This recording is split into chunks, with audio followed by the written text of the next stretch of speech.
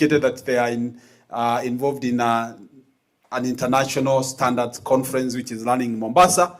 The representative who was assigned to us then was assigned to travel, and he's traveled to Netherlands, so he's not able to come physically, but he will be online. So that is why we are not able to see the chief guest here. I want to make that clarification so that nobody sees that we were not able to coordinate on that part. Thank you very much. So allow me to indicate that, of course, we are going to have this opening session, and then we have 105 presentations that are going to run through the 2 days. That means there's going to be a fairly tight program and a very busy program, a lot of learning in terms of advancing sustainable systems, and also considering how we bring people into inclusivity as we do these elements. So this morning, without much ado, I want to acknowledge that we are going to be present here and in between, and which will be out rooms where different presentations will be taking place so that we are able to manage the high number of participants. And we are so very grateful that more than 100 participations in a conference are able to join with us this morning. So it is a great conference for us all together. So I want to then, on behalf of the organizing committee, invite our chair of the organizing committee, Dr. Sala Mungai, the Dean of the School of Education and Social Science, and also be able to invite the representatives from the DVCs before we can invite our Vice Chancellor to also address us. Thank you.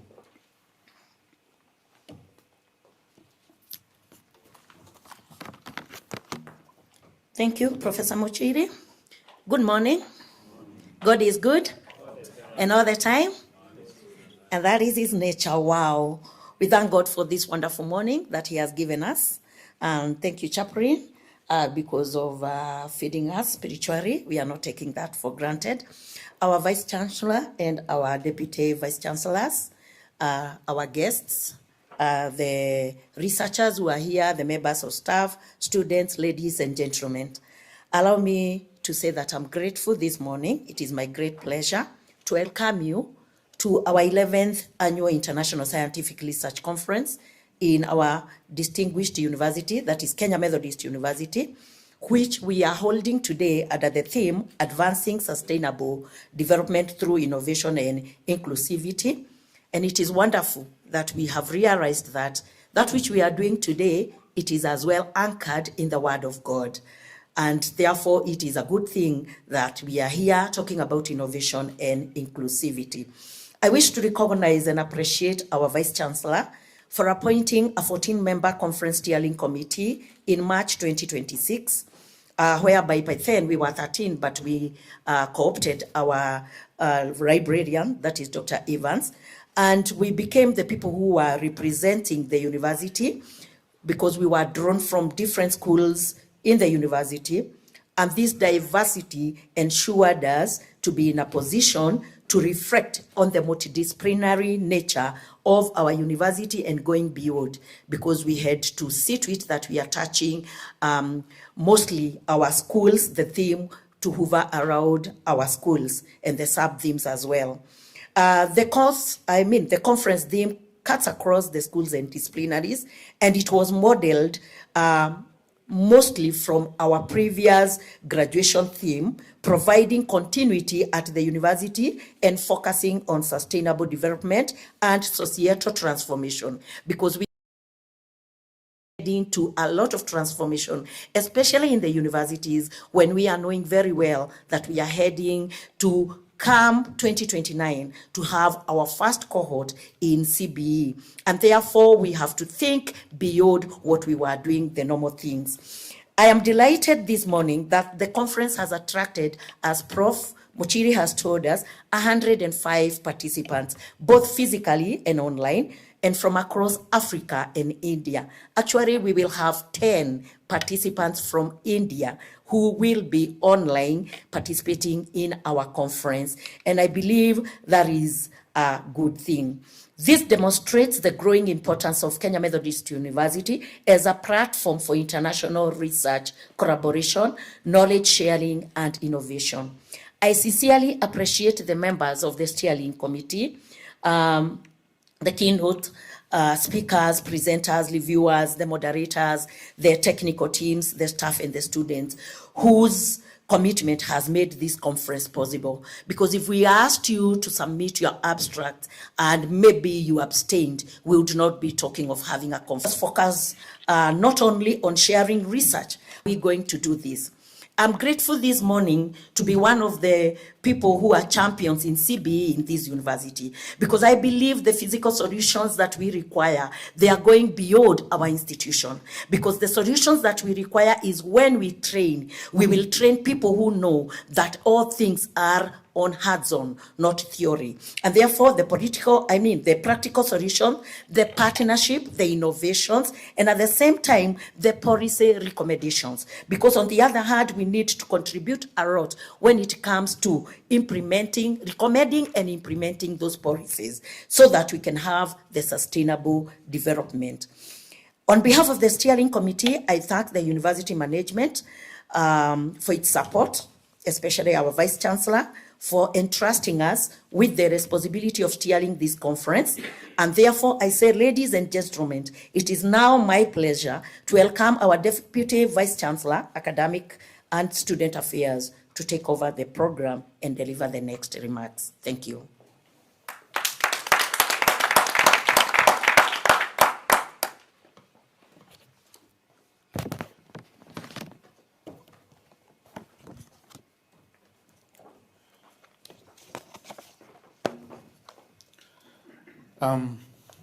Our Vice Chancellor, Reverend Professor John Kobiataya, our chief guests, every representative and who is following us online, is Esther Ngari, who is the Managing Director, Kenya Bureau of Standards, who are also part of our partners and collaborators.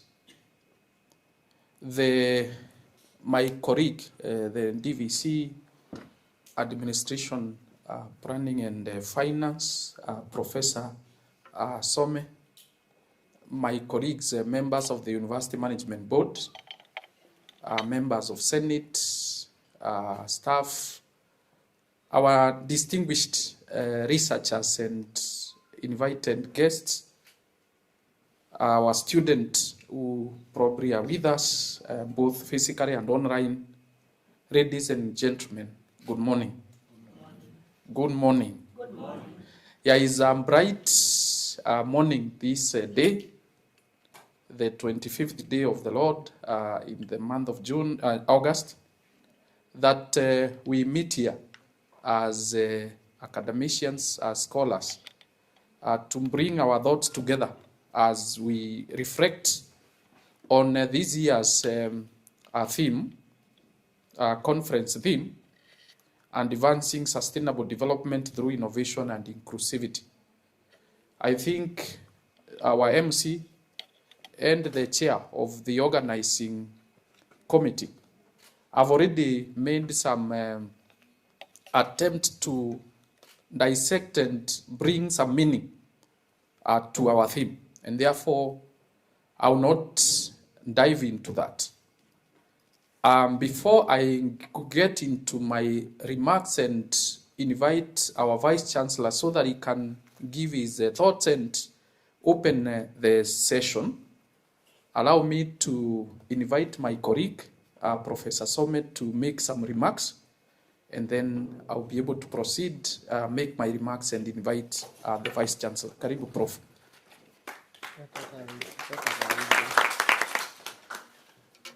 Good morning, brothers and sisters. Our VC, all the invited guests. My remarks is simply to greet you all in the name of our Lord Jesus Christ and express my joy of being part of this 11th scientific conference and having given me the opportunity to share our 3 papers with you. I want to wish everyone here face-to-face and those online the very best during this period. I just want to highlight the theme of this conference: advancing sustainable development has been a long-standing agenda at various levels. Globally, with the Millennium Development Goals and taking the center stage in the Sustainable Development Goals, Vision 2030 for Kenya, Vision 2060 for African Union, and the academia must play its role. So I want to congratulate the VC and the organizing team for selecting that particular theme to guide the exchange that we are going to have.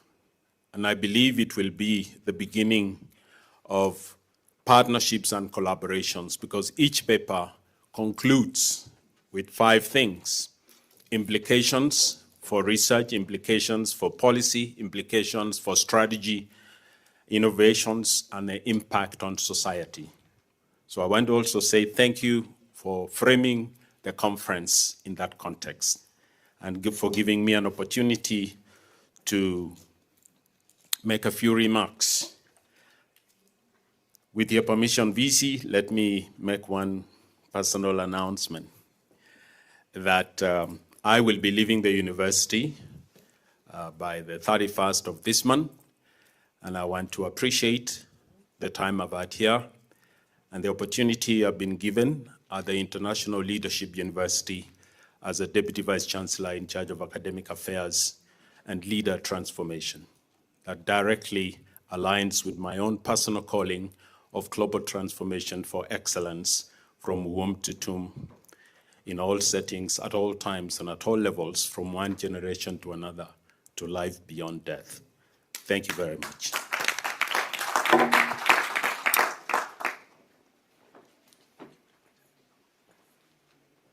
To welcome you to the 11th Annual International Research Conference of Kenya Methodist University. First, reaching the 11th edition of this international conference is an important milestone in itself.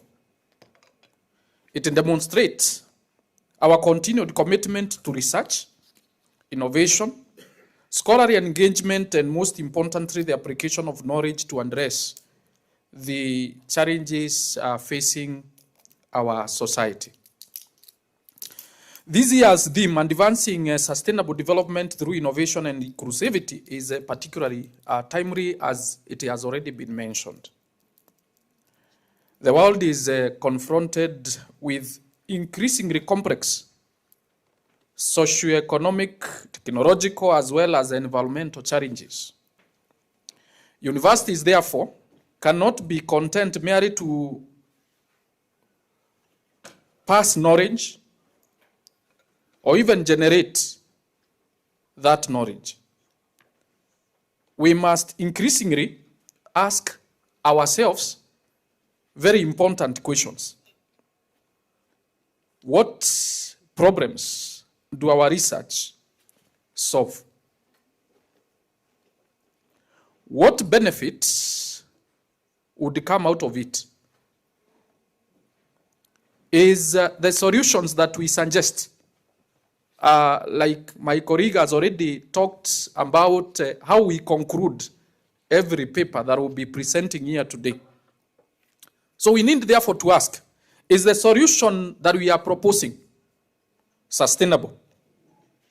And more importantly, who is likely to benefit from those solutions? That brings us to the concept of innovation. Innovation allows us to find new and better ways of responding to these challenges, while inclusivity reminds us that development significant sections of our society are excluded from its benefits. This challenge is particularly relevant as Kenya's education in the education sector now is talking about the competency-based education and training.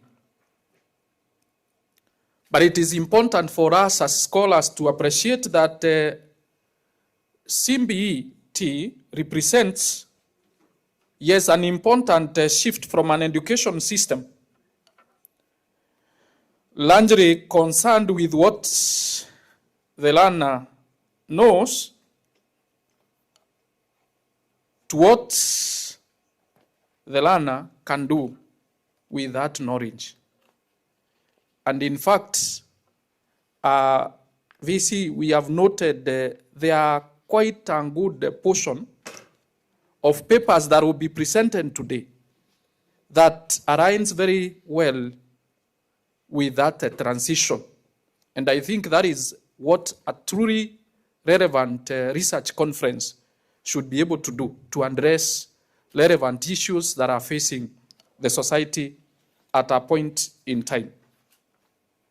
At the university level, this transition calls upon us to rethink our approaches to teaching pedagogies, to learning, to assessment, to research, as well as to innovations. Research has an important role in this transition, and therefore, as scholars, we must generate evidence that informs educational practices, public policy, industry, as well as community development. We must increasingly move our research from publications to application, from knowledge generation to innovations, and ultimately from innovation to societal impact. In this regard, we are particularly honored by the presence of our chief guest, who is ably represented by one of the directors in charge of research at Kenya Bureau of Standards Online. Your presence reminds us of another important dimension of innovation, that every innovation must assure us of quality and standards. An innovation achieves its greatest value when it moves beyond an idea or a prototype to become a solution that is safe, that is credible, that is scalable, and that is fit for the purpose. Standards therefore provide an important bridge between research, innovation, industry, and society. In that context, we really look forward to the variable insights that we are going, that our chief guest is going to share in line to how we can be able to integrate issues of standards and quality into our research and our training. I therefore want to encourage all our researchers, and particularly our postgraduate students and the emerging scholars, to take full advantage of this opportunity of all the networks that have been brought together in this research conference, engage beyond your individual presentations, challenge ideas constructively, establish networks like I have already alluded to, and identify potential collaborators. Our MC has already mentioned that we have a huge pool of collaborators and presenters from different continents. Let us explore how our research can generate greater societal impact beyond our local and national boundaries. Allow me also, as I conclude, to sincerely appreciate all the researchers who have submitted papers to this conference. 105 presenters will be presenting their research findings today and tomorrow. Our keynote speakers, the chief guest speaking today and the two keynote speakers that will be sharing the ideas with us tomorrow, the reviewers, the sessional chairs, our partners, institutions, of course, the organizing committee that has and to do a lot to ensure that we are where we are today. Ladies and gentlemen, this conference marks an important milestone in our academic career, because we need to be able, as we prepare our students towards completing their process and to the graduation, we need to be able to demonstrate what new knowledge have we generated, what new solutions have we created. And therefore, our aspiration should not be simply to produce mere graduates, mere researchers, but to produce research that matters, research that generates knowledge, that stimulates innovation, and that promotes inclusivity and improves our lives. The success of this conference should therefore be measured not only by the number of papers we present, but also by conversations that we start here, the collaborations we establish, the innovations we stimulate, and the solutions that eventually reach the society. At a very advantaged point is our Center for Research, Innovation and Business Incubation, that we believe should be able to pick a number of the suggested innovations and move them to the market so that we'll be able to reach, or rather to benefit the society. With those remarks, ladies and gentlemen, it is now my distinct honor and privilege to invite the Vice Chancellor of Kenya Methodist University, the Reverend Professor John Kobi Ataya, to address the 11th Annual International Research Conference, and thereafter officially declare the conference officially open. Let's account the VC as it comes.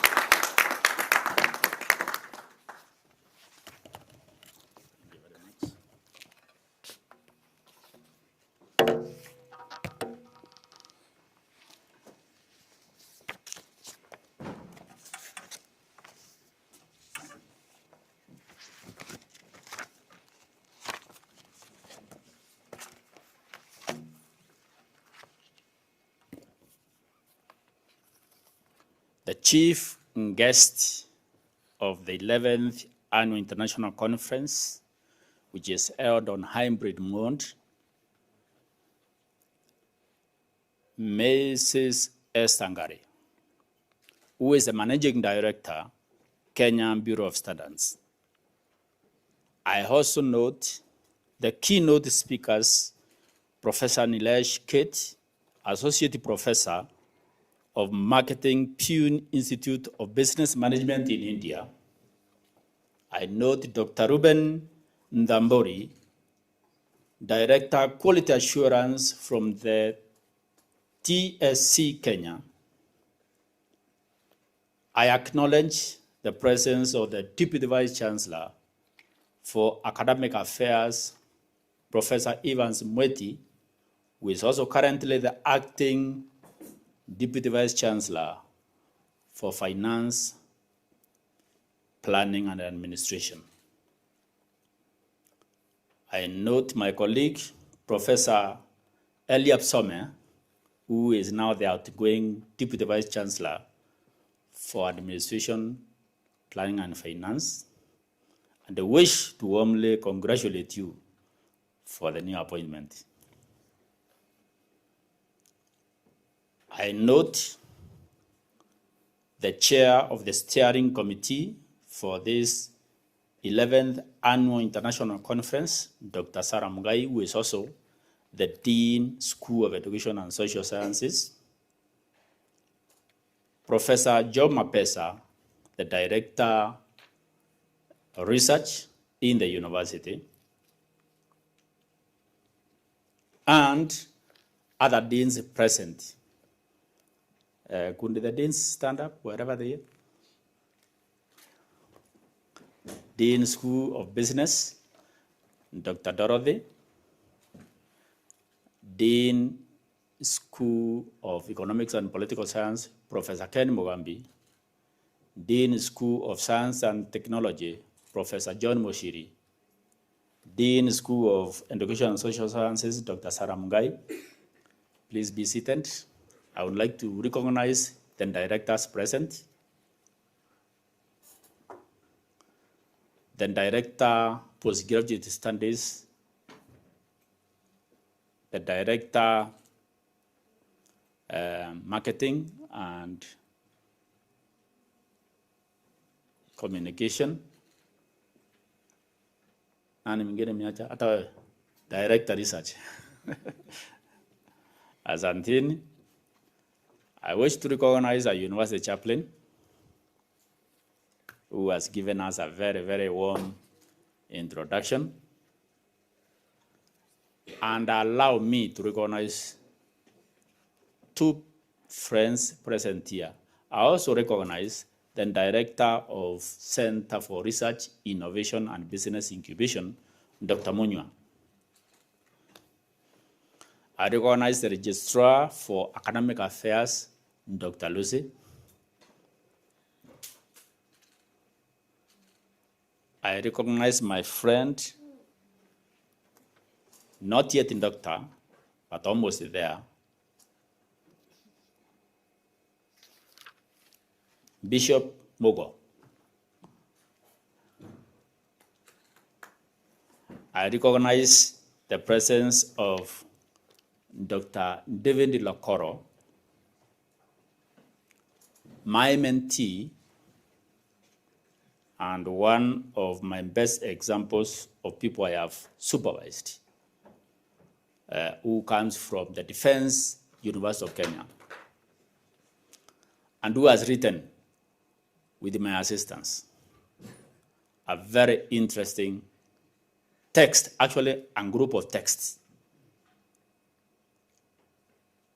on radicalization.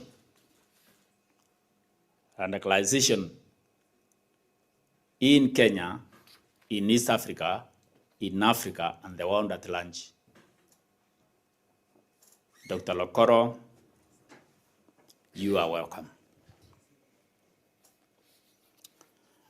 I note that we are behind time, slightly behind time.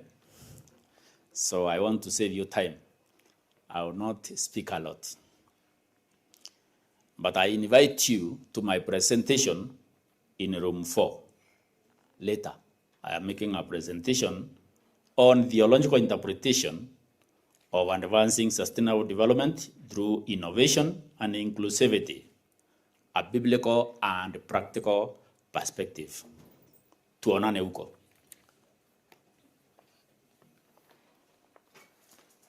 If you have some slides, you can show them. If you have none, I'll go on.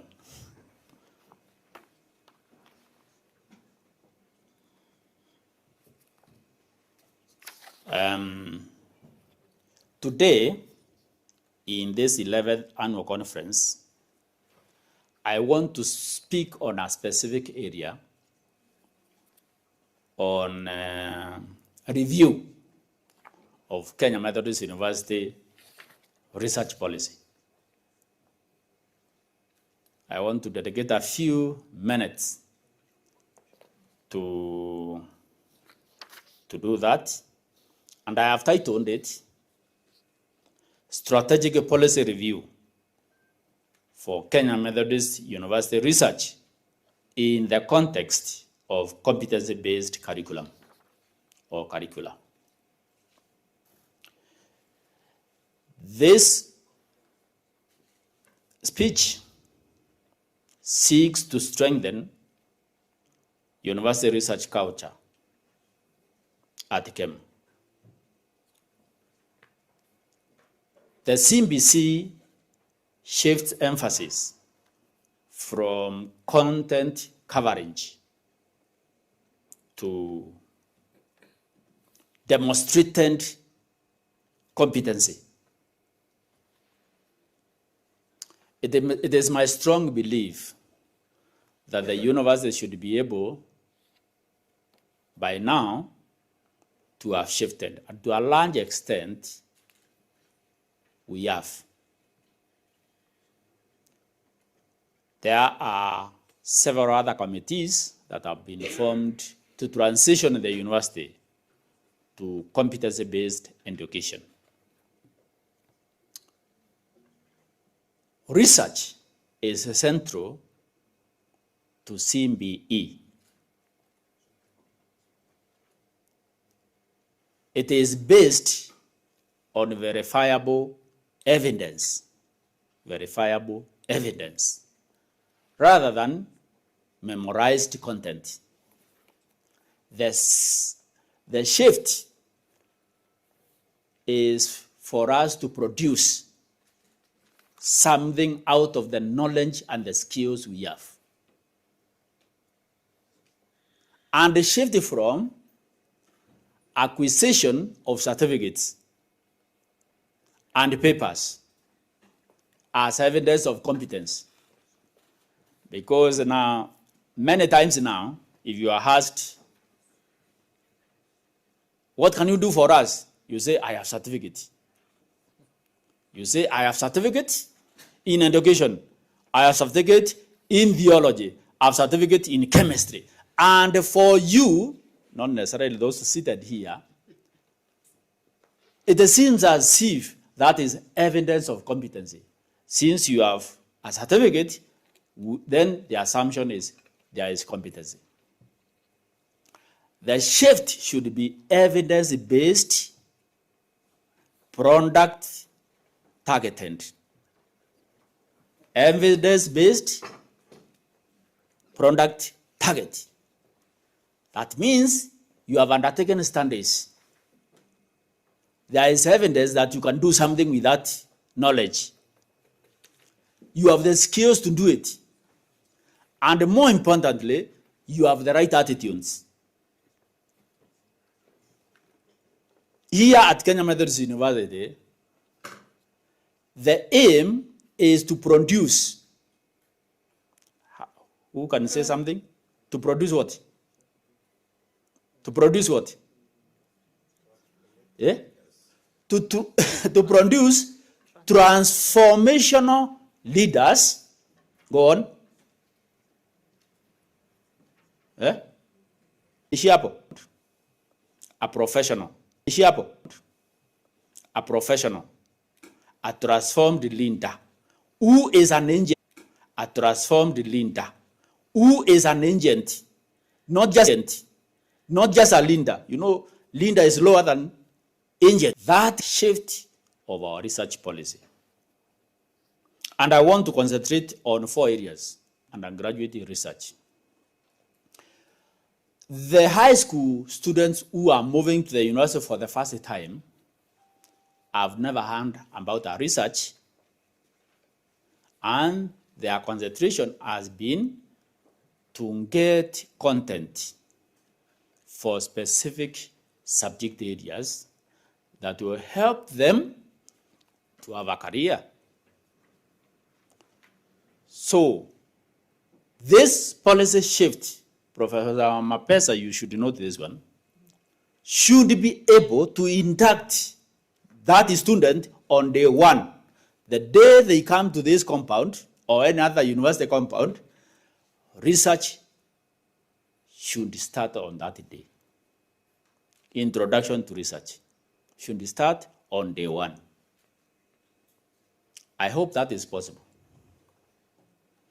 At least we start by introducing them to research on day one, so that there is visible shift from high school to university.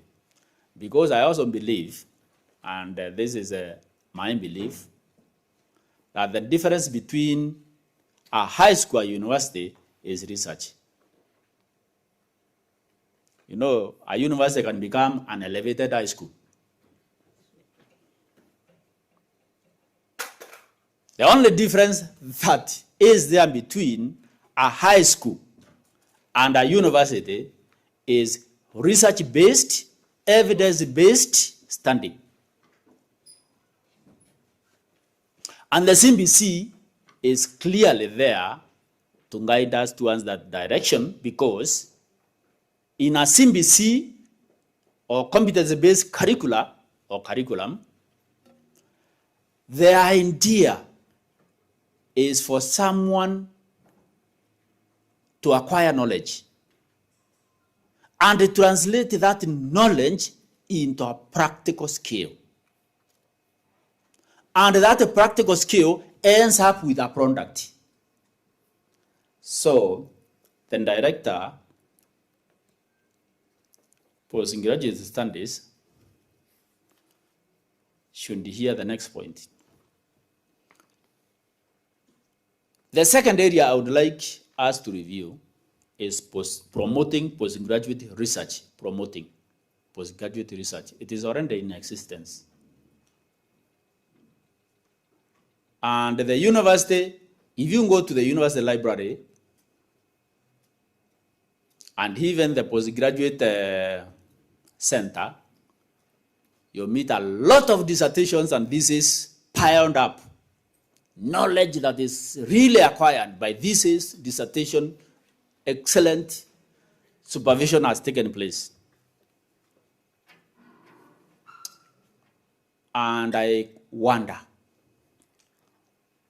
is that what PhD is about? Is PhD about thesis? Is it about a dissertation? I want to borrow from China, because some of these dissertations and thesis culture comes from our colonial master. This is what our colonial master used to do. This is what we do. China has taken a different route. You can attain your PhD without a thesis. You can attain your PhD without a dissertation. All you need to provide is a product. If you innovate and produce a product, this earns you a PhD. And then you can monetize it. You become rich, and the university becomes richer. I am not sure you are ready to go to that direction yet, but I invite you, I beckon you to find a way between thesis, dissertation, and the product, and approach. CBC says you are approaching what? Expectation, and approach expectation. This change of curricula, and we have one program this year from the Department of Education, which is Doctor of Educational Practice. In that Doctor of Educational Practice, the expectation is not a dissertation. It is not even a thesis. It is a product. I saw one of the expected learning outcomes is you produce maybe your autobiography.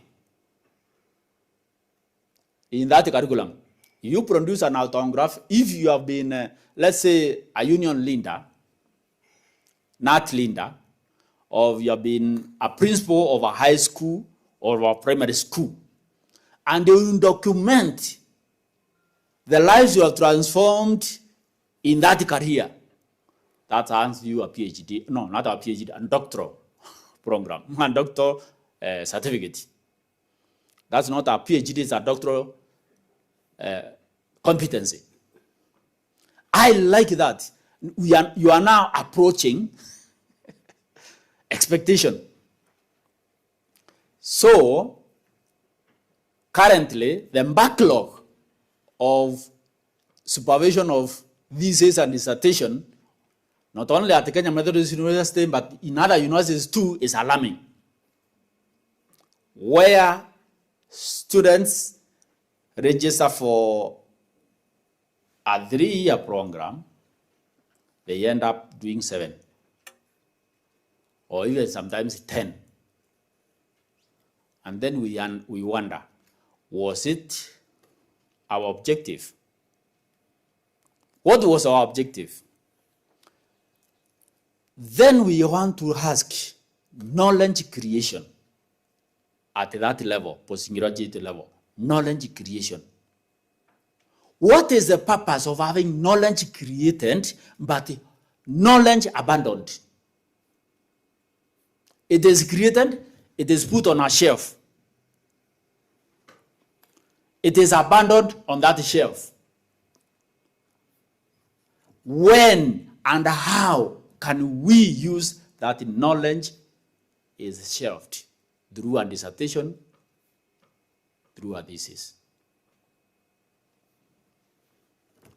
It would rather have a PhD in ecclesiology, where a pastor plants churches, gets tithe and offerings, and baptizes people. It is more product-oriented than a thesis that has accumulated the dust. A church is visible, tithe is usable, right? Conversion is visible. My invitation to postgraduate and research is to review postgraduate research to ensure scale leads to product, and the product leads to impact. Number 3, I would like us to review funding for staff. And I don't mean academic staff only. I mean university staff. Both academic and administrative who seriously require to advance their career through research. Currently, the funding is minimal. Or is it nothing? It is very minimal. I would like us to diversify through a policy. How staff support for research can be undertaken to enhance curricular implementation, so that some of the professors can also have research assistants.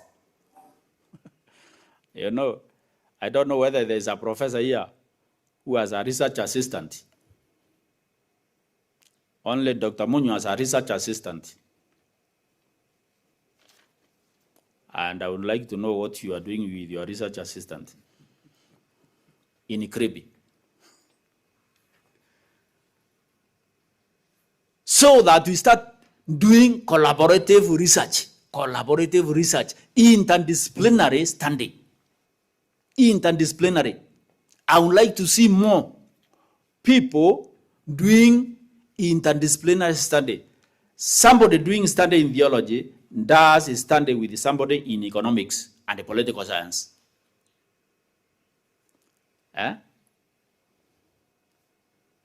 That is the purpose for that review, to promote interdisciplinarity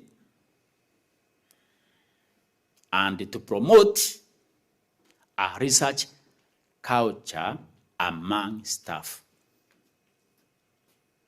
Currently, some people are even scared. They're even scared. They don't know how to start. They don't know where to start. Especially if they are not in academic division. Ngaira, have you started the research? Oh, you have not? You know, I'm looking for those people in administrative division to see whether they have done anything. All these are academic, so these have done something. So that is an area of diversification of funding for staff in our policy. Number 4, and the final one,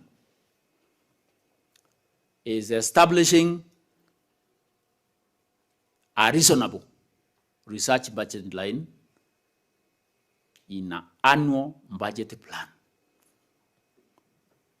In our annual university budget plan, we establish a reasonable budget line. I know it is there. And I know a few of you have taken advantage of it. Now we shall boost that one in the 2027 budget to ensure there is a reasonable budget line in the university for research.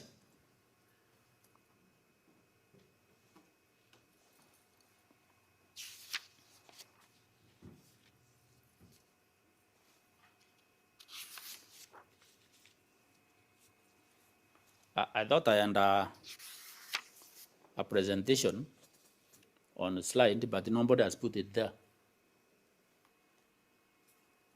What is happening?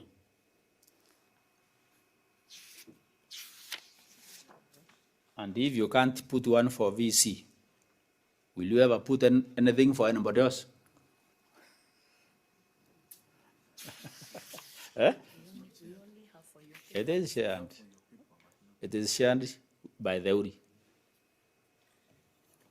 But anyway, it's okay. That is another area for policy review.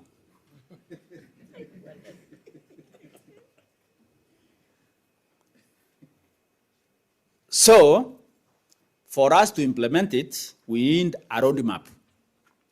We need a roadmap.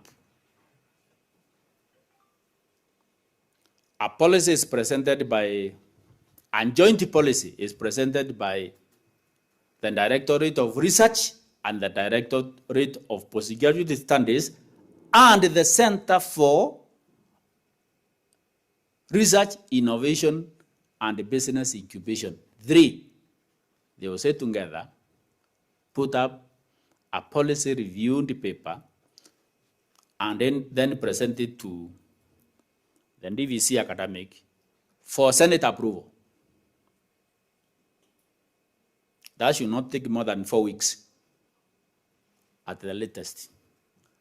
Not even in the age of AI, because, let me say the role of AI.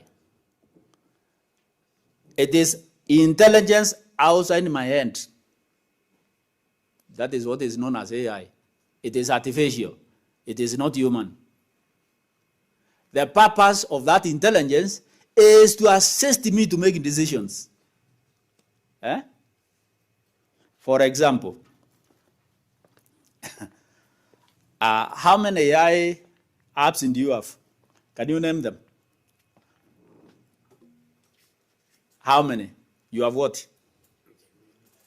ChatG, that is the most popular. The second one is Gemini. Gemini what? The third one is Claude. DeepSeek.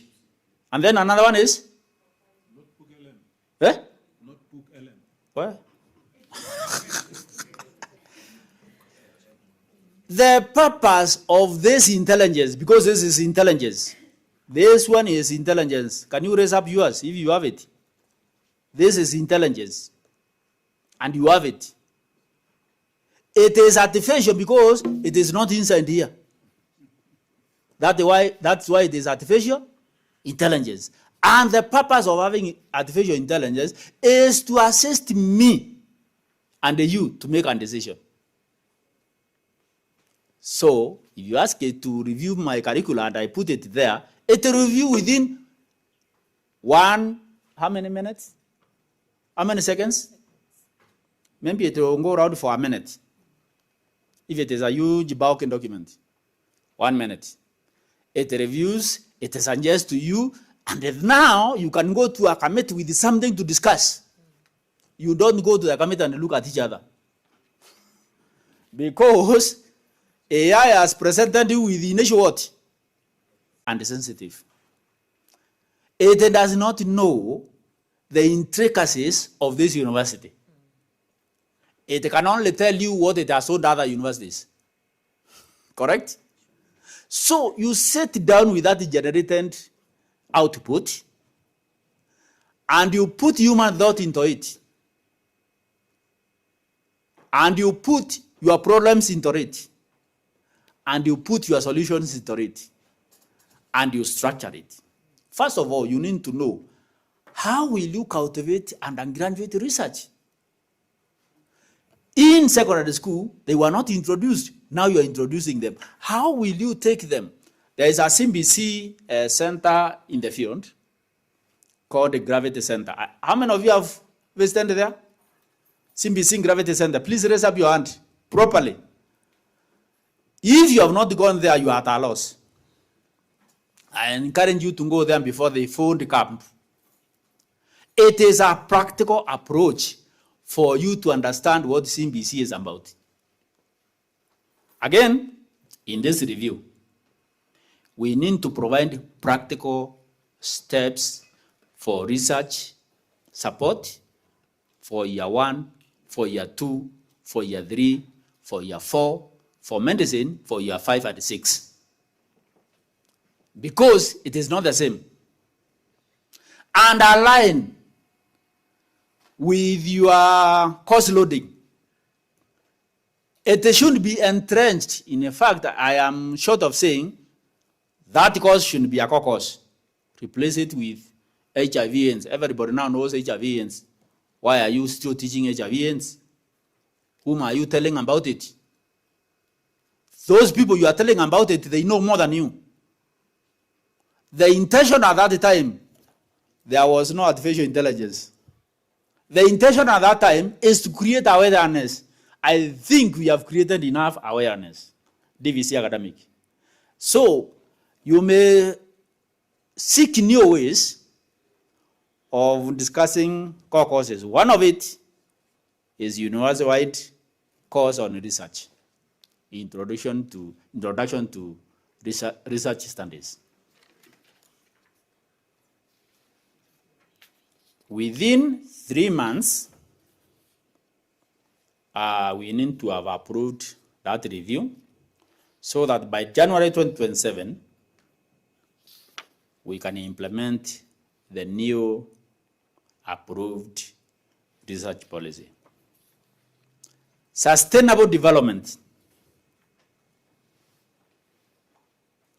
And it's 17 goals. Is it 17? Yeah? 17. I'll do analysis of them in the next session. Sustainable itself should include the sustainable curriculum in a university. There is curriculum that is unsustainable in terms of the courses offered there and the people available to implement it. Some curriculum are very expensive to implement. Very expensive, sometimes very untenable. That's the reason why we review curriculum.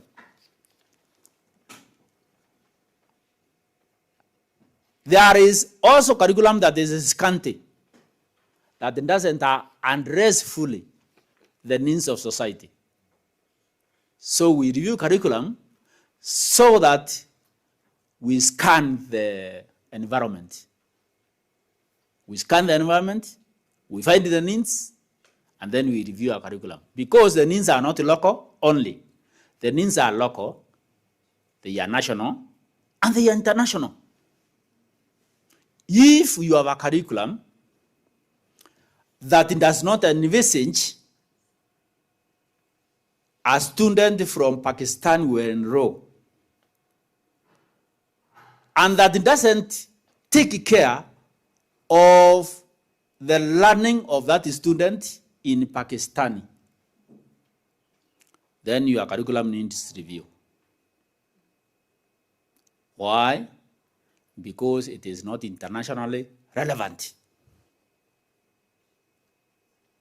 Sustainable development course should start with sustainable curriculum. Be blessed.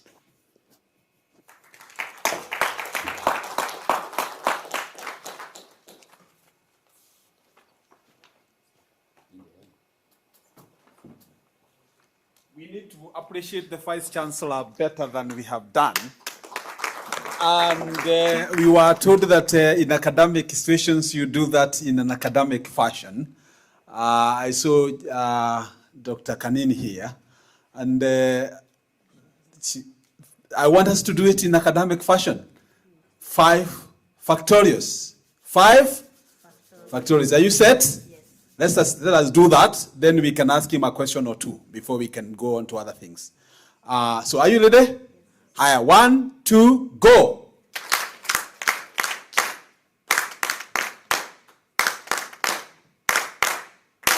Thank you very much, our Vice Chancellor. We thank you for giving us those very insightful words for the opening of this conference, and also giving us very good hope that in the review of the research policy, we'll have things that will add us to, bring us to a point where we can start doing things differently above high school level, which is a very good thing. Isn't that very good? Yes? Yes. So thank you very much. On behalf of the team that is organizing, we acknowledge your presence here, and thank you for bringing us very good remarks and making this conference now officially ready to learn. So before, of course, we start learning, he has not declared the opening. That's why I was waiting for him to do that. Thank you. Please. I didn't realize there's another issue. Participants in the 11th Annual International Conference of Kenya Methodist University, having started well, I declare this conference officially open.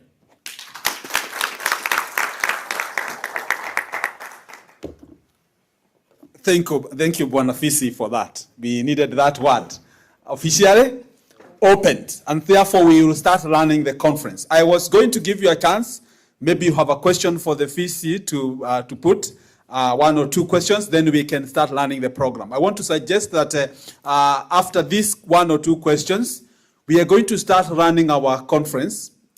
The design is to go into breakout rooms, but the agreement is that we will have a presentation from the various breakout room, 1, 2, 3 presentations here, before we can then break and continue with the presentations. So we'll have the first presentations from the different groups, and I will be asking the Director of Research and Innovation to come and bring us those 3 or so presentations before we can take a break and go to the breakout rooms. So the representation will be from the various breakout rooms. Now, Dr. Mwenda, you put up your hand. Anybody else who had the hand up? Because we are not going to come back here and ask questions. We're going to move quickly.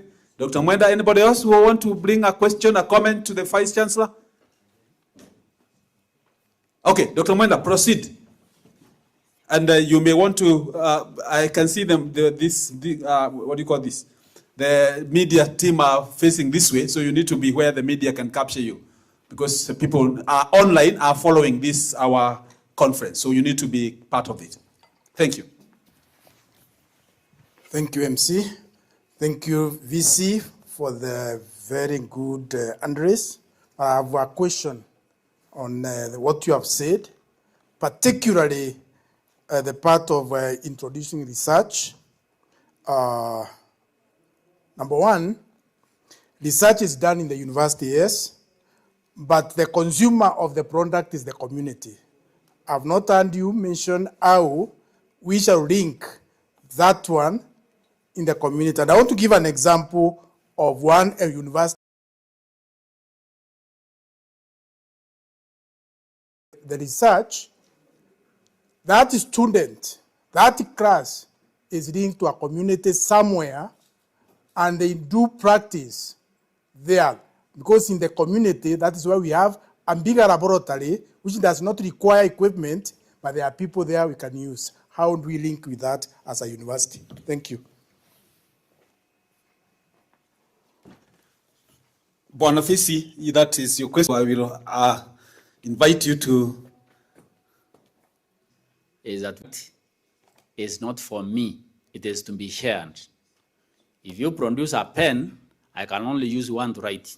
There is an assumption that China produces research from very early, that some of the gadgets we use are done by primary school kids. Have you ever heard of that rumor? I am not sure whether it is true or false.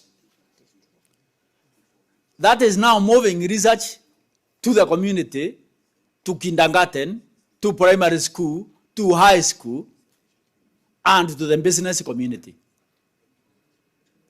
I would like to have a robust research policy that links the university to the industry. Thank you.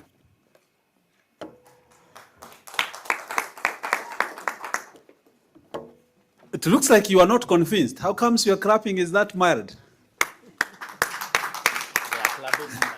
They are clapping online in the academic fashion. Thank you very much, Bwanafisi, and I thank you for that response. We now want to move on with the program, and because as he indicated, we have 105 presentations. We cannot afford to not push them to move forward.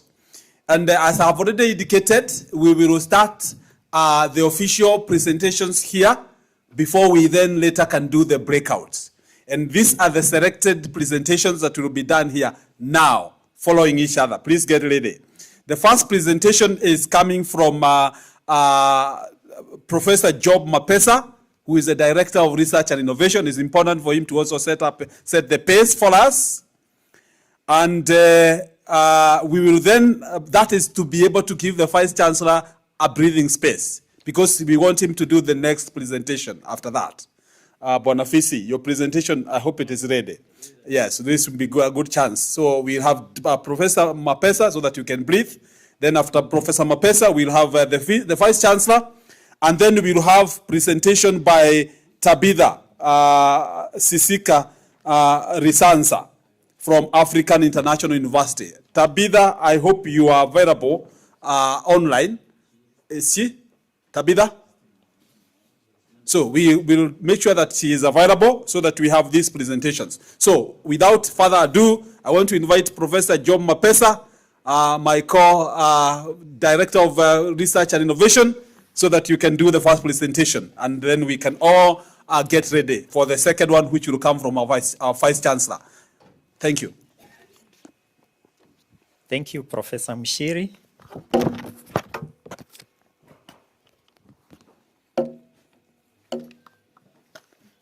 The Vice Chancellor, Professor Kobi Ataya, my DVC, Professor Evans Mwiti,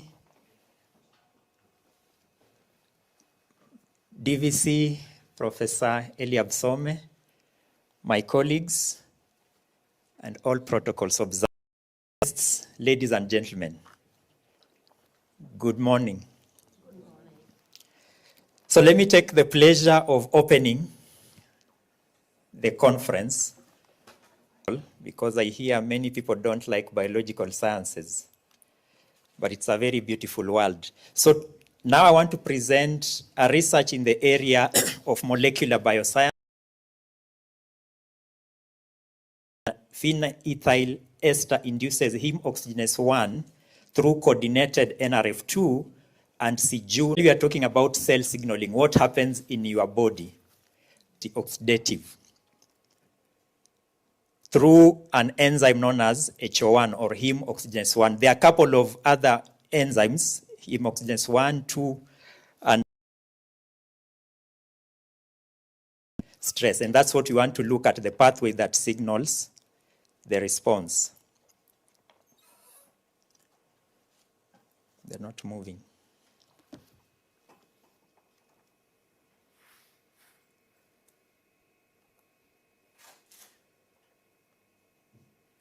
Oh, it was hanging, sorry.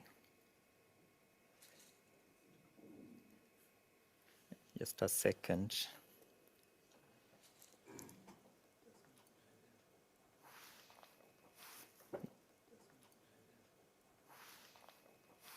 It has jumped to the fourth slide. or I'm out of network.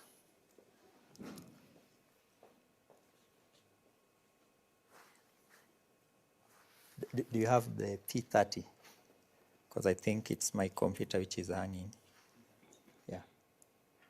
If you can project P30, then I can use your.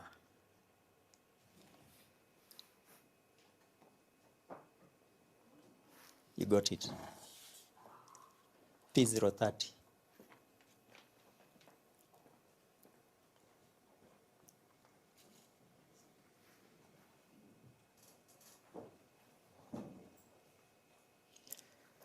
So bear with us, my computer has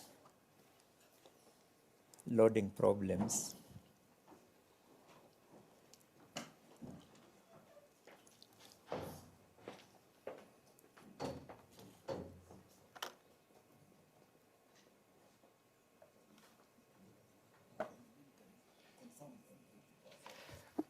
If you're online, are you following? Yes. Yeah, but the slides aren't moving together with you. Yes, I just stopped sharing because I think my computer was hanging, so we are using an alternative source. But the slide, Professor, slide was very clear. It's only that was not moving. All right, thank you. We are getting there.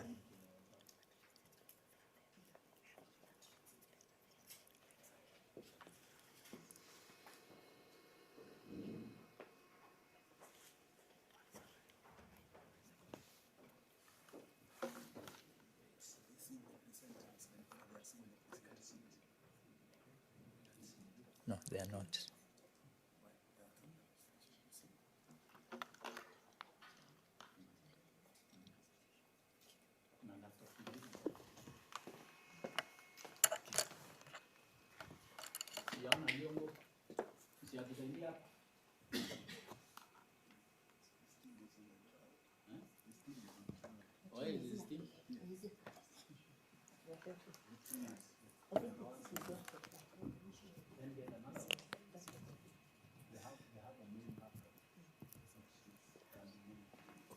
Can you put it on slideshow? Slideshow. Slideshow. Network. Because it keeps dropping.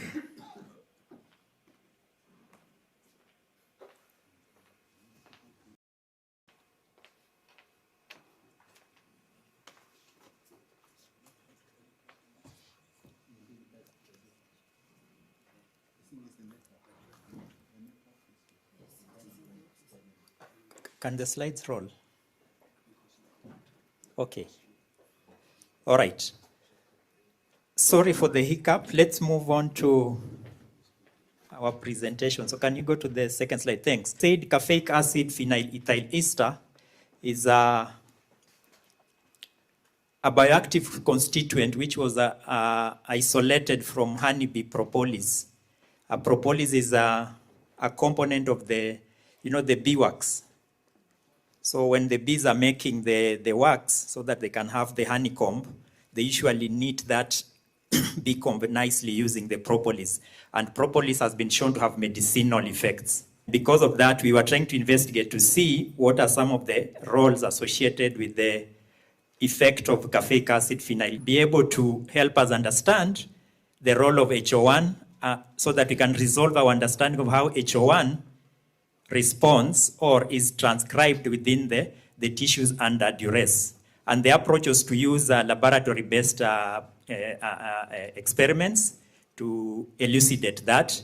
So our findings is what I'm going to provide, what we saw, and then our interpretations in the context of how it induces other enzymes, and then finally, what is the functionality and the value of that. So if there is anything that you might not pick out from my presentation, then I want to promise you that by the end of this talk, you will understand how caffeic acid, phenylethyl ester may activate the cell's antioxidant defense through NRF, CJUN signaling, and why this matters to the cellular protection. So our claim is that caffeic acid phenyl ethyl ester stimulates the cell's antioxidative or antioxidant NRF2 and c-Jun signaling pathways, which together increase the protective enzyme HO1. So this will become more clear as we build up the case. Next. So CAPE links antioxidant potential to unresolved HO1 control. Unresolved is in the context of saying that we know HO1 is important, but there are certain mechanisms that we do not understand. That's what we are calling unresolved. We know CAPE is, HO1 is important in the induction of response in terms of oxidation, but we do not know the underlying mechanisms, and that is what we were investigating. So in this case, what is happening, CAPE, as I said, it's a component of propolis, is bioactive, is associated with antioxidative and anti-inflammatory mechanisms. We see that HO1 is a stress response protein that links redox adaptation, and then cell survival and inflammatory regulation then happens in that context. So in a clinical sense, you can actually use this as a remedial mechanism, and you can transform it into, let's say, a drug if it eventually becomes known to have the effect that can have a larger magnitude. If not, then you can just use it as a food material, as a supplement. So what is missing in our context is that we don't know how the relationship between NRF2, which is also an antioxidative response element, and c-Jun and AP1, which is AP1 is activated protein 1. So these are now proteins that have been shown to be induced under oxidative stress. But we didn't know at the time that CAPE had a role in that particular context of oxidation. What we knew, it was some activity, it had some activities in protection of inflammation. So in this study, we examined whether CAPE works mainly through NRF2 or c-Jun pathways. So what we are saying, we have two pathways, NRF2 pathway and c-Jun. What is known constitutively, NRF2 exists as a protein that if, maybe just to move on a more molecular level, NRF2 is associated with another protein known as KIAP1. And when NRF2 and KIAP1 are associated or are holding each other, nothing is happening. Under conditions of stress, they separate. When they separate, then the NRF2 moves into the nucleus and it induces production of HO1. And that is what we are seeing as a new thing, and we wanted to study that. Next. So why this is interesting is because we already know about NRF2 and c-Jun. But we didn't know that you can block production of NRF2 and still get the expression of HO1. So we discovered that something was happening, and that's why we wanted now to investigate the two pathways, both the NRF2 and the c-Jun pathway. So our research question is, does CAPE induce HO1 mainly through NRF2, or it can also go through the c-Jun pathway? So the main message is that CAPE increases HO1 through coordinated NRF2 and c-Jun signaling, which helps cells to resist oxidative stress. When your cells undergo oxidative stress, that is when you begin to have injuries within your tissues, you become sick, and you desire or you need to be medicated because of that stress. Otherwise, your body will be eaten up a lot. So the conclusion, just in case we are to end here, I would say that our findings were able to show that NRF2 and c-Jun are involved, but do not prove that CAPE acts directly on either pathways. So it is inconclusive. So more needs to be done. Next. So as I said, our experiment was laboratory based. So we did both so that I don't keep looking backwards.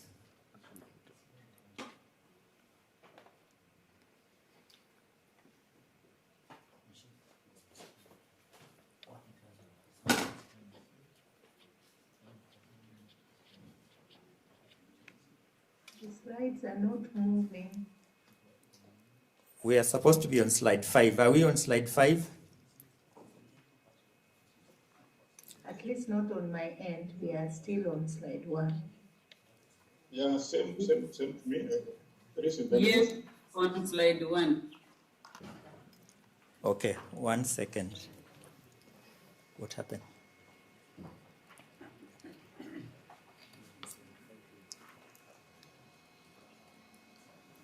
Did you share the entire, you could share the entire screen? Or I try my side again?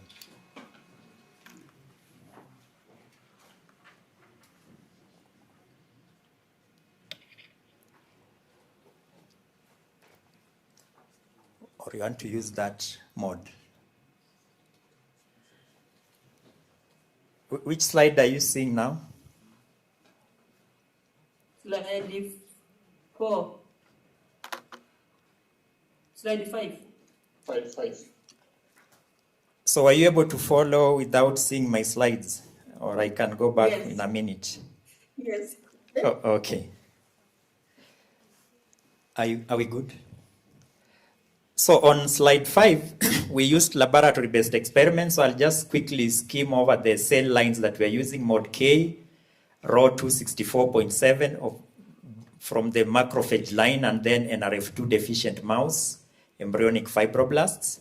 And our readouts were immunoblotting or expression of proteins. We looked at ARE DNA binding, and then we did induction of oxidation using H, or what you call hydrogen peroxide. And of course, these were laboratory-based. The ethical approvals had already been done for the animal studies, and at this particular point in time, we did not conduct animal studies are involved, and whether they involve improved cell protection. Can we go to the next? So at least here we have CAPE exposure. So in the presence of our molecule, we see as there is an increase in HO1 induction, as you can see on that slide. If you can see the 32 kilodalton, and in the presence of 10 micromolar of CAPE. We also see that the strongest HO1 induction response followed an earlier increase in NRF2 associated proteins, because there is an expression. So you can see the slide fades. So where we have a dark spot, there is more expression. And because the main NRF2 band appeared near the 100 kilodalton, its exact identity should be interpreted cautious, because you can have so many proteins also being expressed, and you might confuse them for reality. Next. So on this particular slide, we are looking at also still at ARE, that is antioxidative response elements binding without broadly blocking the proteasome.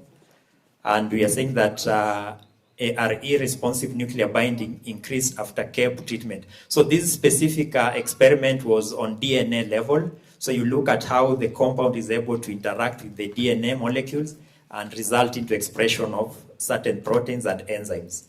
Then you can profile that. So in a nutshell, we are saying that CAPE increases the binding activity, which then stimulates production of HO1.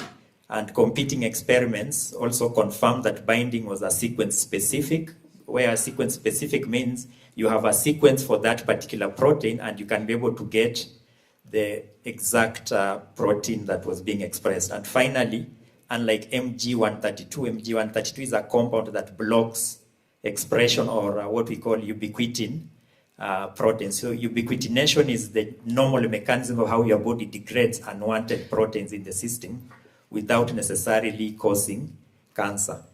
And sometimes when that doesn't happen in the fashion that it's supposed to happen, then you end up probably developing cancer, because then there is a proliferation of tissues and cells that are not getting cleared, and that accumulation then results into cancerous tissue.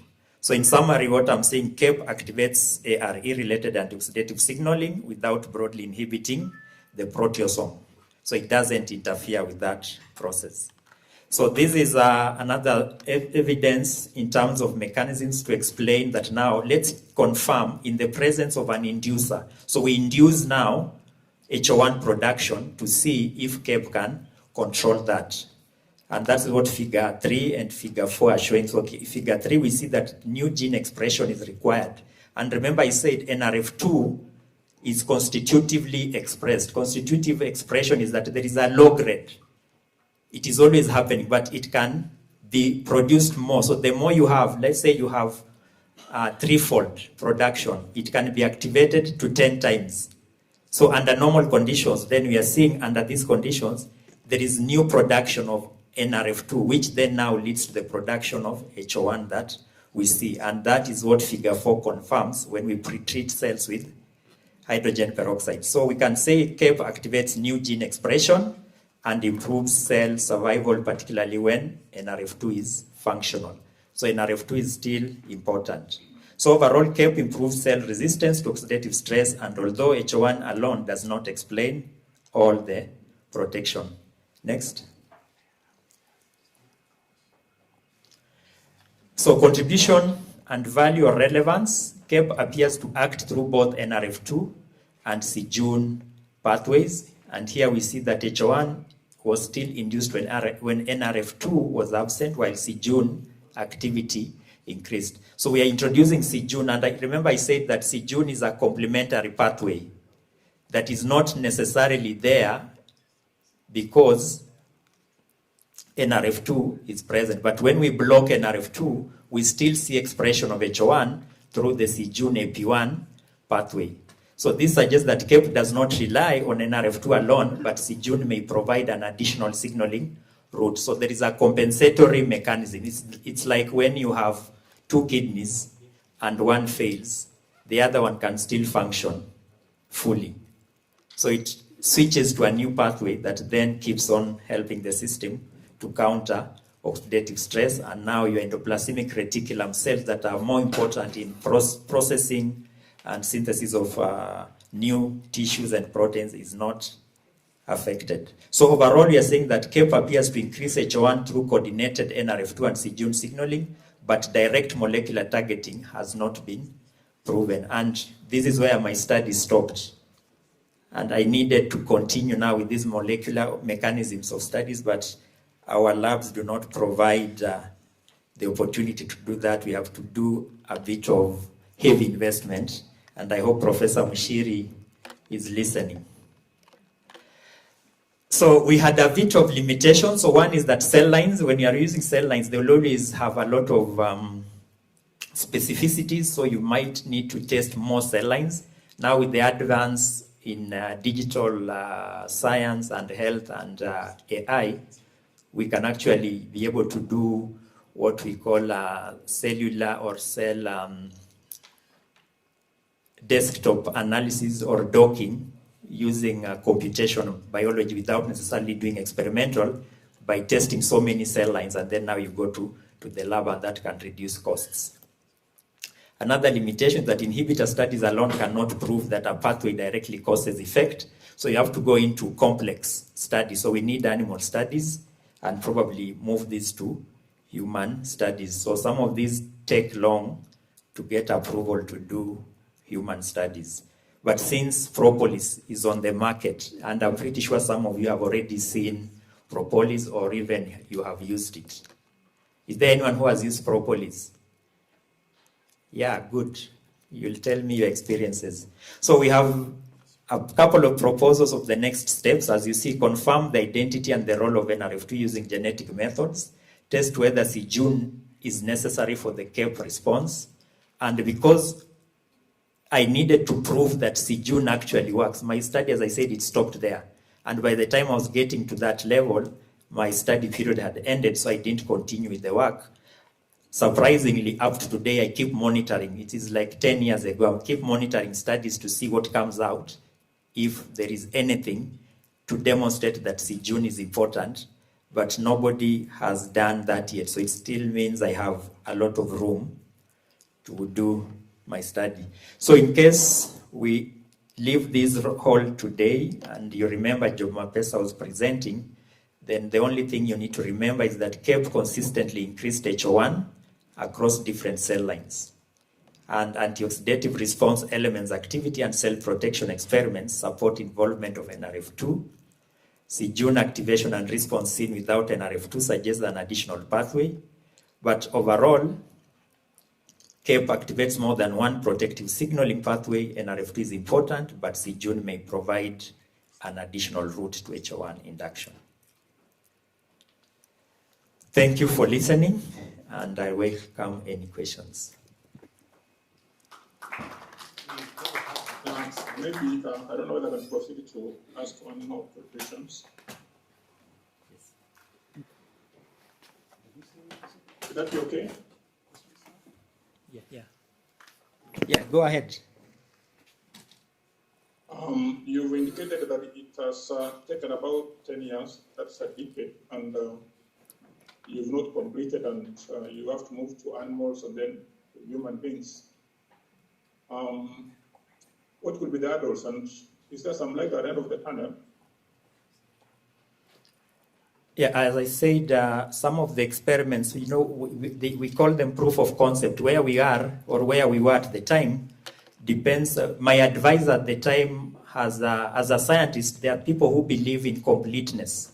They will never publish work that is not complete. So you have to complete your story.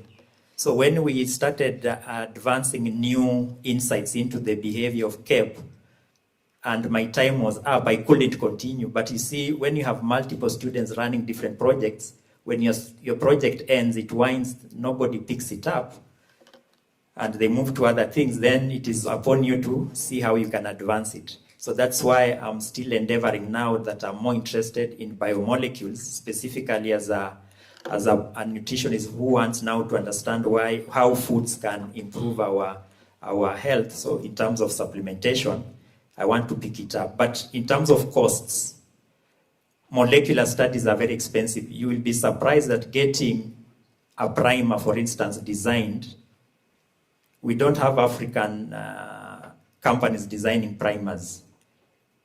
You have to order primers from Europe, and just getting one primer might be 3 to 4 months, and the cost is also prohibitive.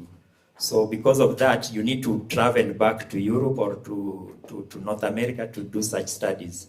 But I know now we have centers of excellence here, and I think the onus is now on us and myself to see how do I convince the people who have state-of-the-art labs to support in such kind of experiments. But you must convince them that there is value for money.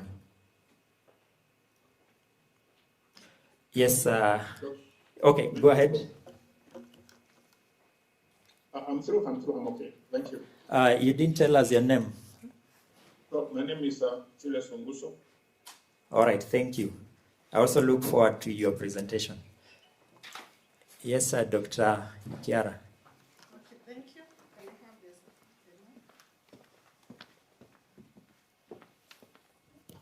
Okay, good morning. Is it still morning?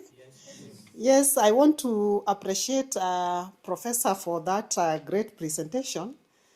I could look around when you were doing the presentation, and I realized most of us were floating. The question that was going through my mind is the presentation that was made by the VC in the morning about multidisciplinary research. And in your standard prof, I would recommend you be working with the social scientists, because I was asking my friend here, which part of the body is that presentation focusing on? Is it a system or is it a part of the body? So that at least when you are presenting to all of us, we are able to understand. You heard me asking you, which part of the body?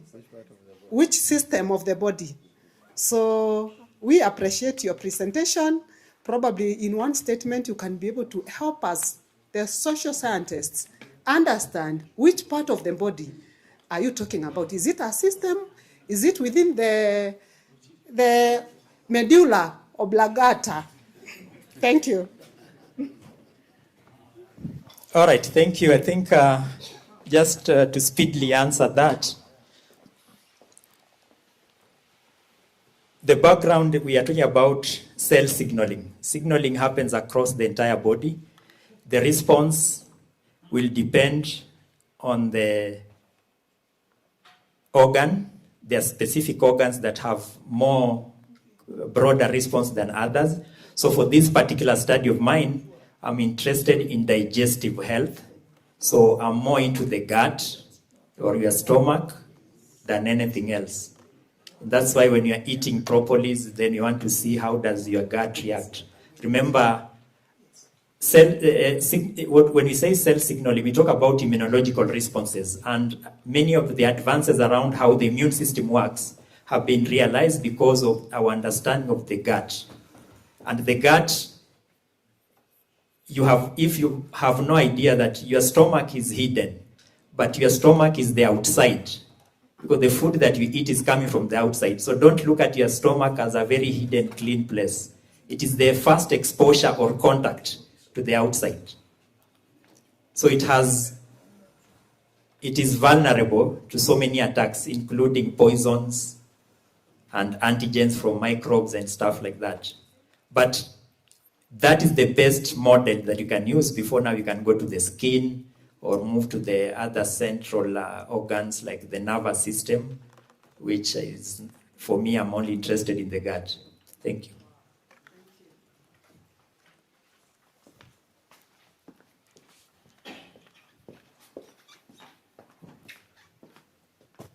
Thank you, Prof. I had a general question, like, this is not my field, though, but what's the end product? Who consumes the product? And maybe shifting from the general research, and this goes to the question that Dr. Mwenda asked about, like, how do we link to the community? Is research supply or demand driven? What does the society want? And that's how we'll shift our mindset as a university to provide solutions to what the society wants. So what's the end product, and is it supply or demand driven? Dorothy, do you want to answer that? I think you've consumed propolis. Or Dr. Mshiri, before I respond. You have consumed propolis, right? Yes. Could you probably, in a nutshell, say why do you take propolis? Propolis, which is a product from the bees, contains certain products or certain elements that would be helpful to support your immune system. I'm using just the terms that you probably appreciate. So it is known to contain certain elements that are going to be able to boost or support your immune system to cope with viral infections and so forth. And to probably highlight the fact that the areas that he's dealing with, the basic scientist or the biomedical scientist, we define the pathways where these products act. Once we are clear on where these products act, like he suggested, we will eventually take us to the animal systems, so that we're able to see what effect would it have on animals, and particularly, basic animals like mice and so forth and so on. The animals that are that sometimes we have what we call humanized mice, which are very similar to our systems. So we test them, and because they can produce very quickly, their lifespan is equally not very long. It's possible to see what would happen over time. And once that is clear, that is now where people in the industry come in, and they want to invest in this to be able to make it products for us to take and pay for them. They will not come at the basic levels, because at that basic level, you are not going to get the C, June, whatever factors he's dealing with here. Those are the normal factors. And now we'll be able to define what could inhibit or boost these factors to do what they do. And that is now the reason. So propolis, like he says, is one of the obvious products that is highly valued because of the known elements of what it does. I hope I have assisted. Yeah, so the background, which is an inflammation within the colon and sometimes the ileum. So whether it's Crohn's or ileitis, and we wanted to see, can we dampen that effect? So in the process of, if this works, then we can have a product that can be sold as either, if we go the food pathway, as a food that can reduce inflammation for people who suffer with IBD or even IBS, that is inflammatory bowel syndrome. One of the disadvantages we have as a continent, we have been asked to invest in applied research. Our counterparts in the West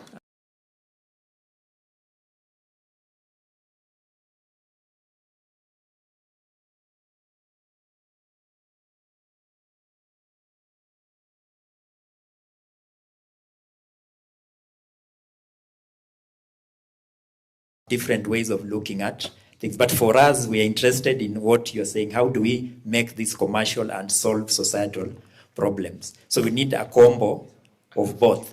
But the basic science, if you don't have the understanding of the basics, then even if you advance the applied, you'll still remain behind as we have remained behind in technology. Because mobile phones came in 2000, 26 years later, we still don't have a manufacturer. Thank you. Thank you, and I want to now thank Professor Mapesa. Please encourage him to continue the work beyond the 10 years. We need to get that going. That is where Dr. Munyo is asking, how do we get it now to the people? The innovations, the products that can really become useful to us. Asante sana, Bwana Mapesa. Because of time, we will be a bit more strict on in terms of managing how many questions we can respond to at this point, so that we also don't, spend the rest of the day on one presentation. Sawa? Thank you very much. Our next presenter is none other but our Vice Chancellor, Reverend Professor John Kobia Ataya. Professor Ataya, you will have your chance now to tell us your connection in this conference in terms of how do we, the issues that you have been looking at. I hope it's not 10 years old. Welcome. And I also indicate that we have, of course, online going on. YouTube is live. We have Facebook live, and we have, of course, the Zoom link that is working. So please, you can engage in those areas. Thank you very much again for allowing me to speak once more. My presentation is really a wider concern,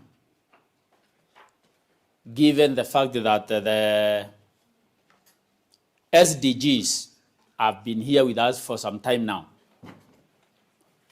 And the question is, and especially in this part of the world, in Kenya and sub-Saharan Africa,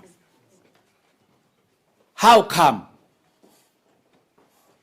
that the item of corruption, ethical behavior, and other things like lack of inclusivity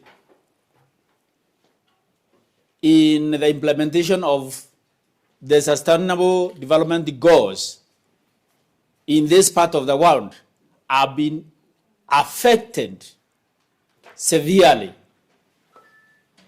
by our moral and ethical values, or lack of it. This presentation is placing religion, religious beliefs, religious ethics, character at the fore of the strategic, sustainable development goals implementation. And the argument is, without incorporating ethics and morality, it is unlikely that these goals will bear much fruit. Therefore, I present a theological interpretation of advancing sustainable development through two themes: innovation and inclusivity. But what is theology? Some people, like Mapesa saint, may be strangers to this discipline. Theology is a systematic study of nature, of the holy, the ultimate reality. It is a study of Logos Theon. Theon means God, holy, higher being. Logos is the word of God. This is study, and is a systematic study, provides us with an interpretation. Kwa nini umeenda spint? I'm not even yet there. I'm defining theology so that you can understand what I mean by theological interpretation. In a very simple layman's language, theology is the study of God and the word of God or ungodly instruments that make up humanity and character.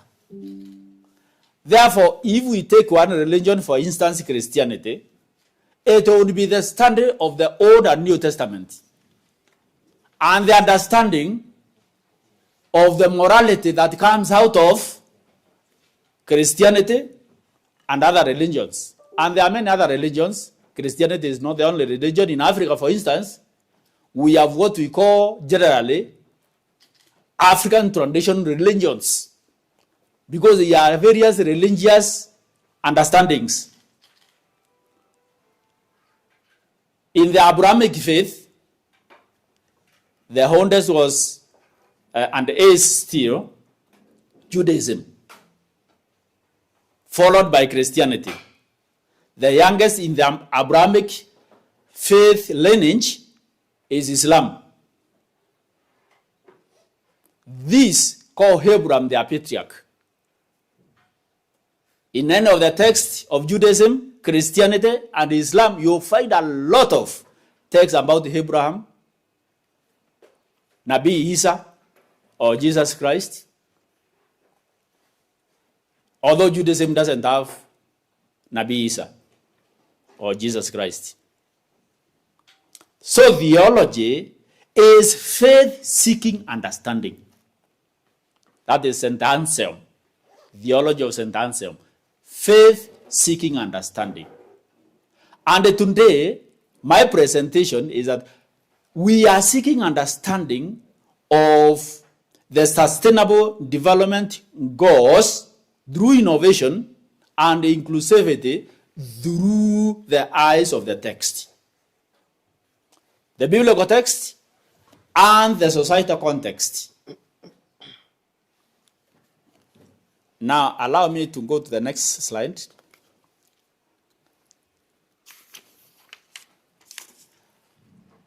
The world pursues sustainable development, but often without the very resource that gives it moral and cultural power. That is the faith.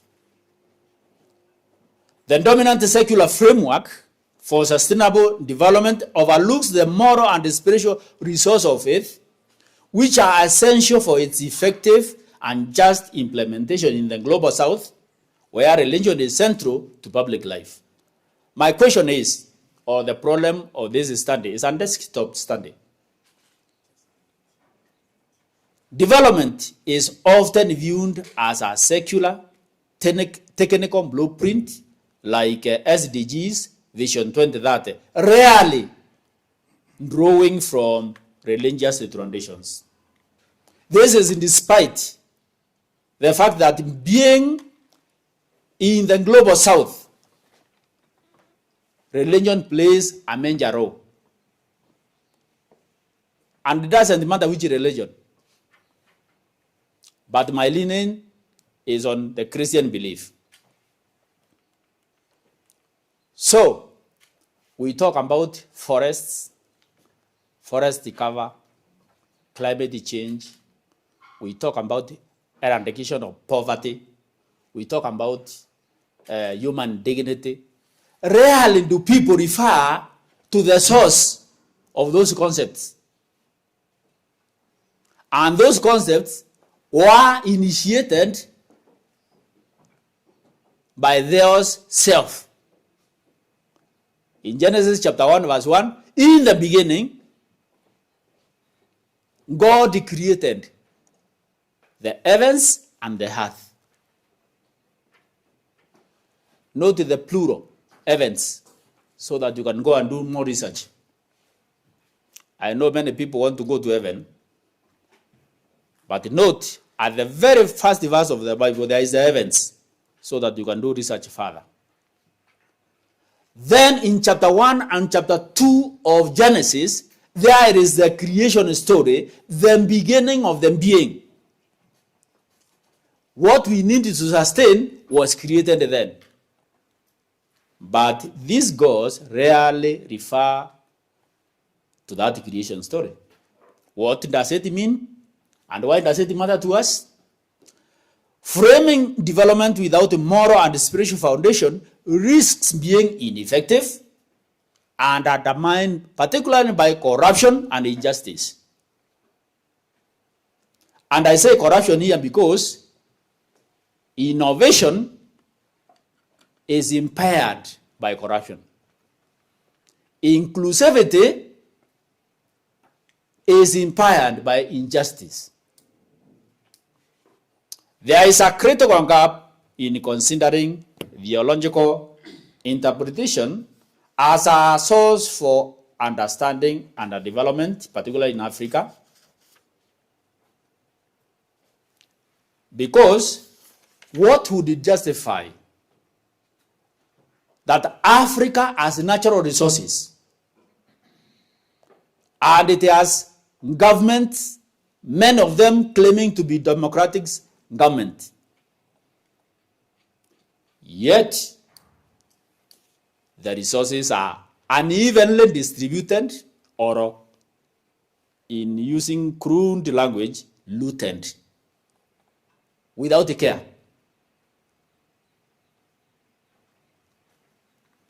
Majority live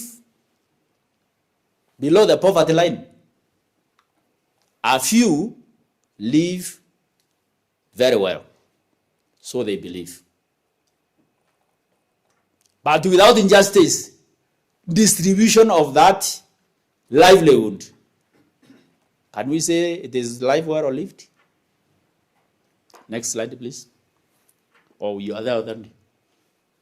So, my intention today is to demonstrate that sustainable development, particularly innovation and inclusivity, is fundamentally rooted in the text. Let's go to the table. Next. Yeah. I'm trying to understand the development that goes through the biblical eyes. And you can see the SDG 1, it says no to poverty. It seeks to eradicate poverty among people. But there is no bishop, there is no citizen of this country, of this part of the world, that can say poverty is not widespread. Why is poverty widespread? In the very beginning, if you read Deuteronomy 15, even Matthew 25, the Tokos are the poor. That's the Greek version, or the Tokos are the poor. And poverty reduces human dignity.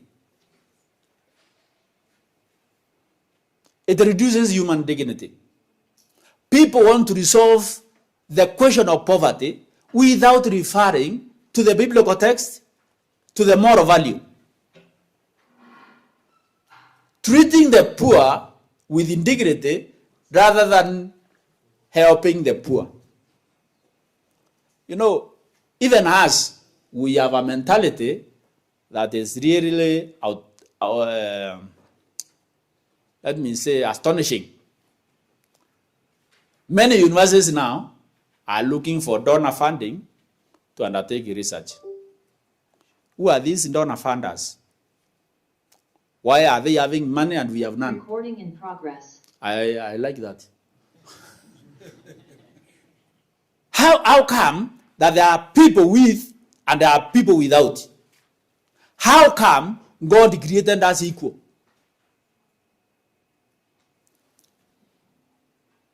I want to say that this slide, if you can read it through, it gives you all the 17 goals, or 16 rather, that I have highlighted here, and they will tell you a biblical reference which can guide it. Let's go to the next, about Bible exegesis. If you read Genesis chapter 1 and chapter 2, God created. And one of his creation was not just the heavens and the earth. He brought into being light. He brought into being things like air. He brought into light water. Brought into light darkness. And he brought into life suulonje. Suulonje de watani. Also anthropos, humanity. The creative force of Theos, that creative force, is what I refer to as innovation. And let me define my understanding of innovation. Innovation is using new tools and new methods to solve all the existing problems. Now, in development, sustainable development, we need to ask ourselves, God created. How are we responding to that creation innovatively? How can we sustain water? How can we sustain fire? How can we sustain water? How can you sustain humanity without destroying it? God has given humanity procreative ability. That's why children are born every day. They are no longer created by God every day. God left that responsibility to us. And we need to do it innovatively. Even when you are procreating, you need to do it in an innovative manner. Now, society is destroying what we are creating through drugs, through alcoholism, through mental issues, poverty, destruction of forests, including this one next to us. Now the elephants come here almost on a daily basis these days because their bedroom has been affected. We need to find an innovative way to sustain creation. And that innovation needs to have some moral value, respect for humanity, respect for created order, and generally what Genesis is doing, or the command that is given in Genesis, is for us to subdue the earth. Subdue doesn't mean to dominate.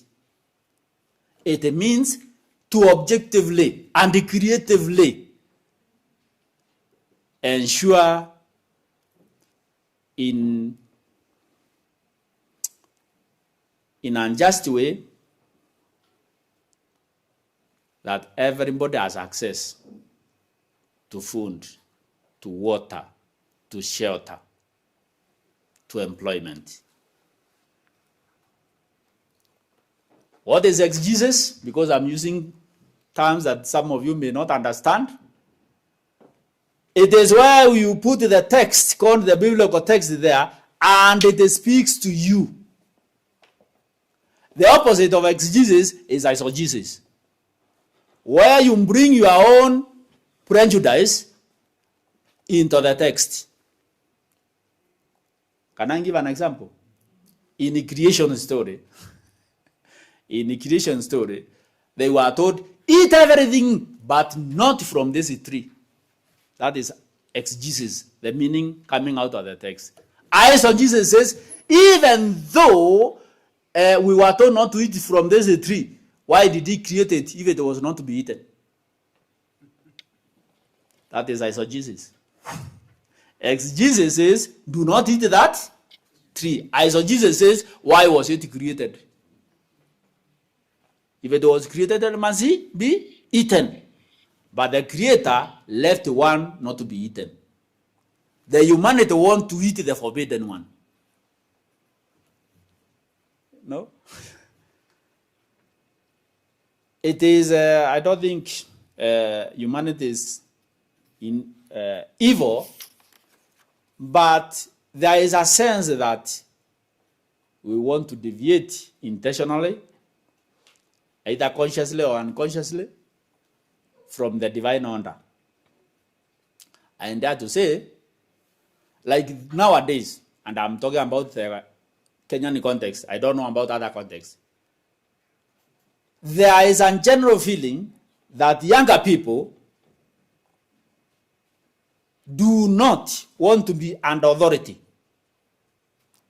Authority of God, either to be under, they don't want to be under the authority of God, the authority of the church, the authority of the school, and the authority of the parent in particular. Why are they not able to be under authority? That is why chapter 3 of Genesis says, human is fallen. So for us to raise the human, we need to find very innovative ways. The pastors need to find very innovative ways. The imams need to find very innovative ways of encouraging younger people to like the moral, the ethical lifestyle.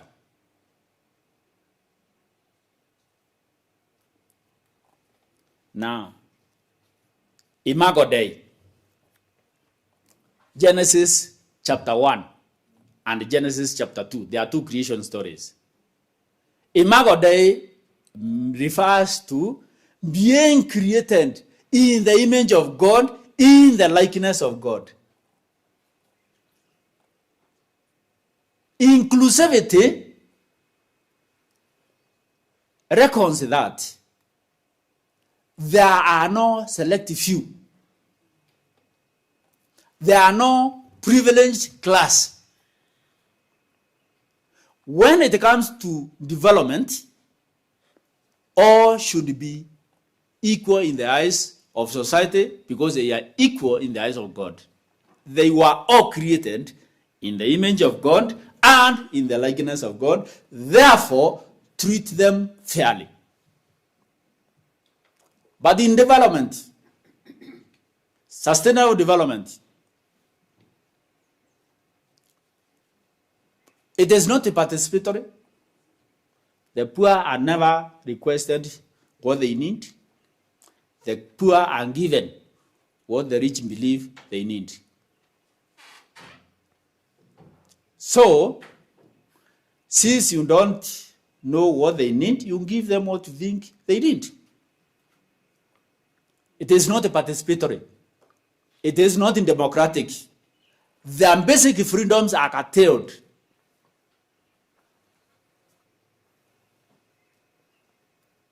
The theme of inclusive development is very critical to harmonious living. Very critical. Inclusive development. I know in Kenya, in particular, there is a law that talks about public participation. But many of the times that law is used in a cosmetic way. We make a barasa. This is a public meeting. And we say, we want a house. A few says, yes. Others keep quiet. We say, oh, we have approved, we want a house. Inclusivity, even the mom, even those who can't voice, even those who have no courage to request, must be consulted.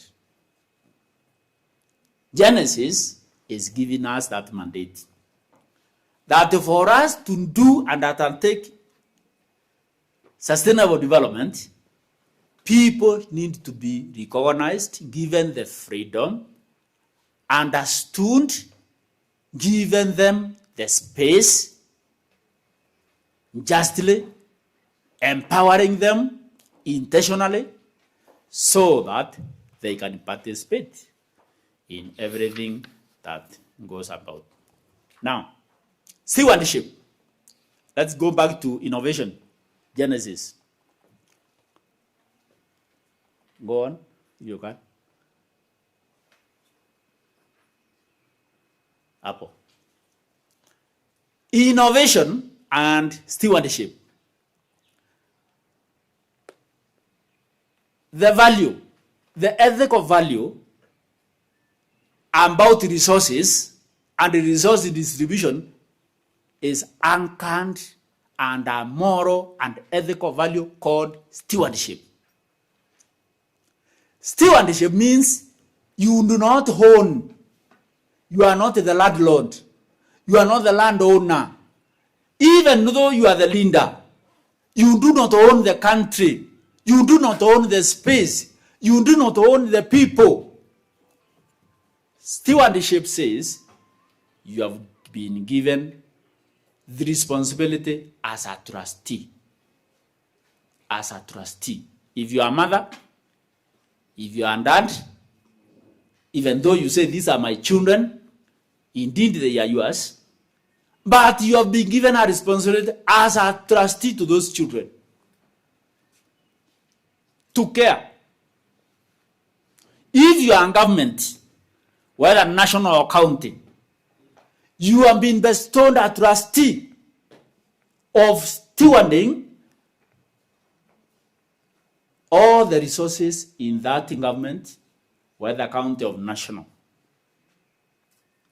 That is a moral reading of innovative living.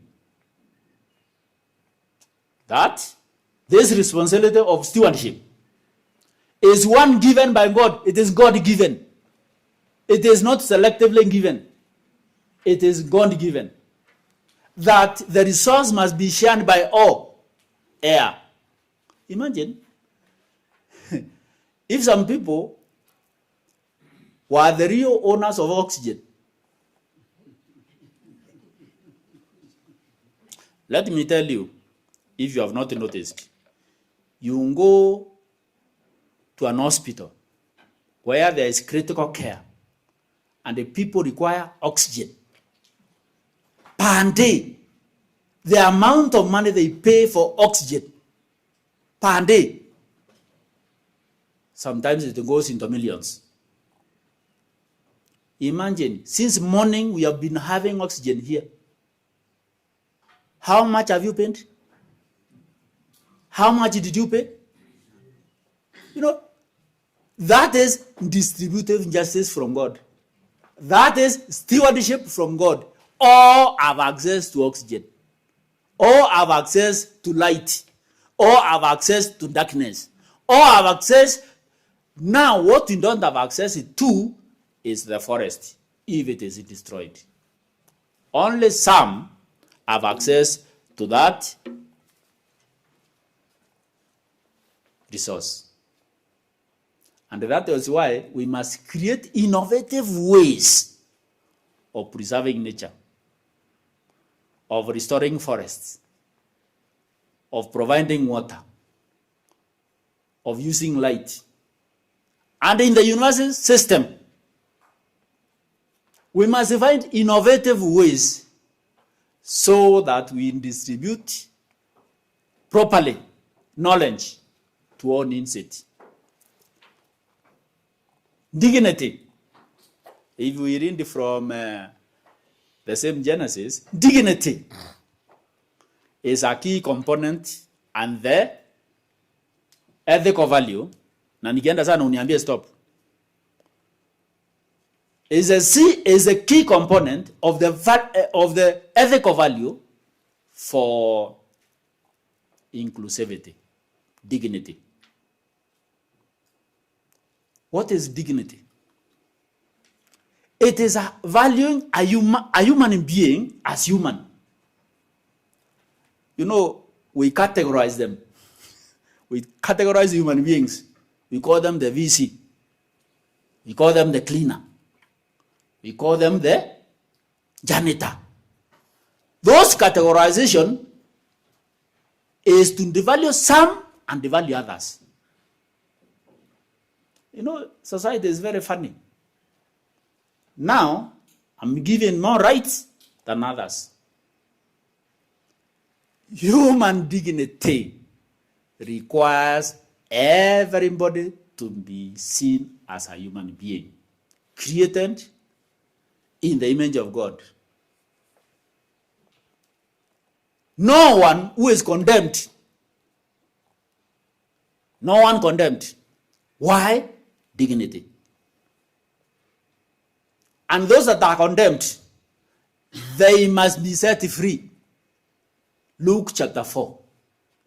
That's what Jesus came to do. Luke chapter 4. I am not yet there. Jesus said, I am coming. Are you there? I am coming to preach good news to the poor and to announce the release of captives and to say there is recovery of sight to the blind, freedom for the oppressed, and announce the year of God's favor. You see, dignity, restoring dignity. For us to sustain development, we need to restore human dignity.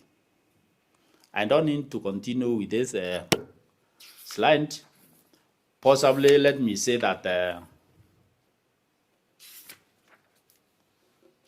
in conclusion, can I do a conclusion? In conclusion, this paper is saying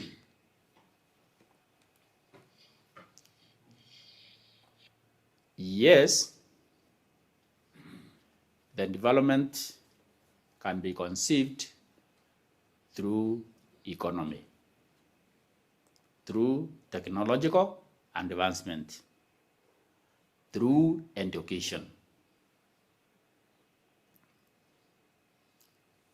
Let's also consider in that development or under development, let's also consider restoring human dignity, considering ethical values, to understand, to be the root for that development. It will help us to be inclusive. It will help governments to be inclusive so that, you know, this clamor for who can be a presidential candidate, it is based on one belief that if we have a president from our region, we shall benefit. That is the only basis. That they will favor us because he comes from us, our community. He is ours. He is our son. She is our daughter. That basis. If we have a VC who comes from my community, then we shall benefit. You know? That is how society categorizes. We should move from that kind of thinking, where human dignity is not defined by clan, by class, by tribe, by what you have and what I don't have. Thank you.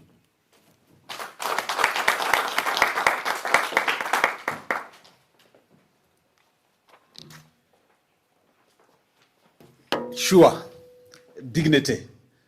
That part I like most. Categorize people as human.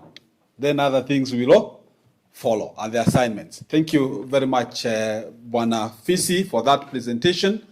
I will allow 1 or 2 questions. Yes, I can see the one. Just one. Just one. Online. Online, yes. Yes, I have one physical here, then one online. So go online, introduce yourself, tell us who you are, then ask the question, then we'll have the one that is here, and then we shall invite the VC to respond. Please go.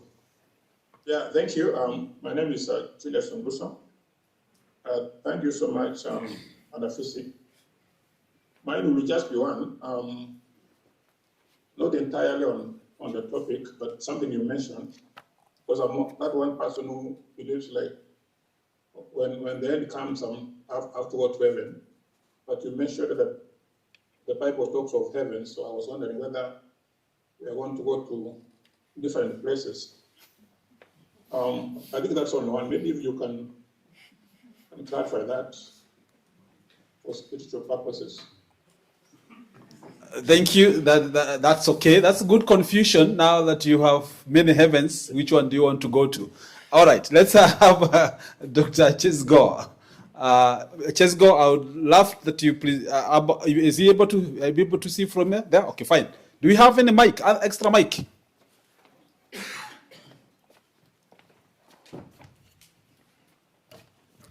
Thank you. I want to thank the VC for the presentation. I have picked one word that inclusivity can simply be defined as there are no select few. And that has really caught my attention. Now, Prof, if you look at, if you attended a meeting that is organized by a UN agency today, there is a very high chance that meeting will open without a prayer. The meeting just sets off and it will equally end just like that. Now, the UN, which is a secular body, has tried and has come up with the SDGs. The UN and partners have been able, despite being secular, they have been able to come up with SDGs, which are at least trying to show the direction, show the way for a better life for the people living on earth. Now, what have theologians been able to do? What has the body of Christ been able to do? These people have been studying Christ, the theology systematically. What have they been able to do? Is there a blueprint, an alternative blueprint? Or they can easily be accused of intruding what the secular people have been able to come up with. Do they have theirs? Maybe you can tell us, Prof. Thank you. All right. Thank you very much, Prof. You have a chance to respond. Then we'll have the next presentation. I do not know how you can project Genesis 1 verse 1. I don't know whether it is possible. If it is not possible, go to your phone and open Genesis 1 verse 1. If you have, I suspect in your, Julius asked a question about heavens, and I want to answer. And this is said in the context of exegesis and eisegesis. Exegesis being what the text says, eisegesis being what you want the text to say. Is it possible? And then open Genesis 1 verse 1, if it is possible.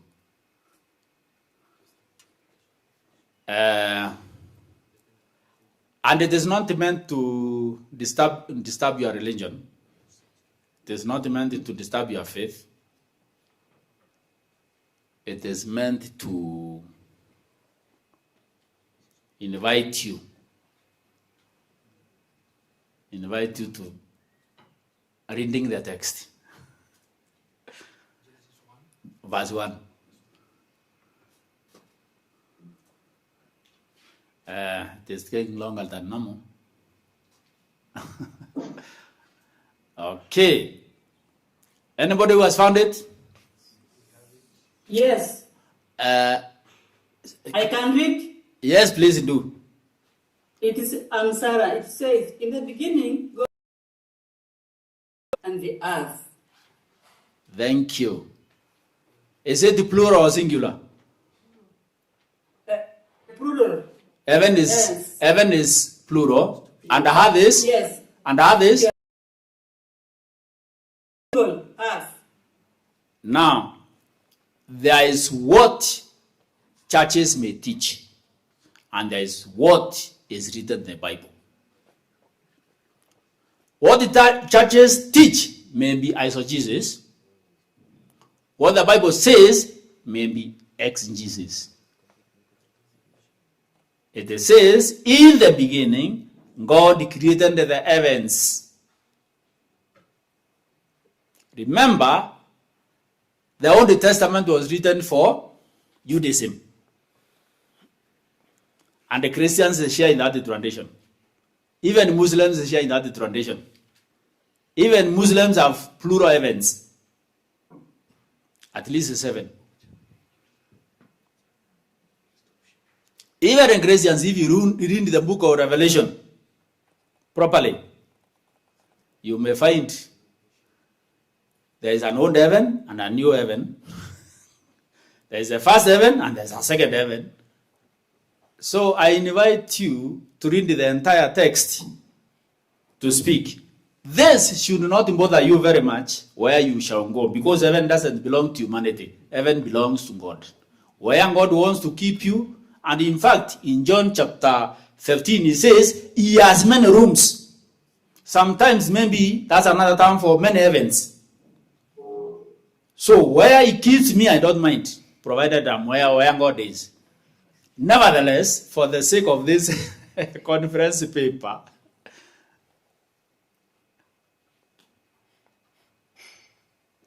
you know, we are talking about two concepts, and the moral and ethical values of the SDGs. The value is whether we are here or we are where God wants us to be, because God also wants us to be here on earth. There is no way God will not want us to be here on earth. We must use the earth in a sustainable manner. Let God use the heaven in the way he wants to use it. So don't worry. If you have been promised to go to heaven, and if there are 3 or 4 or 10, one of them is yours. Don't worry, heaven is heaven. Worry not. As a theologian, I don't worry, because where God is, there heaven is. If I'm where God is, I don't care whether it is first, second, third, or even 100th heaven. I don't mind. But as long as we are on earth, let's do earth issues in an inclusive and sustainable way. Question number 2 was asked by Chesego, Dr. Chesego. You ask, where are these theologians? They have come after the United Nations, which is a secular body, have pronounced itself. Actually, Dr. Chesego, is the other way around. United Nations came to pronounce itself as a biblical text and already pronounced itself loud and clear. And that in blueprint is the biblical text. And you can find it in Genesis, creation story. You can find it in all texts of the Bible. That's what I was trying to tell you. That already before we formed the SDGs and we decided to live out the ethical and moral value, then by that neglect alone, we sidelined the faith community.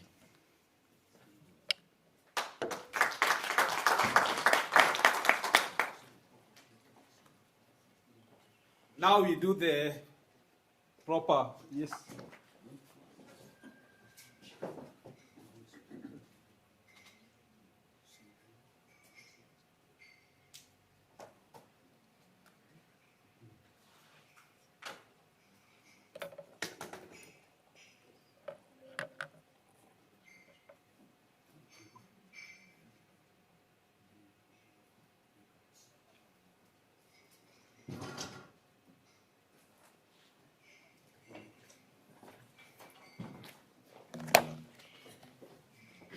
Thank you, the two presenters who have brought us, and I think that's a good mix.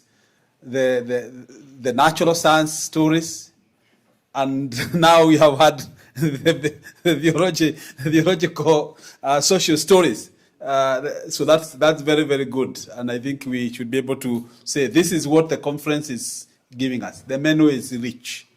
Okay, the menu is very, very rich. We can just participate in it as we go into the day. I was seeking some advice from the director, and the advice that I have is that Tabitha is not available online at this point.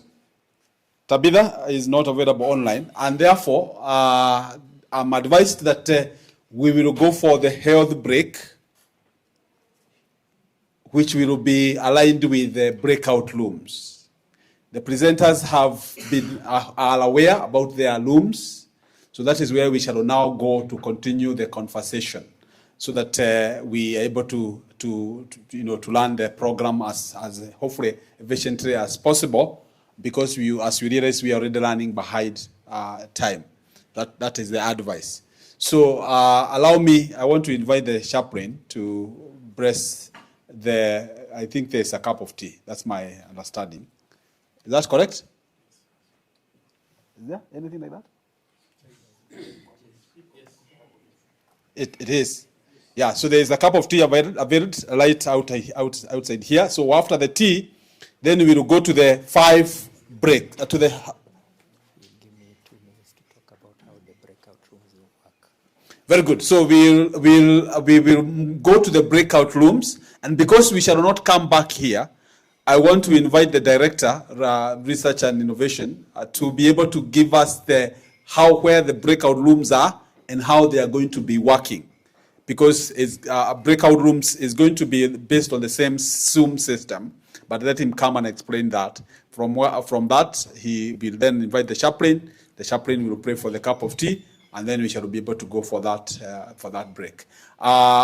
Between the break and the tea and the breakout rooms, there is going to be a photo. I can see the photographer has just appeared, and he is suggesting that should be a break. What do you call it? A group photo. This group photo is likely to be taking place here or outside. How are we going to capture the information behind us?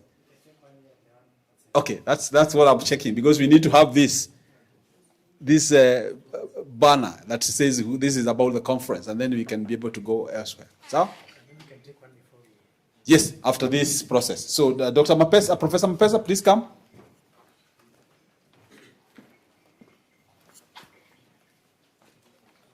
All right, good. It's still morning. All right, good afternoon. So just a quick reminder of how our program will run. We have 2 things that are confusing members. We have something known as a breakout block on the program, and then we have rooms. So we have 5 rooms. Room 1, which is the auditorium. We have room 2, which is if you are online, you only know room 1, 2, 3, 4, and 5. If you are physically here, then we have designated room 1, the auditorium. So if you are a room 1 presenter, you'll come here.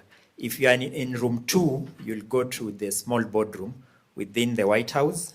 Room 3, the Innovation Center. Room 4, the boardroom in the School of Education and Social Sciences. And room 5, the ADH. Now, how this works, if you are online, you click on More. When you click on More, you will see breakout rooms in the Zoom. When you click on more, you will see breakout rooms. Click on breakout rooms, then it will show you 5 rooms. So depending on where you have been scheduled, or if you're interested to listen in, you will choose, because we shall be running 10 presentations concurrently. Room 1, 2, 3, 4, 5 will be running concurrently. So you can't be in both all the 5 rooms at one go. So if a presentation in room 2, let's say P029 interests you, you can never listen to P043 in room 3. So you have to make a choice. You can't have both ways. So you shouldn't be jumping from room to room, because then you'll not benefit from the conference. But you can leave a room and go to another one. The Zoom allows you to do that. I hope that is helpful now for members. Can I get a confirmation from one participant online if they have tested the breakout rooms? So you say you click more? You click on more, then there is a pop-up window which shows you 6 or 7 icons. One of them should be breakout rooms. Do you see it?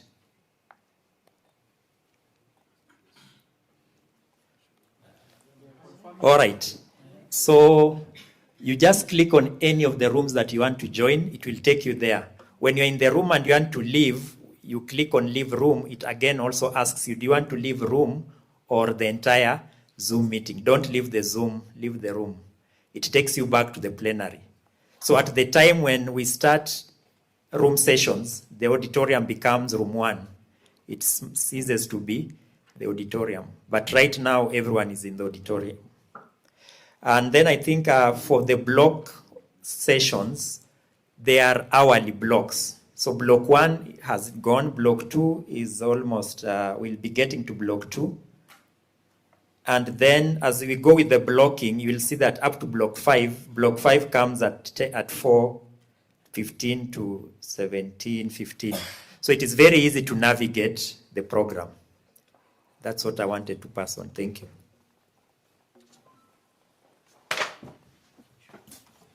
Okay, let us pray for the snacks.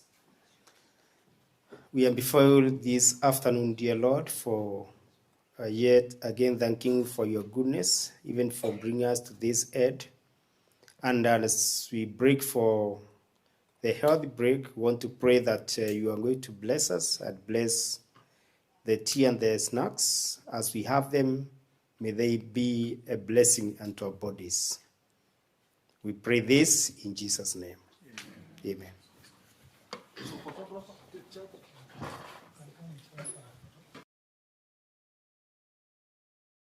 Technology, education, health, business, economics and political science, computing and TVET programs. Call 0724-256-162. Kenya Methodist University. The future is here. Kenya Methodist University prides the strong desire to give every student, whether local and international, the opportunity to pursue their academic dreams. KEMU is striving to achieve cherished vision of raising a new generation of transformational leaders, well grounded in professional and academic expertise. Enroll today and join programs in science and technology, education, health, business, economics and political science, computing and TVET programs. Call 0724-256-162. Kenya Methodist University. The future is here.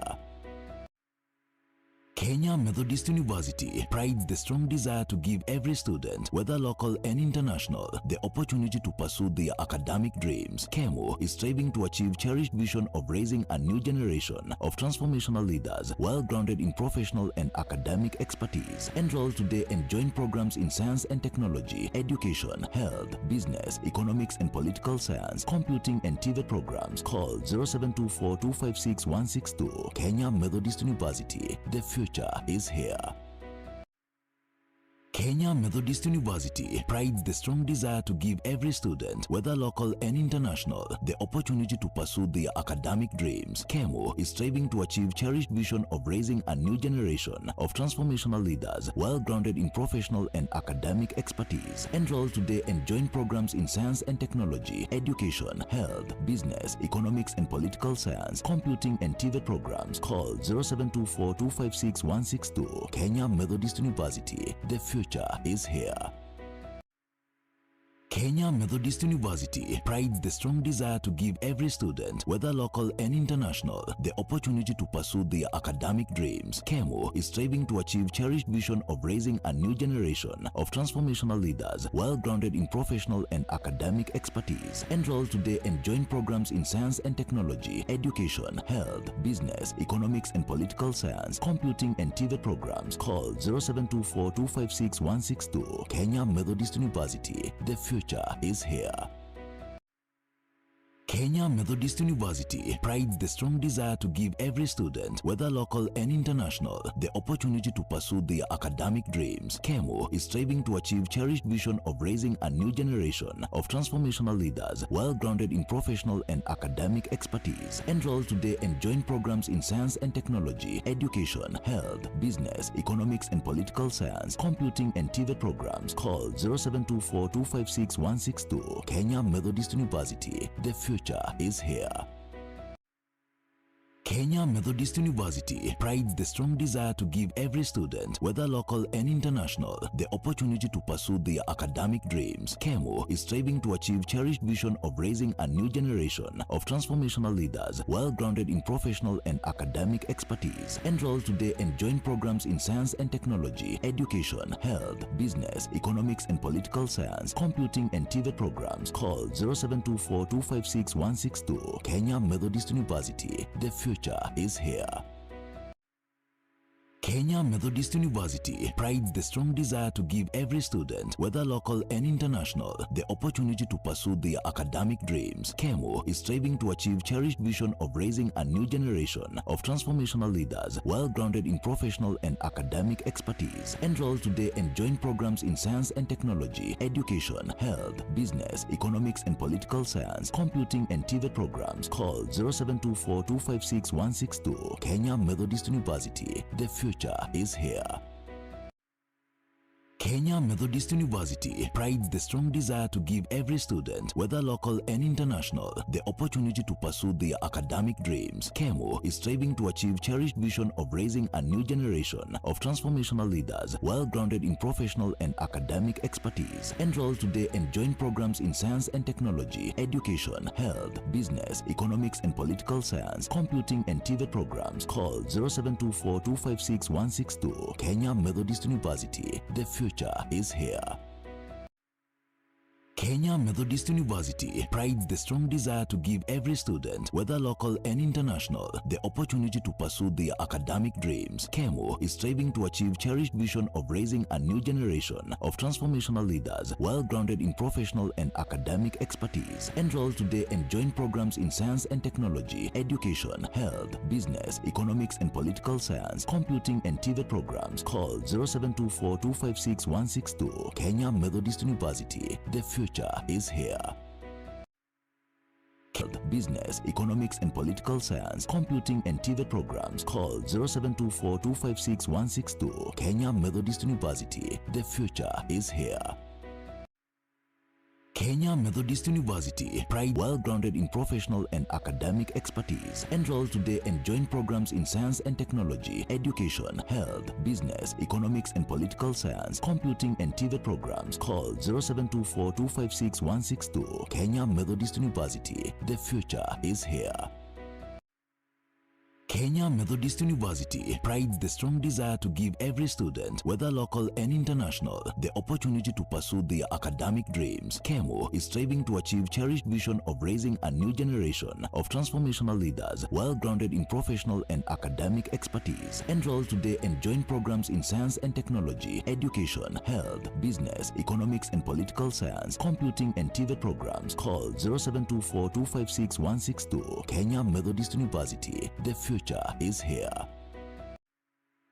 Kenya Methodist University prides the strong desire to give every student, whether local and international, the opportunity to pursue their academic dreams. KEMO is striving to achieve cherished vision of raising a new generation of transformational leaders, well grounded in professional and academic expertise. Enroll today and join programs in science and technology, education, health, business, economics and political science, computing and TVET programs. Call 0724-256-162. Kenya Methodist University. The future is here.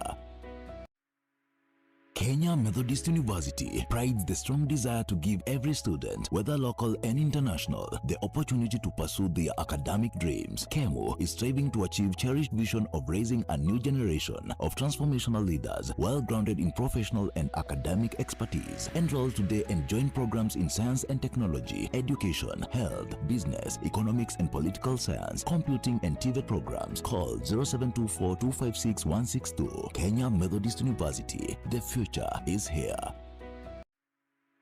Kenya Methodist University prides the strong desire to give every student, whether local and international, the opportunity to pursue their academic dreams. KEMO is striving to achieve cherished vision of raising a new generation of transformational leaders, well grounded in professional and academic expertise. Enroll today and join programs in science and technology, education, health, business, economics and political science, computing and TVET programs. Call 0724-256-162. Kenya Methodist University. The future is here. Kenya Methodist University prides the strong desire to give every student, whether local and international, the opportunity to pursue their academic dreams. KEMO is striving to achieve cherished vision of raising a new generation of transformational leaders, well grounded in professional and academic expertise. Enroll today and join programs in science and technology, education, health, business, economics and political science, computing and TVET programs. Call 0724-256-162. Kenya Methodist University. The future is here. Kenya Methodist University prides the strong desire to give every student, whether local and international, the opportunity to pursue their academic dreams. KEMO is striving to achieve cherished vision of raising a new generation of transformational leaders, well grounded in professional and academic expertise. Enroll today and join programs in science and technology, education, health, business, economics and political science, computing and TVET programs. Call 0724-256-162. Kenya Methodist University. The future is here. Kenya Methodist University prides the strong desire to give every student, whether local and international, the opportunity to pursue their academic dreams. KEMO is striving to achieve cherished vision of raising a new generation of transformational leaders, well grounded in professional and academic expertise. Enroll today and join programs in science and technology, education, health, business, economics and political science, computing and TVET programs. Call 0724-256-162. Kenya Methodist University. The future is here.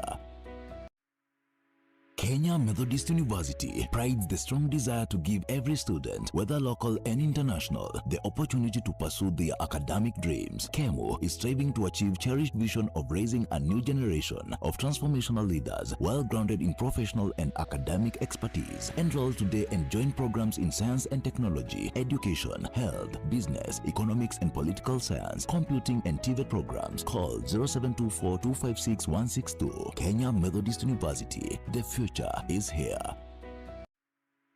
Kenya Methodist University prides the strong desire to give every student, whether local and international, the opportunity to pursue their academic dreams. KEMO is striving to achieve cherished vision of raising a new generation of transformational leaders, well grounded in professional and academic expertise. Enroll today and join programs in science and technology, education, health, business, economics and political science, computing and TVET programs. Call 0724-256-162. Kenya Methodist University. The future is here. Kenya Methodist University prides the strong desire to give every student, whether local and international, the opportunity to pursue their academic dreams. KEMO is striving to achieve cherished vision of raising a new generation of transformational leaders, well grounded in professional and academic expertise. Enroll today and join programs in science and technology, education, health, business, economics and political science, computing and TVET programs. Call 0724-256-162. Kenya Methodist University. The future is here. Kenya Methodist University prides the strong desire to give every student, whether local and international, the opportunity to pursue their academic dreams. KEMO is striving to achieve cherished vision of raising a new generation of transformational leaders, well grounded in professional and academic expertise. Enroll today and join programs in science and technology, education, health, business, economics and political science, computing and TVET programs. Call 0724-256-162. Kenya Methodist University. The future is here. Kenya Methodist University prides the strong desire to give every student, whether local and international, the opportunity to pursue their academic dreams. KEMO is striving to achieve cherished vision of raising a new generation of transformational leaders, well grounded in professional and academic expertise. Enroll today and join programs in science and technology, education, health, business, economics and political science, computing and TVET programs. Call 0724-256-162. Kenya Methodist University. The future is here. Kenya Methodist University prides the strong desire to give every student, whether local and international, the opportunity to pursue their academic dreams. KEMO is striving to achieve cherished vision of raising a new generation of transformational leaders, well grounded in professional and academic expertise. Enroll today and join programs in science and technology, education, health, business, economics and political science, computing and TVET programs. Call 0724-256-162. Kenya Methodist University. The future is here. Kenya Methodist University prides the strong desire to give every student, whether local and international, the opportunity to pursue their academic dreams. KEMO is striving to achieve cherished vision of raising a new generation of transformational leaders, well grounded in professional and academic expertise. Enroll today and join programs in science and technology, education, health, business, economics and political science, computing and TVET programs. Call 0724-256-162. Kenya Methodist University. The future is here. Kenya Methodist University prides the strong desire to give every student, whether local and international, the opportunity to pursue their academic dreams. KEMO is striving to achieve cherished vision of raising a new generation of transformational leaders, well grounded in professional and academic expertise. Enroll today and join programs in science and technology, education, health, business, economics and political science, computing and TVET programs. Call 0724-256-162. Kenya Methodist University. The future is here. Kenya Methodist University prides the strong desire to give every student, whether local and international, the opportunity to pursue their academic dreams. KEMO is striving to achieve cherished vision of raising a new generation of transformational leaders, well grounded in professional and academic expertise. Enroll today and join programs in science and technology, education, health, business, economics and political science, computing and TVET programs. Call 0724-256-162. Kenya Methodist University. The future is here. Kenya Methodist University prides the strong desire to give every student, whether local and international, the opportunity to pursue their academic dreams. KEMO is striving to achieve cherished vision of raising a new generation of transformational leaders, well grounded in professional and academic expertise. Enroll today and join programs in science and technology, education, health, business, economics and political science, computing and TVET programs. Call 0724-256-162. Kenya Methodist University. The future is here. Kenya Methodist University prides the strong desire to give every student, whether local and international, the opportunity to pursue their academic dreams. KEMO is striving to achieve cherished vision of raising a new generation of transformational leaders, well grounded in professional and academic expertise. Enroll today and join programs in science and technology, education, health, business, economics and political science, computing and TVET programs. Call 0724-256-162. Kenya Methodist University. The future is here. Kenya Methodist University prides the strong desire to give every student, whether local and international, the opportunity to pursue their academic dreams. KEMO is striving to achieve cherished vision of raising a new generation of transformational leaders, well grounded in professional and academic expertise. Enroll today and join programs in science and technology, education, health, business, economics and political science, computing and TVET programs. Call 0724-256-162. Kenya Methodist University. The future is here. Kenya Methodist University prides the strong desire to give every student, whether local and international, the opportunity to pursue their academic dreams. KEMO is striving to achieve cherished vision of raising a new generation of transformational leaders, well grounded in professional and academic expertise. Enroll today and join programs in science and technology, education, health, business, economics and political science, computing and TVET programs. Call 0724-256-162. Kenya Methodist University. The future is here. Kenya Methodist University prides the strong desire to give every student, whether local and international, the opportunity to pursue their academic dreams. KEMO is striving to achieve cherished vision of raising a new generation of transformational leaders, well grounded in professional and academic expertise. Enroll today and join programs in science and technology, education, health, business, economics and political science, computing and TVET programs. Call 0724-256-162. Kenya Methodist University. The future is here. Kenya Methodist University prides the strong desire to give every student, whether local and international, the opportunity to pursue their academic dreams. KEMO is striving to achieve cherished vision of raising a new generation of transformational leaders, well grounded in professional and academic expertise. Enroll today and join programs in science and technology, education, health, business, economics and political science, computing and TVET programs. Call 0724-256-162. Kenya Methodist University. The future is here. Kenya Methodist University prides the strong desire to give every student, whether local and international, the opportunity to pursue their academic dreams. KEMO is striving to achieve cherished vision of raising a new generation of transformational leaders, well grounded in professional and academic expertise. Enroll today and join programs in science and technology, education, health, business, economics and political science, computing and TVET programs. Call 0724-256-162. Kenya Methodist University. The future is here.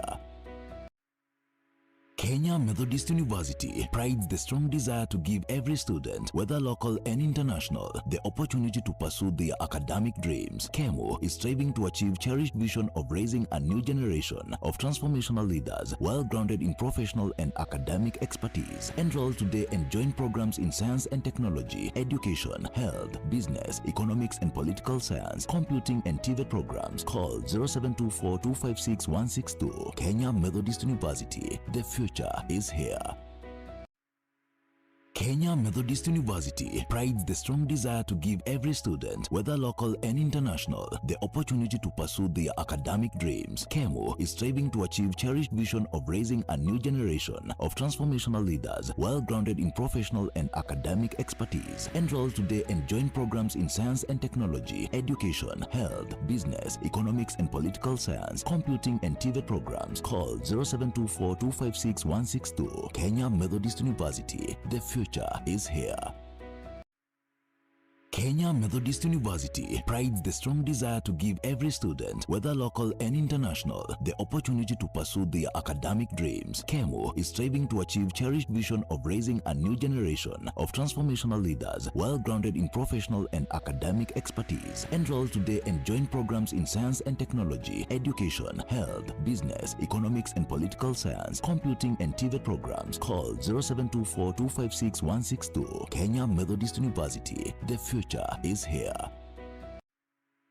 Kenya Methodist University prides the strong desire to give every student, whether local and international, the opportunity to pursue their academic dreams. KEMO is striving to achieve cherished vision of raising a new generation of transformational leaders, well grounded in professional and academic expertise. Enroll today and join programs in science and technology, education, health, business, economics and political science, computing and TVET programs. Call 0724-256-162. Kenya Methodist University. The future is here. Kenya Methodist University prides the strong desire to give every student, whether local and international, the opportunity to pursue their academic dreams. KEMO is striving to achieve cherished vision of raising a new generation of transformational leaders, well grounded in professional and academic expertise. Enroll today and join programs in science and technology, education, health, business, economics and political science, computing and TVET programs. Call 0724-256-162. Kenya Methodist University. The future is here. Kenya Methodist University prides the strong desire to give every student, whether local and international, the opportunity to pursue their academic dreams. KEMO is striving to achieve cherished vision of raising a new generation of transformational leaders, well grounded in professional and academic expertise. Enroll today and join programs in science and technology, education, health, business, economics and political science, computing and TVET programs. Call 0724-256-162. Kenya Methodist University. The future is here. Kenya Methodist University prides the strong desire to give every student, whether local and international, the opportunity to pursue their academic dreams. KEMO is striving to achieve cherished vision of raising a new generation of transformational leaders, well grounded in professional and academic expertise. Enroll today and join programs in science and technology, education, health, business, economics and political science, computing and TVET programs. Call 0724-256-162. Kenya Methodist University. The future is here. Kenya Methodist University prides the strong desire to give every student, whether local and international, the opportunity to pursue their academic dreams. KEMO is striving to achieve cherished vision of raising a new generation of transformational leaders, well grounded in professional and academic expertise. Enroll today and join programs in science and technology, education, health, business, economics and political science, computing and TVET programs. Call 0724-256-162. Kenya Methodist University. The future is here. Kenya Methodist University prides the strong desire to give every student, whether local and international, the opportunity to pursue their academic dreams. KEMO is striving to achieve cherished vision of raising a new generation of transformational leaders, well grounded in professional and academic expertise. Enroll today and join programs in science and technology, education, health, business, economics and political science, computing and TVET programs. Call 0724-256-162. Kenya Methodist University. The future is here. Kenya Methodist University prides the strong desire to give every student, whether local and international, the opportunity to pursue their academic dreams. KEMO is striving to achieve cherished vision of raising a new generation of transformational leaders, well grounded in professional and academic expertise. Enroll today and join programs in science and technology, education, health, business, economics and political science, computing and TVET programs. Call 0724-256-162. Kenya Methodist University. The future is here.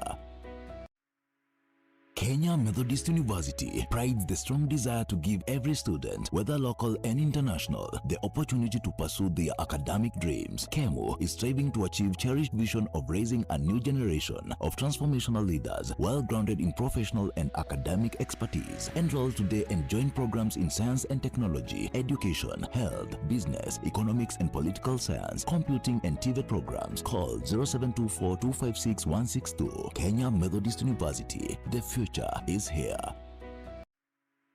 Kenya Methodist University prides the strong desire to give every student, whether local and international, the opportunity to pursue their academic dreams. KEMO is striving to achieve cherished vision of raising a new generation of transformational leaders, well grounded in professional and academic expertise. Enroll today and join programs in science and technology, education, health, business, economics and political science, computing and TVET programs. Call 0724-256-162. Kenya Methodist University. The future is here.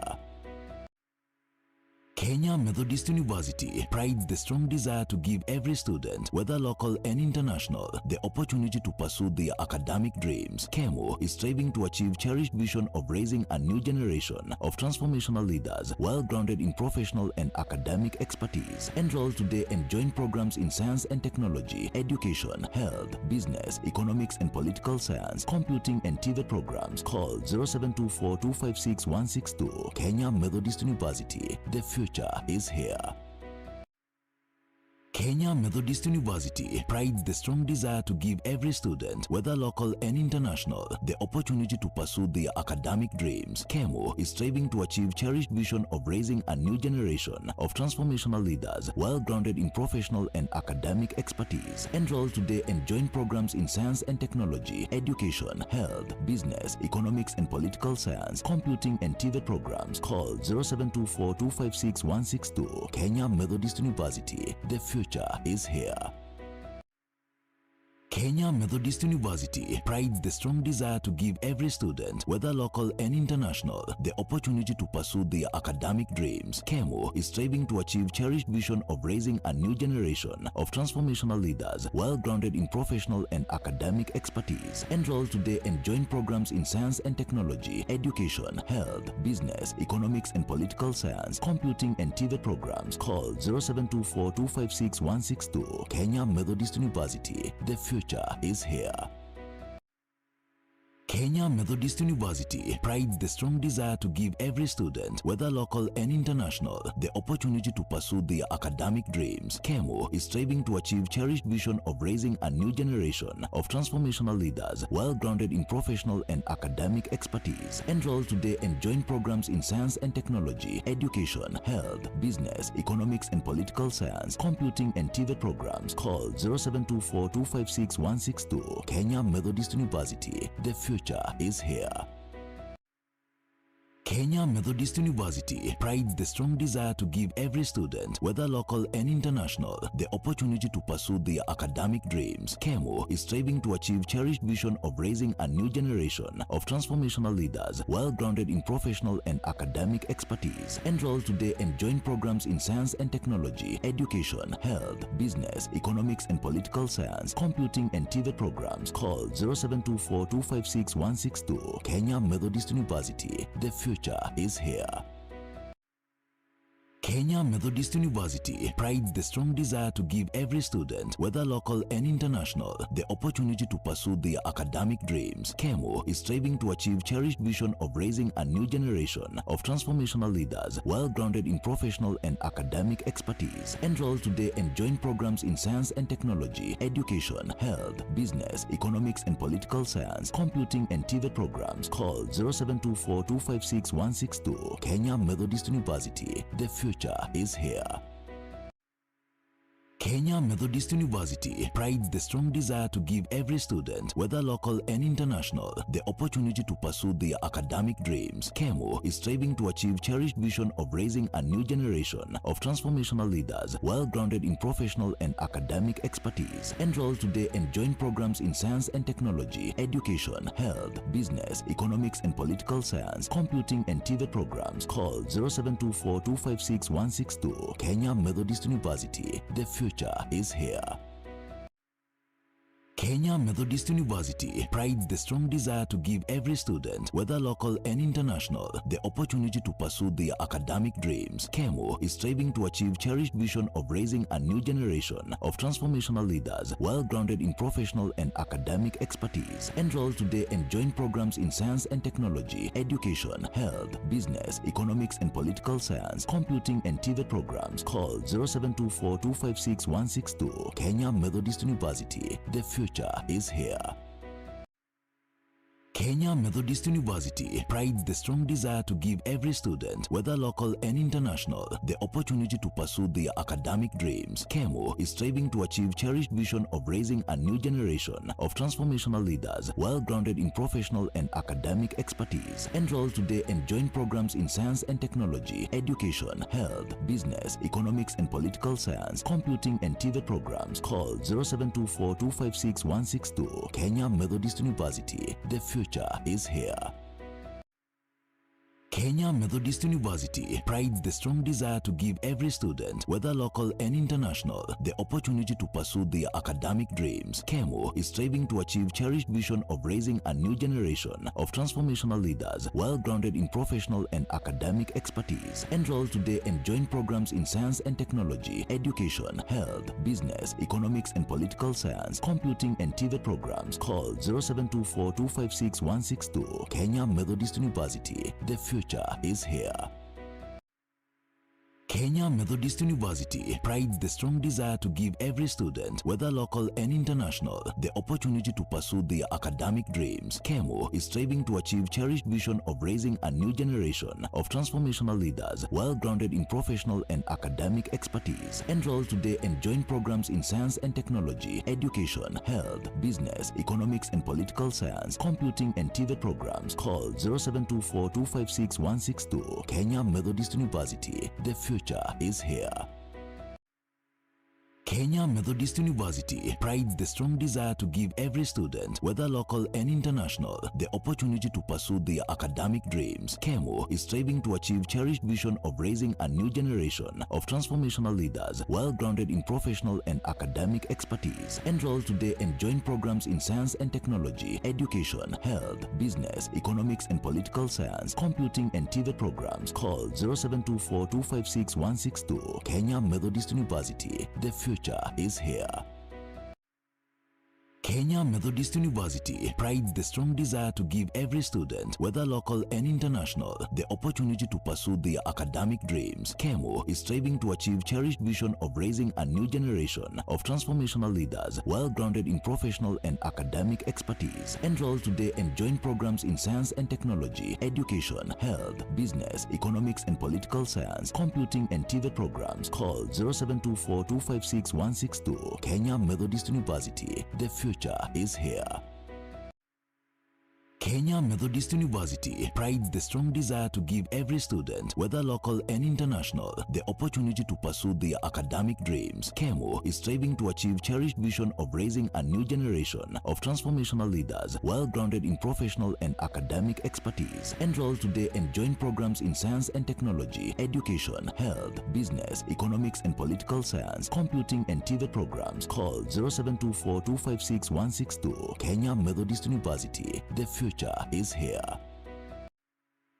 Kenya Methodist University prides the strong desire to give every student, whether local and international, the opportunity to pursue their academic dreams. KEMO is striving to achieve cherished vision of raising a new generation of transformational leaders, well grounded in professional and academic expertise. Enroll today and join programs in science and technology, education, health, business, economics and political science, computing and TVET programs. Call 0724-256-162. Kenya Methodist University. The future is here. Kenya Methodist University prides the strong desire to give every student, whether local and international, the opportunity to pursue their academic dreams. KEMO is striving to achieve cherished vision of raising a new generation of transformational leaders, well grounded in professional and academic expertise. Enroll today and join programs in science and technology, education, health, business, economics and political science, computing and TVET programs. Call 0724-256-162. Kenya Methodist University. The future is here.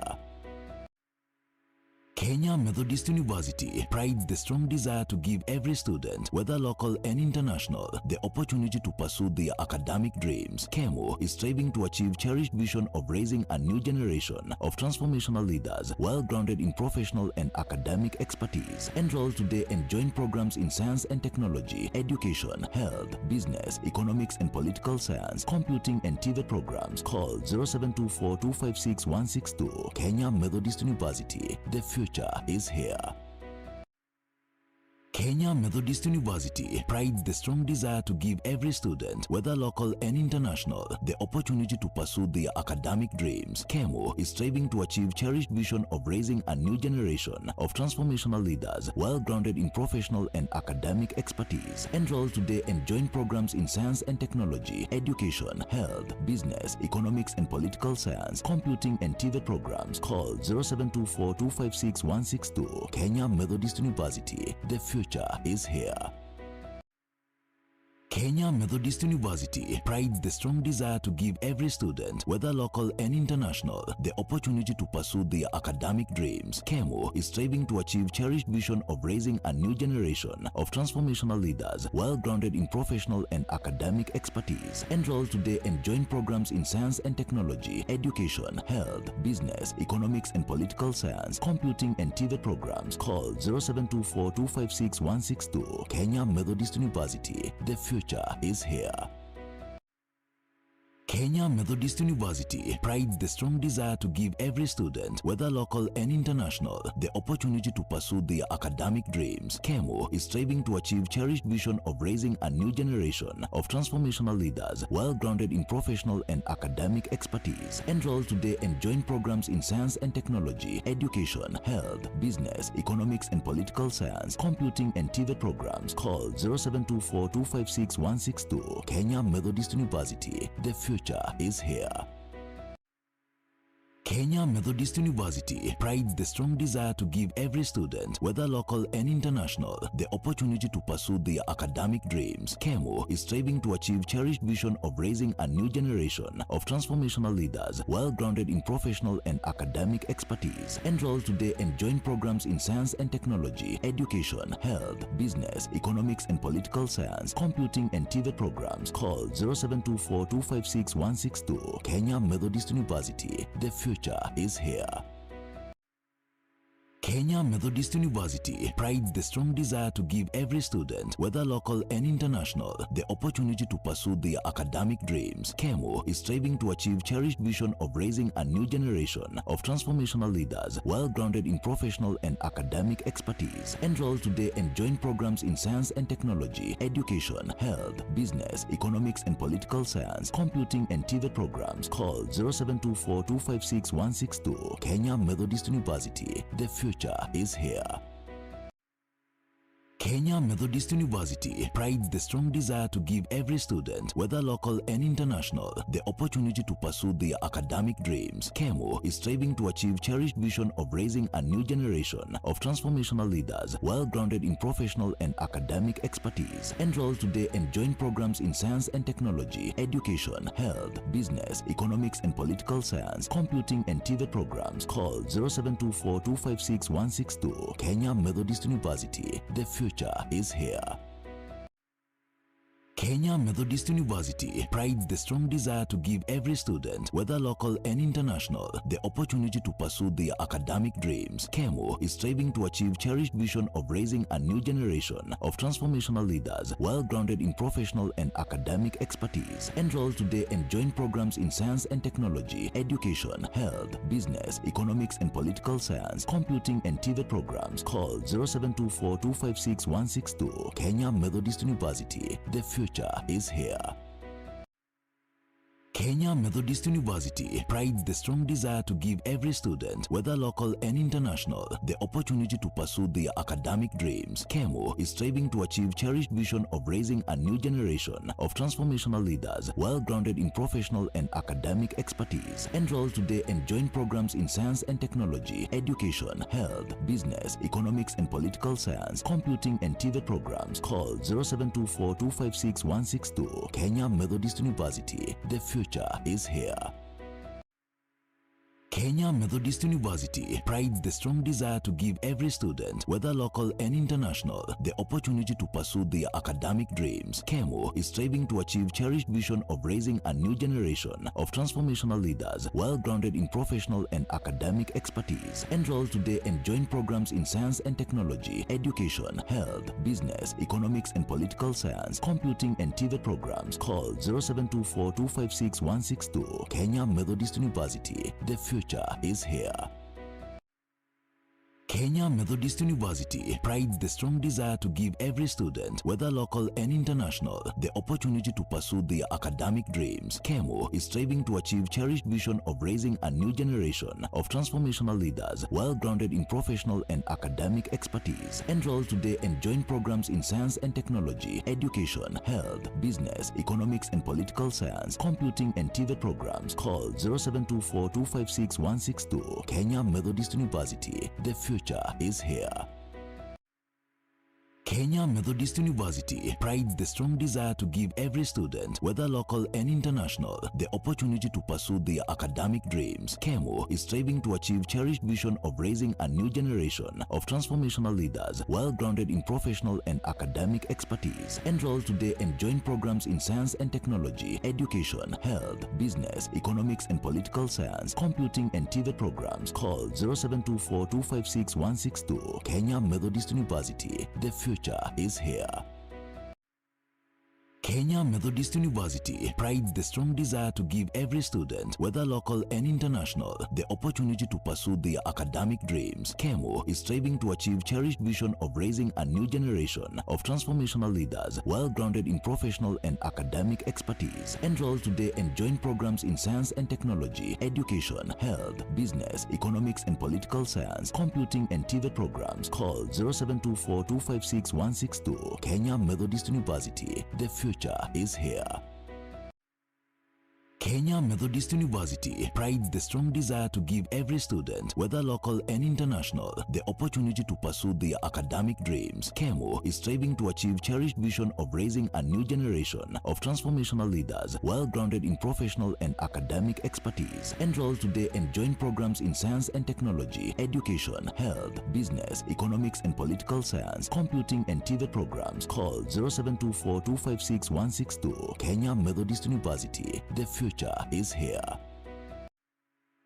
Kenya Methodist University prides the strong desire to give every student, whether local and international, the opportunity to pursue their academic dreams. KEMO is striving to achieve cherished vision of raising a new generation of transformational leaders, well grounded in professional and academic expertise. Enroll today and join programs in science and technology, education, health, business, economics and political science, computing and TVET programs. Call 0724 256 162. Kenya Methodist University. The future is here.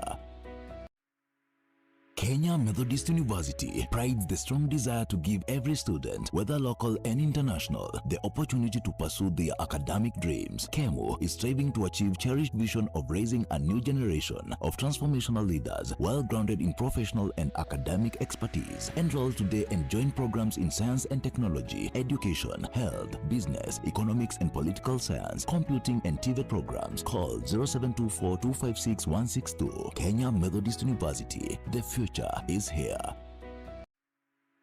Kenya Methodist University prides the strong desire to give every student, whether local and international, the opportunity to pursue their academic dreams. KEMO is striving to achieve cherished vision of raising a new generation of transformational leaders, well grounded in professional and academic expertise. Enroll today and join programs in science and technology, education, health, business, economics and political science, computing and TVET programs. Call 0724 256 162. Kenya Methodist University. The future is here.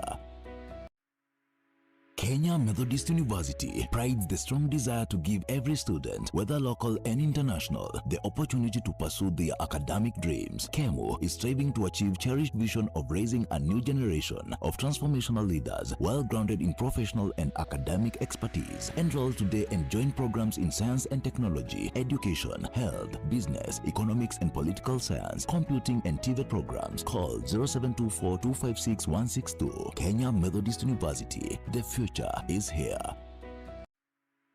Kenya Methodist University prides the strong desire to give every student, whether local and international, the opportunity to pursue their academic dreams. KEMO is striving to achieve cherished vision of raising a new generation of transformational leaders, well grounded in professional and academic expertise. Enroll today and join programs in science and technology, education, health, business, economics and political science, computing and TVET programs. Call 0724 256 162. Kenya Methodist University. The future is here.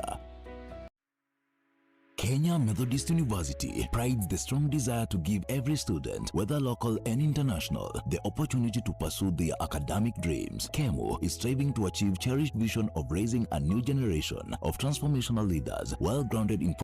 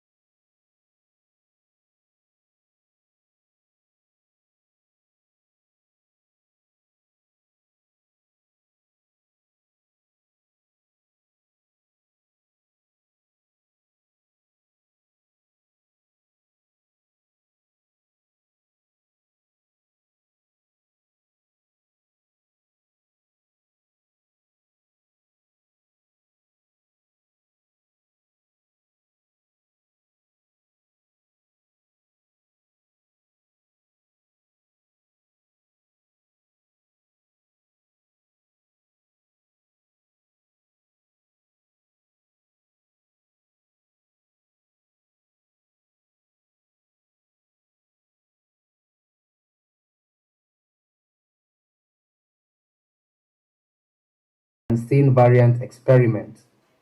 The principal metrics were accuracy, precision, recall, F1, ROC, AUC, and the false positive rate. We also look at the false negative rate and the response time. So what did we achieve in the test set discrimination? On the held out test sets, the model achieved a 97.95% accuracy. The precision was at 98.09%. Recall was at 98.97%. The reported F1 score was 0.09793, and the ROC was 0.9752. Out of the 7,000 files, out of the 7,800 files, 7,600 were classified correctly. The confusion matrix now on the screen, as you can see, shows 5,400 true positives, meaning the malicious samples were correctly detected, and 2,279 true negatives, meaning the benign samples were correctly classified. The model produced 105 false positives and 56 false negatives. Now, out of that, what we can translate from it is that accuracy alone was not the main focus of the model. High recall indicates that the detector missed relatively few malicious samples, while the controlled false positive burden indicates that it did not achieve recall simply by labeling everything malicious. This balance is important in practice because the missed malware creates security exposure and false alerts, which at times consumes the cybercrime analyst's time during the triage process.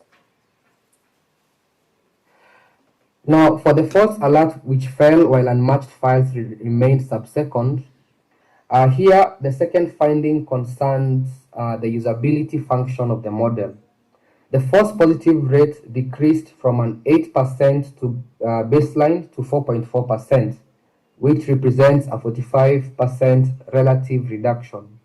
This is important because a detector that creates excessive false alerts can overwhelm the human triage analysts who are looking at the alerts from for example, like a SOC system. So this also reduces the confidence in automation of threat detection when it comes to threat analysis. The latency result was also encouraging. For an unmatched file that traversed the complete pipeline, the mean end-to-end response time was approximately 691 milliseconds, and the 95th percentile was 965 milliseconds. Feature extraction consumed the largest portion of the time, followed by the Yara scanning and ensemble inference. The hash lookup was almost immediate, therefore files resolved through the known signature path could exit much earlier, while the unfamiliar files would still remain below the 1 second on average in the experimental environment. Now, looking at the anomaly layer, the held out polymorphic experiments examined whether the layer design added value beyond the supervised ensemble. This ensemble detected 986 of the 1,000 samples that were passed through the model. Isolation Forest was able to identify all the 1,000 detected anomalous relative to benign distribution. When the two layers were combined, none of the 1,000 samples escaped both mechanisms. This was important because it shows that the anomaly layer covered the 14 residual cases missed by the supervised ensemble. However, the isolation forest algorithm did not provide a malware family label. It indicated that the feature pattern was outside the learned benign distribution. Therefore, it is not proof that the model will detect every genuine zero-day exploit in an operational environment. We are only presenting what we were able to establish in the controlled Windows sandbox environment where the model was deployed. So, why did the layer design improve the results? So, Looking at the results presented in the previous slides, we can say that the results can be understood through 4 complementary functions. The first being the non-file fast path removes the recurring threads rapidly through hash and rule matching. The second part is the engineered static and behavioral features, which allowed the ensemble algorithm to recognize patterns that extend beyond exact signatures. The third complementary function is the isolation forest, which provides an independent escalation mechanism when the supervised result is uncertain or when a sample differs from the benign distribution. Now, the fourth function is the analytical feedback, which is the human input in the whole process, which provides a path for updating the knowledge base and refining the future detection. The improvement, therefore, did not come from discovering one universally best algorithm. It came from ordering different evidence sources so that the weaknesses of one layer could be covered by another. The practical design principle for the algorithm was to use the fastest reliable evidence first, and then escalate the uncertainty and preserve feedback for future improvement. So the contribution for this study makes various important contributions to various disciplines. And the study makes a strong contribution as a complete research artifact with measurable controlled performance. The 5-tier architecture integrated fast signature checks, engineered features, ensemble learning, and anomaly escalation. It achieved high controlled set accuracy and recall, and reduced the false positive rate by 45% relative to the baseline. It also maintained a sub-second mean response for unmatched file. Similarly, the limitations for the study are also important because the evaluation was controlled and included synthetic augmentation. The system remained largely dependent on static features. Therefore, the scripts and network embedded files produced the highest false positive rates, and operational drifts was not measured over a long deployment period. Therefore, some of the recommended next steps on the research are lightweight dynamic analysis, especially when it comes to the sandbox deployment of the model.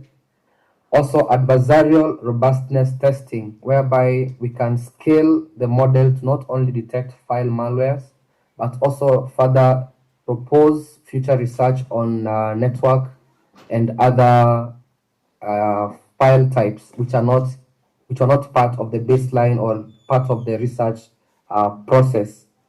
Also, including other test environments such as Android and Linux extension, because the model was purely tested on a Windows platform, and a longitudinal and federated evaluation.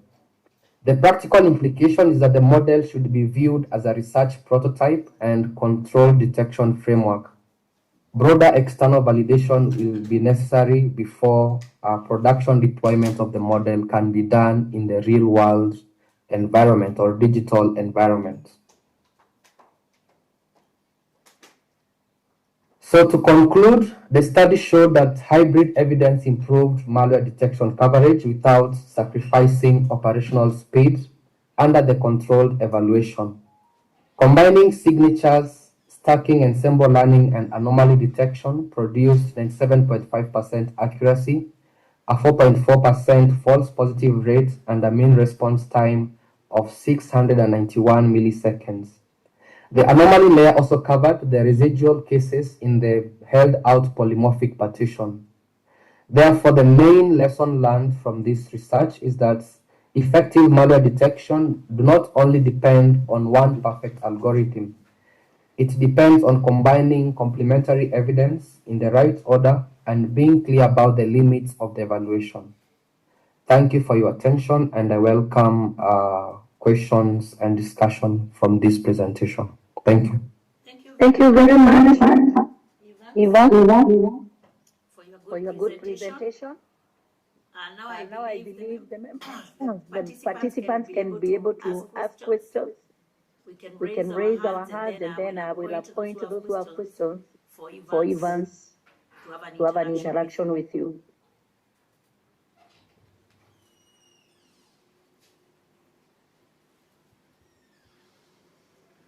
Do you have any question to Evans?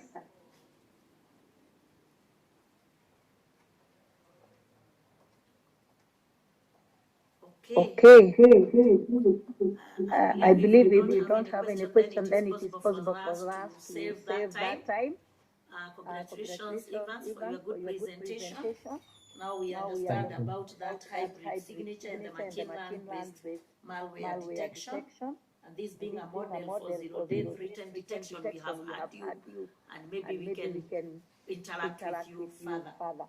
Let me know when that Tabitha came, because I'm still having somebody who is requesting from health systems to be in place of Tabitha if she's not here.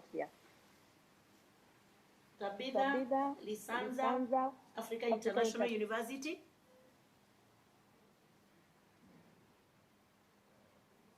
All right. If she's not there, then I believe we can be able to usher in Wangusi.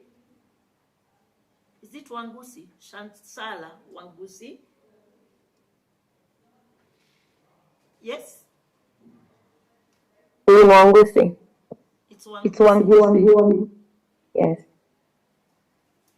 Wangusi, you are P031. It's only that you have written you are P032.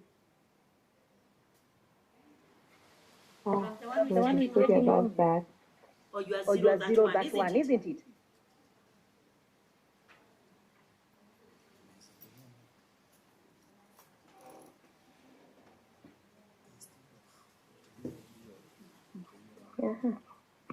Yeah, I'm P031. Sorry about that. All right. Can I go ahead and present? Please go ahead and present. We are waiting.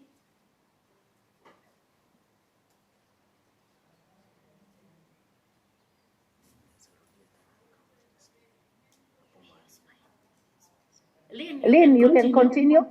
No. Oh, okay.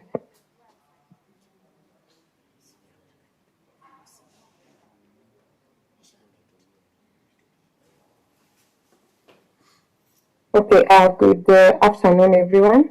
Are you able to see my slides? Yes, we can see your slides, Lynn. Okay, thank you. My name is Lynn Wangusi, and I'll be presenting on effect of blanching methods on micronutrients, anti-nutrient composition, and sensory quality of flour from the different pumpkin parts.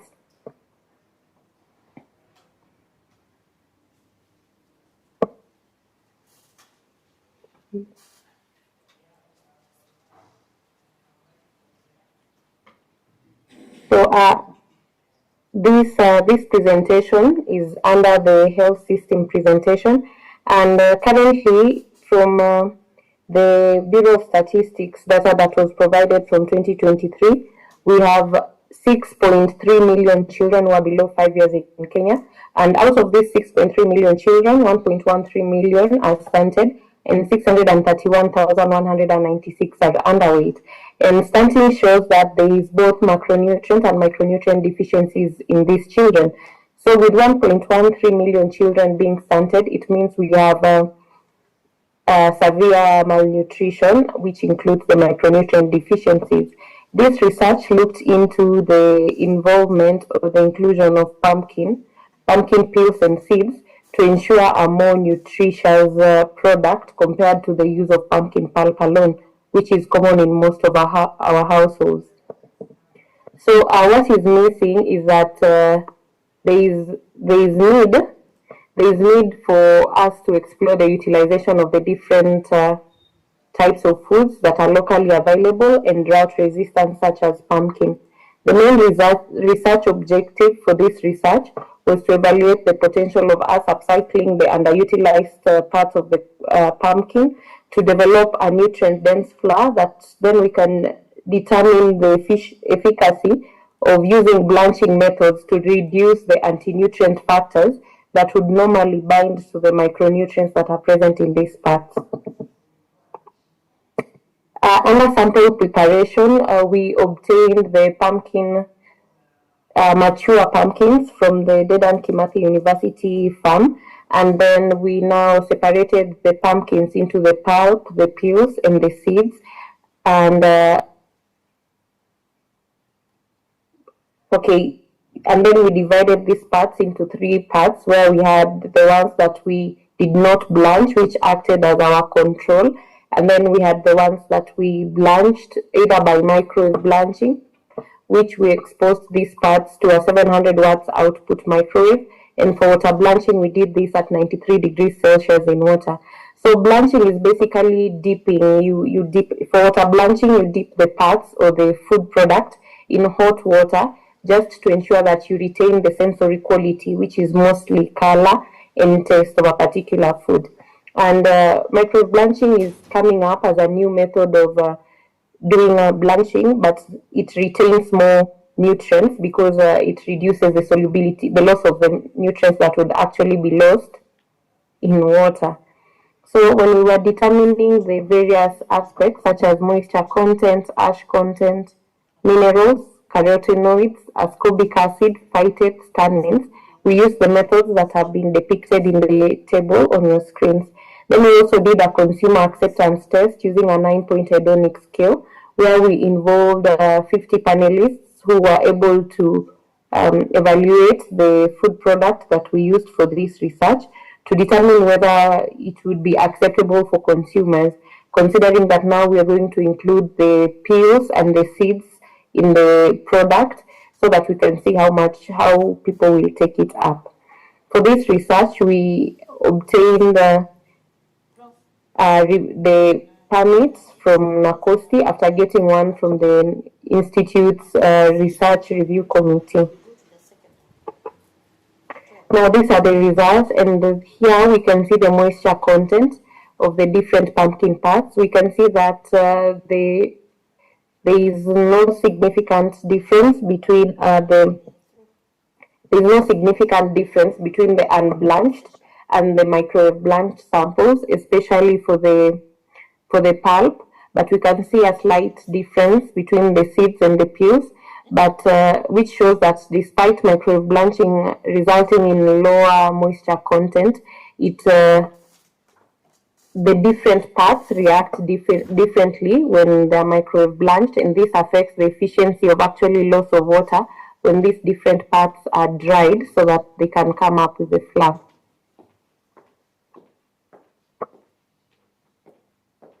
The next table focuses on the ash content. Ash content primarily relates to the mineral content that is available in a food product. And in this table, we can see that the ash content was not significantly different between the unblanched and the blanched samples. This is the microwave blanched and water blanched samples, despite the different parts. So this means that blanching, despite its effect on the inorganic aspects of the different parts of the pumpkin, it does not lead to significant losses in minerals.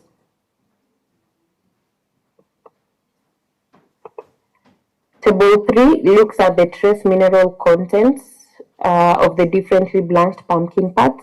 So this I particularly looked at all minerals, but for this particular presentation, I focused on the trace minerals because these trace minerals are actually a very huge concern for us, especially for the special population, that is for children below 5 years and pregnant mothers. So when we look at the content of these different pumpkin parts before they are blanched and after they are blanched, we can see that there is actually no significant difference among the pumpkin pulp for the copper content, and then the zinc content in the seeds, and the iron content in the peels and the pulp, which are highlighted in red for the microwave blanch samples. This shows us that the microwave blanching leads to lesser loss or better retention of trace minerals compared to water blanching, which we could relate to the leaching of the trace minerals into the water that we use to water blanch. So with this in mind, water blanching is the one that had most losses for the trace minerals. And despite these losses, I made an effort to actually look at, despite this content for the water blanch samples being low, how they would contribute to the required dietary allowance for these minerals.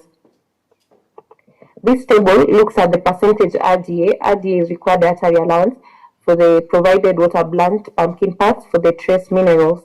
So despite the water blanch samples having lost a significant amount of the trace minerals, we can see that the content in this part actually contributes significantly to achieving the RDA for children, women, and men. For instance, if we look at zinc, we can see that the peels, the pulp, and the seeds exceed the amount that is actually needed by children, women, and men.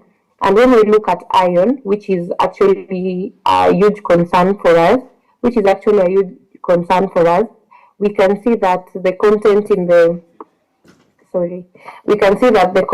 the seeds meets the requirements for the children and the men and contributes to around 60% for the requirements in women, which would actually be helpful for us when we're dealing with iron deficiency, especially in pregnant mothers and even in children below 5 years.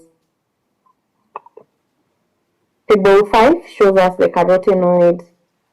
Table 5 shows us the carotenoid content of the different pumpkin parts, and this is total carotenoids and not we didn't go into separating the different types of carotenoids that may be present because we are just looking at total carotenoids for the different parts.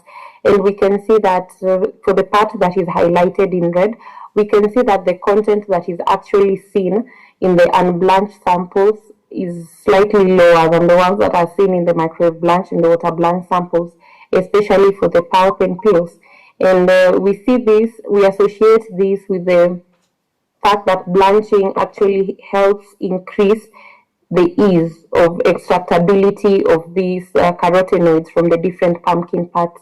So we see that when we blanch the pulp, the pumpkin pulp and the pumpkin peels, it becomes easier for the carotenoids to be extracted and detected during chemical analysis, which is not seen for the seeds because the seed usually has the protective layer.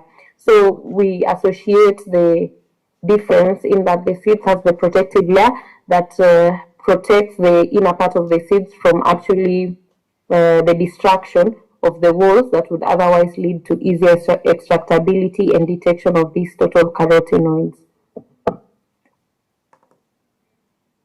Table 6 looks at the ascorbic acid content, and the part highlighted in red helps us see is the one that is not significantly different.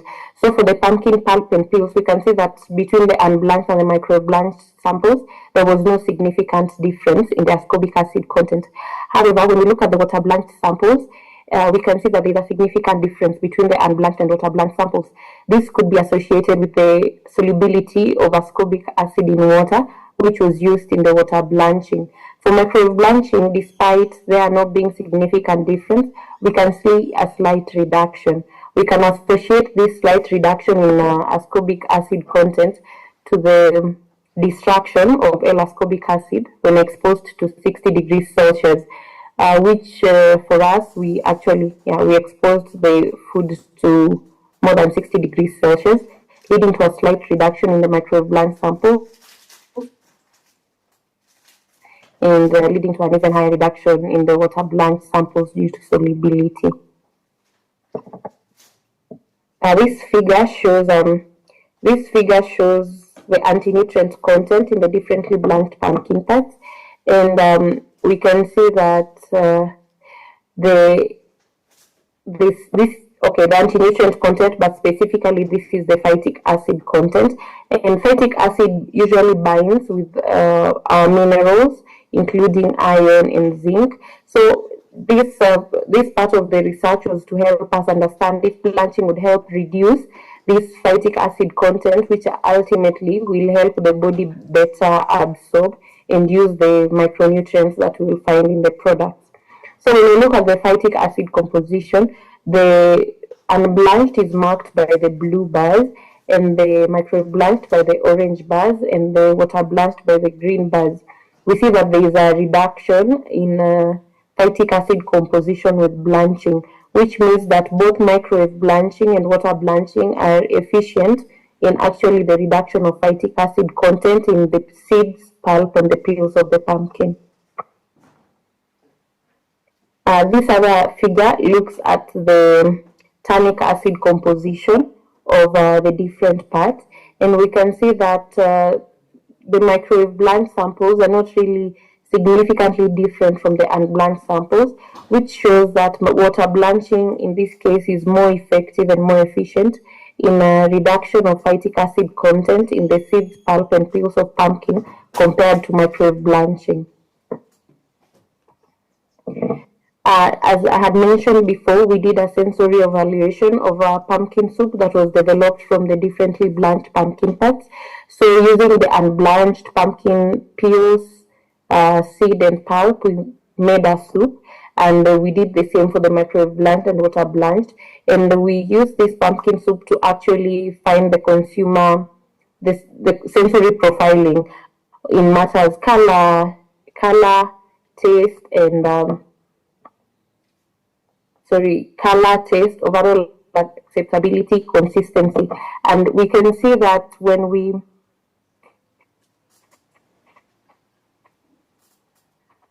did the test for the water blanched samples, showing that water blanching actually makes the product look more appealing by ensuring a deeper hue in color for the different pumpkin parts.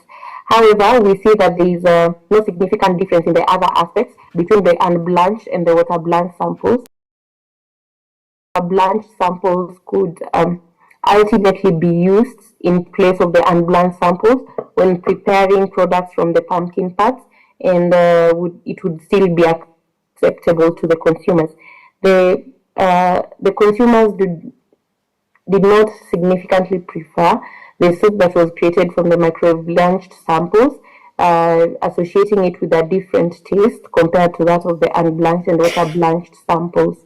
With this in mind, then it means that when we actually incorporate in the peels and the seeds and the pumpkin pulp into the flour, there is a high likelihood that the consumers would accept it and use the product, especially because when we create the pumpkin flour, the composite flour from the pumpkin, we use it in whole, and we also add it into our flours. So if it is added to, let's say, the wheat flour that we use to bake chapatis or that we use to bake cakes, it would actually lead to an almost negligible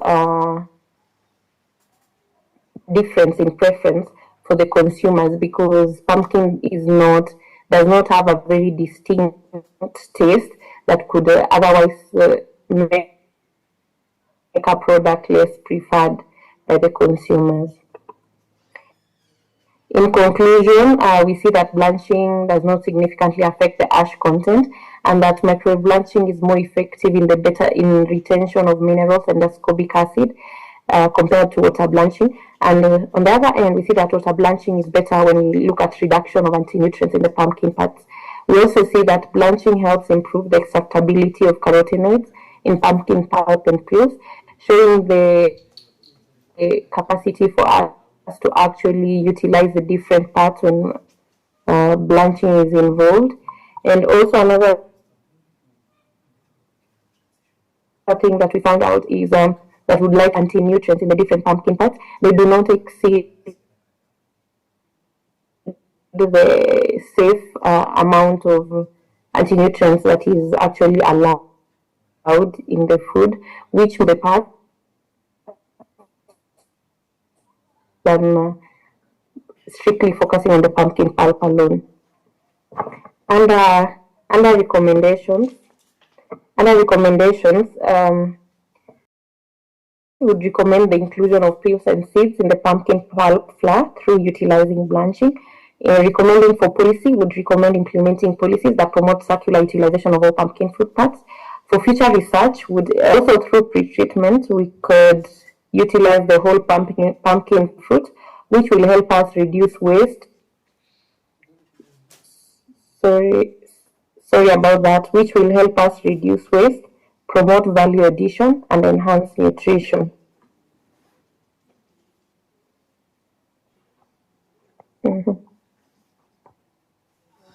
Then these are my references. I'd also like to acknowledge that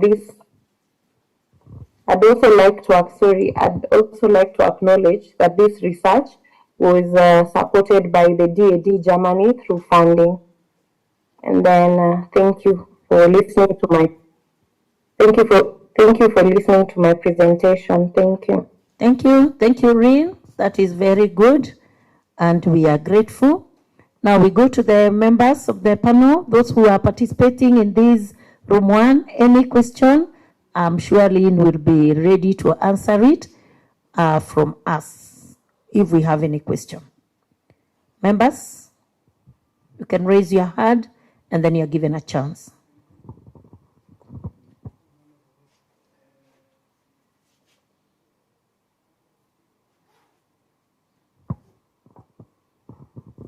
And if we don't have any question, allow me to say that we are still going to continue. Tabitha, if you are there, I'm still calling upon you. And if you're not there, I'll give the other person a chance. I can see Moses Otieno is in. He was supposed to be between 12 to 13.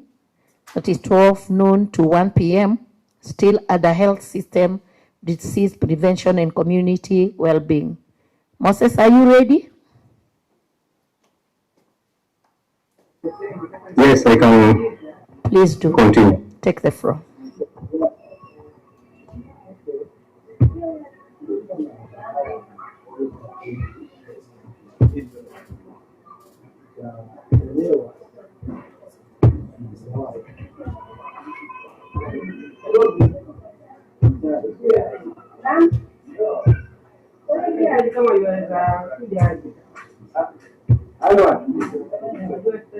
Please confirm if you can see my screen. Yes, Moses, we can see. Reduce noise. Those who are participating in this room, make sure that we give the presenter good time. Yeah, it's okay. So my research topic was the effect of supportive supervision training intervention for community health assistance on performance of community health promoters in TB services in Mombasa County, Kenya. My co-authors are Professor Wanja and Professor Mapesa. So for the introduction and the issue at hand, we say that TB remains a major global health threat because worldwide we still have so many people being infected with the disease. It is the leading cause of death.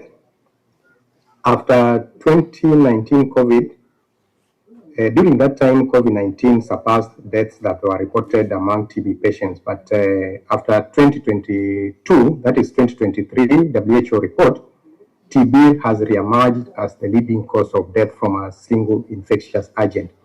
So over 10 million people get infected with TB and they develop those signs and symptoms of TB.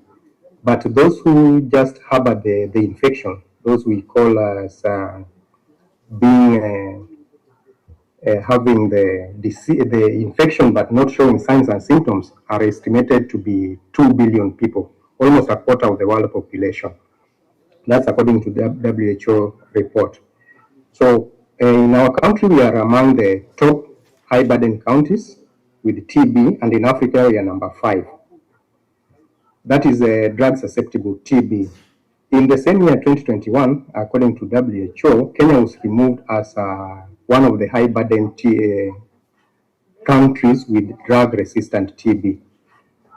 But for DSTB, it is still top 5 in Africa and top 30 in the whole world.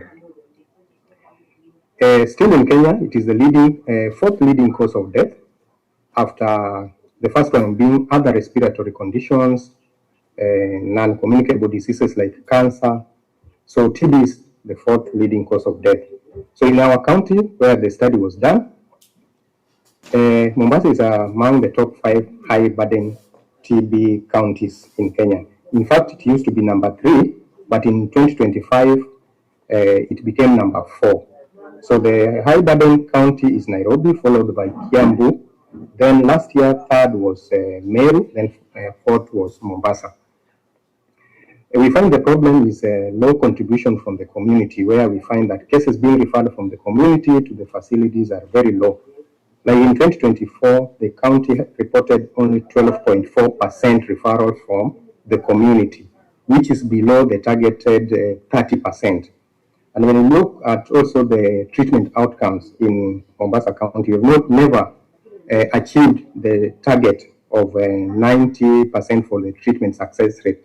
Those who are initiated on treatment and successfully complete treatment, they're supposed to be 95%, but our target was 90 during this study period. The county recorded 89%, which is still below what is targeted. So the objective of this study was to evaluate the effect of supportive supervision training intervention for community health assistance on performance of CHPs in TB services in Mombasa County.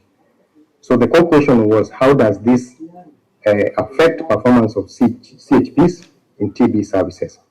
So we find that supportive supervision is a key health system function that, if applied at all health care systems, that is level 1, level 2, level 3, level 4, 5, and even 6, it can lead to an improved knowledge, skills, and overall performance. The methodology, this was a quasi-experimental of before and after design, with a mixed method approach in data collection, where we used both qualitative and quantitative data. It was conducted specifically in Kisauni sub-county, one of the sub-counties in Mombasa, and this sub-county was purposely selected because averagely in 2024, when this study was conceptualized, Kisauni sub-county had the least performance compared to other sub-counties in community TB services. That is referral from the community, the contact tracing, treatment interruption, and even the loss to follow-up cases were more in Kisauni sub-county than any other sub-county in Mombasa. So this study was done there. And it included 443 CHPs that were targeted, 17 community health assistants, and 6 sub-county community health service coordinators. These participants were selected based on the supervision hierarchy as stipulated in the Community Health Strategy 2020-2025. So the sample size for the CHPs after calculating using EMN was 210. The other participants, like the CHARs and the sub-county community health services coordinators, were selected, all of them were selected through census. So we used questionnaires and key informant interviews for qualitative data, questionnaires for quantitative, and also supportive supervision checklists that we developed to collect data. We analyzed data using SPSS version 28, descriptive and inferential statistics for our quantitative data, while our qualitative data was analyzed thematically. These are the statistical tests that we utilized for our study: chi-square, Mann-Whitney test to look at the two categories of respondents that we had. Then Wilcoxon, we looked at this because of the baseline assessment that we did, also compared at endline. Then Friedman, because we did this study for a period of time, that is 6 months, we used a Friedman test to determine our study significance. Also, binary logistic regression. We also used a Cohen-Dees test to look at the effect size of the study responses. Then Kramer's V to look at the strength of association of the variables. So we also sought ethical approvals from the various institutions. One was Kenya Methodist University, NACOSTI.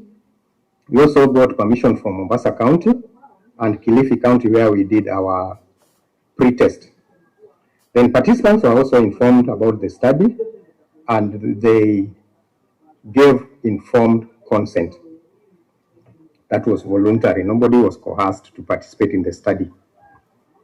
So this is how the intervention process happened. We first did a baseline assessment where we collected data from our respondents. Then we analyzed data to look at the situation before designing an intervention. So based on the baseline assessment findings, we designed an intervention. So here this is where we also came up with a supportive supervision checklist that also incorporated a performance rating scale. We utilized the behaviorally anchored rating scale that was developed by Kendall and Smith way back in 1967. So we modified it because the original rating scale by Smith and Kendall had 7 points, but we reduced this to 6 just to make it easy to understand and follow, and also to rate the performance of the CHPs. So the original one had 7. Well, the first one was unacceptable performance, below average performance, then average performance, excellent performance, and strong performance being number 7.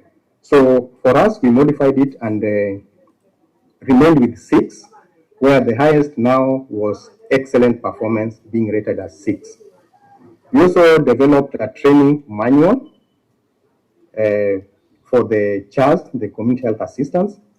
So after developing all these two, the supportive supervision checklist that also incorporated behaviorally anchored rating scale, and the training manual, we subjected them to validation, where we involve 10 experts from academia, those who are experts in community health, health promotion, public health, quality improvement, TB control, as well as monitoring and evaluation experts. So they validated these tools. And after validation, then we move now to stage 3, where we executed the intervention, where we did a 2-day training for the community health assistants on supportive supervision.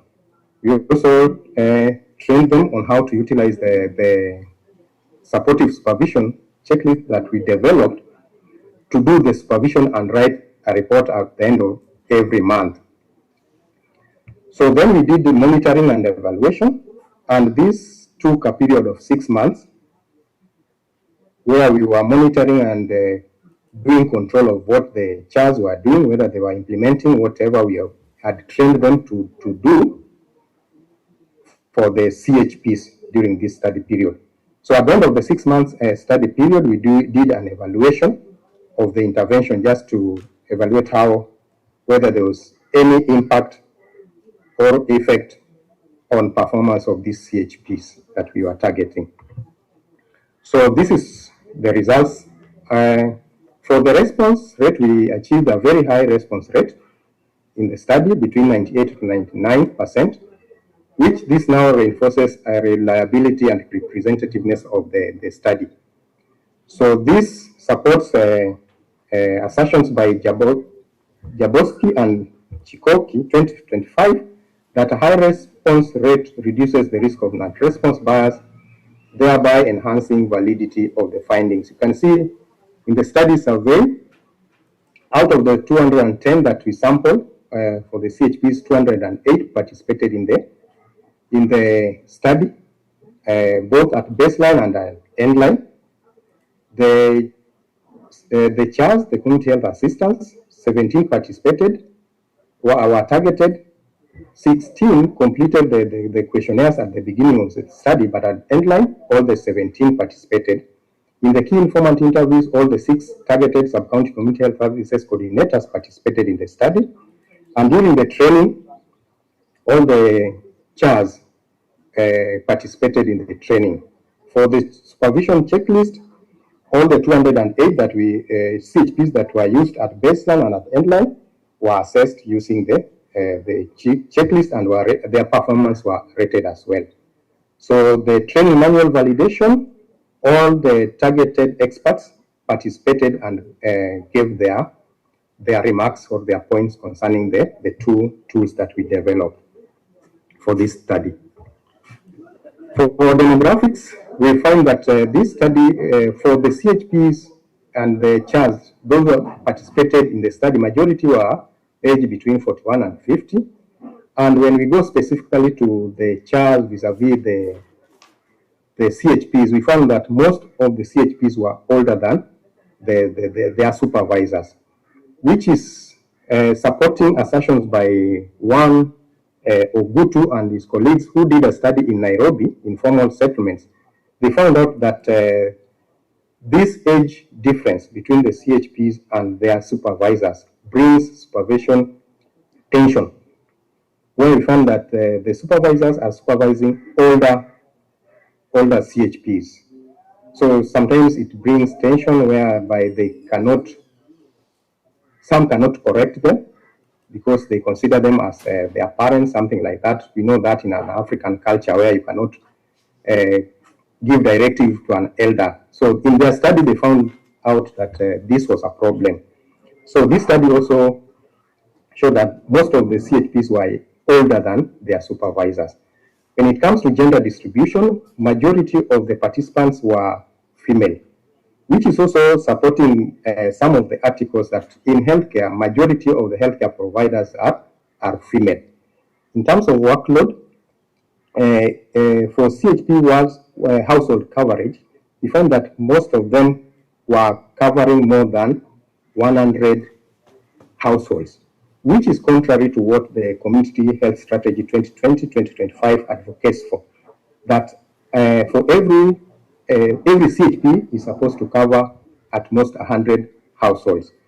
For CHARs, you can also see that there's a gap in terms of their numbers, where some cover as more than 75 CHPs. So the number of CHUs also, each CHAR is supposed to cover one CU. But here we can see some CHARs are covering even up to 6 community health units, which is also contrary to what the community strategy advocates for. Before we did the training for the community health assistants, we did a pre-test and a post-test assessment. So the results showed that the mean CHAR knowledge score increased from 43 at pre-test to 60.71 at post-test. So representing an improvement of around 39.5%. So this improvement, when we ran the statistical test, it was statistically significant with a very large effect size when we ran the Cohen's-d test. So this shows that the intervention, the training intervention, significantly strengthened knowledge of community health assistants, who are the supervisors of the CHPs. So this training is critical because it provided technical and operational support to CHPs, which is within the Community Health Strategy Recommendations 2020-2025.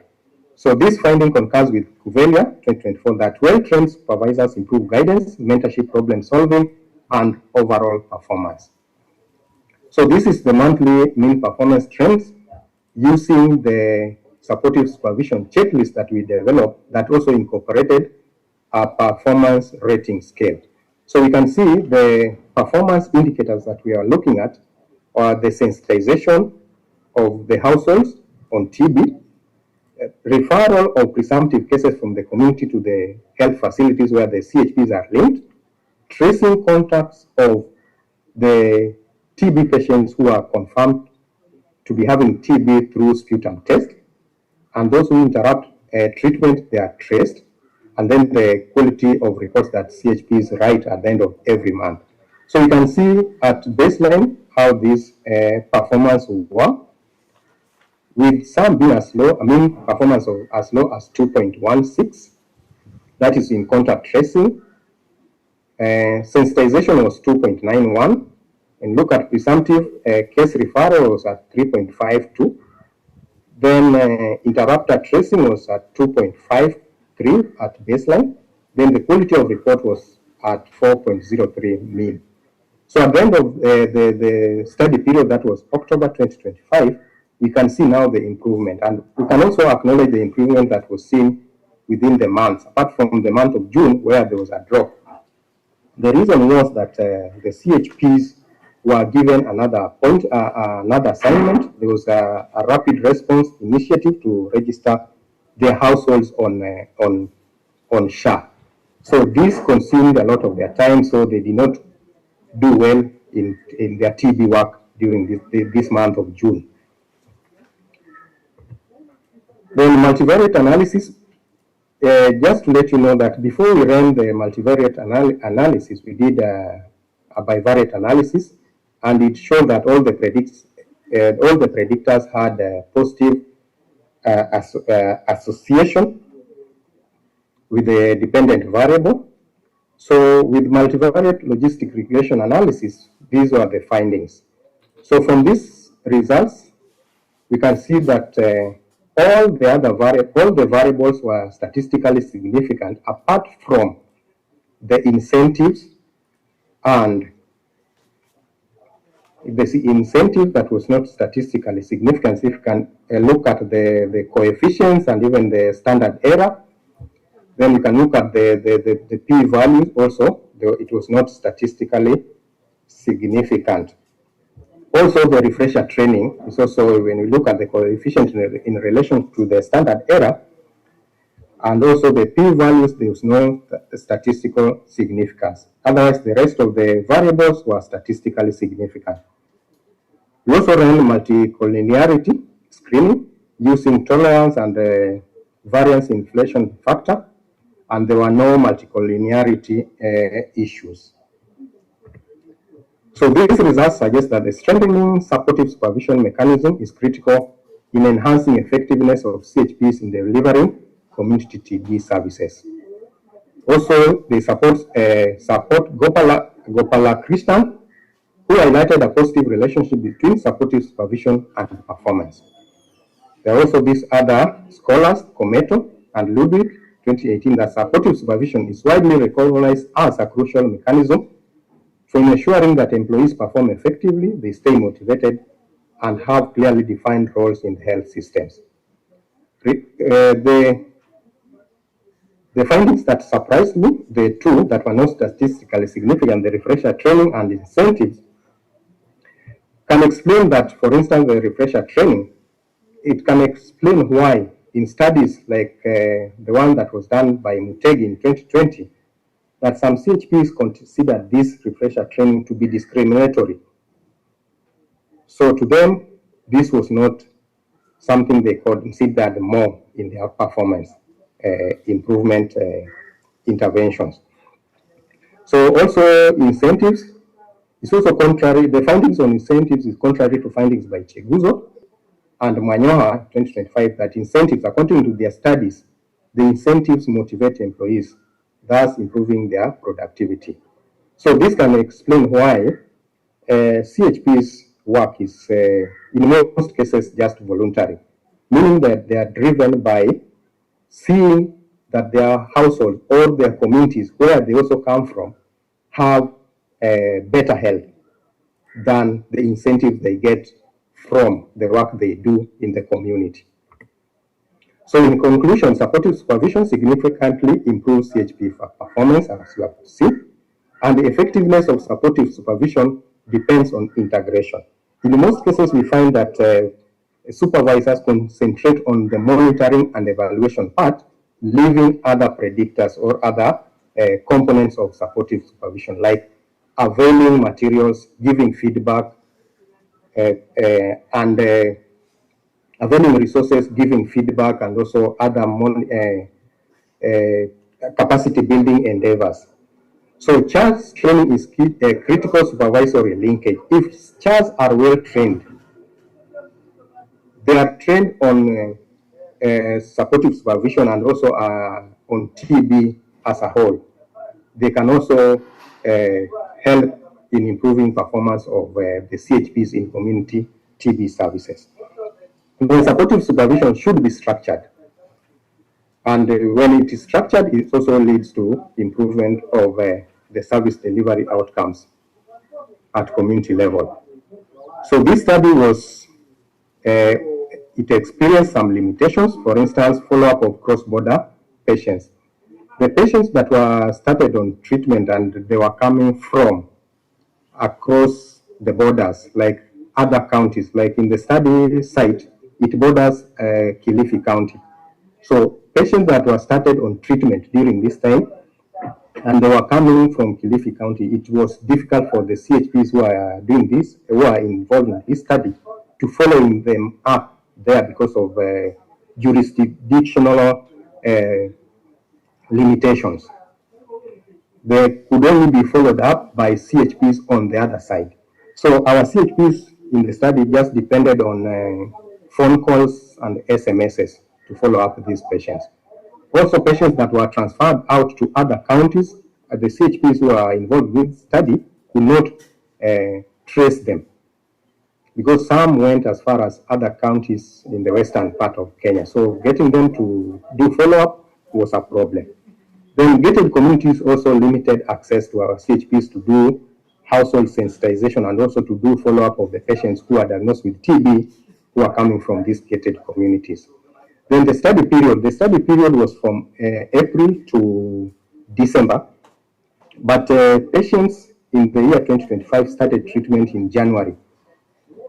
Our study was between April to October, but there is a period that is assessed to even determine the treatment outcomes is normally between January to December. So this was a limitation for us that we could not establish exactly the contribution of this intervention for the 2025 cohort. So the recommendations. So one is for practice. So the first recommendation is to institutionalize continuous capacity building of CHPs through well-trained CHARs. When the CHP supervisors are well-trained, they also transfer the same knowledge and the information to the CHPs. If there are updates, we know guidelines do change, and it is the CHARs, the supervisors of these CHPs who can disseminate the same information to the CHPs. We need also to implement regular and standardized training programs on supportive supervision. This is a responsibility of the national government as well as the county government. Ensuring availability of operational support system. This is also a function of both the national government through the Division of Community Health Services and also the county government through the Department of Health. There is also need to ensure supervisory structures between CHARs and CHPs. Number 5 is to ensure routine performance monitoring that is embedded within the community health system, not just at facility level. And for policy, there should be policy framework, formally recognized structured supportive supervision. Like during our baseline assessment, the respondents reiterated that they did not have supportive supervision checklist that is specifically for TB. So that is why we developed one and we utilized for this study. So the policy framework should formally recognize structured supportive supervision. We also need to allocate sustainable funding for supervisory activities. We know the TB program is majorly supported by partners, but currently the partner support is going away or dwindling. So we need to come up with sustainability measures that will also go away in supporting supportive supervision activities. Ensure there are policies to address workforce gap. Like I've just shown, the number of CHPs overseeing these households is just less. They are not adequate. That is why we saw that some CHPs oversee as more as 150 households. The same applies to our CHARs. Find that some CHARs oversee as more as 6 community health units, which is contrary to recommendations by the community health strategy. then also need to ensure supportive supervision systems are integrated in the broader health system strengthening initiatives.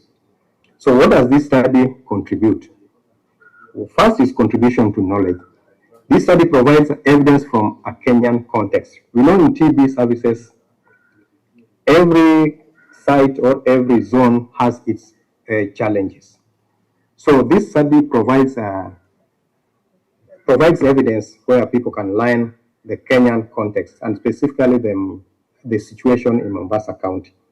The study has also demonstrated the effectiveness of integrated supportive supervision, where we have not only looked at the monitoring and evaluation aspect of supportive supervision, but we have also looked at capacity building, resource availability, feedback mechanisms as well. It also expands on understanding of community-led level TB service determinants. What exactly determines performance of our performance indicators in TB at community level? It also adds evidence at level 1 workforce performance measurement. So contribution to practice, it guides the implementation of supportive supervision, also supports policy decisions on the need to invest in level 1 healthcare systems. This is the first level where if we can intervene at that level, the promotive and preventive level, then even the burden that we see in our level 6 or level 5 facilities can be reduced at that point. Then we also strengthening TB control strategies. We now know where to intervene in order to improve on our TB indicators. It also provides scalable supportive supervision model. Here we have just looked at the supportive supervision checklist that we have incorporated the performance rating scale. But somebody can now come up with other models of supportive supervision. It also enhances accountability and quality improvement. Like what we were looking at, it also enables the supervisors to look at exactly what the CHPs are doing and verify their data at facility level, whether there's concordance or otherwise. So areas of research, future studies should assess the long-term sustainability of supportive solutions on CHP performance. Further research should also evaluate the cost effectiveness of structured supportive supervision models to inform resource allocation at county and national level. Like just to share this study, we spent a lot more than what we expected. So there is need for other researchers to come up with other cost-effective supportive supervision structures. Then additional studies should examine the direct impact on patient-level TB outcomes, like the treatment success rate for a whole cohort, the cure rates, the defaulter rates or loss to follow-up cases, as well as the death rates. Thank you. Thank you, Moses. We appreciate and for that comprehensive way of presenting your work. We are now well informed on how we are supposed to get that support for the CHPs so that we can control tuberculosis in our country. Any question that can be addressed to Moses, kindly raise your hand so that we can give you a chance. Sorry, good afternoon. I'm looking for. Yes, I can raise my hand. Yeah, can I just continue? It's okay if you cannot be able to raise. You can continue. Okay, fine. Mine is a very brief one. There's something you mentioned that's in the area of supervision, that probably the old workers appear uncomfortable or motivated when supervised by younger workers. I don't know how will that be managed. I think you indicated there is a study that was done. I don't know. You also come across that. Because I'm looking at it like it's a novice, it doesn't really depend on age. So what could be the challenges?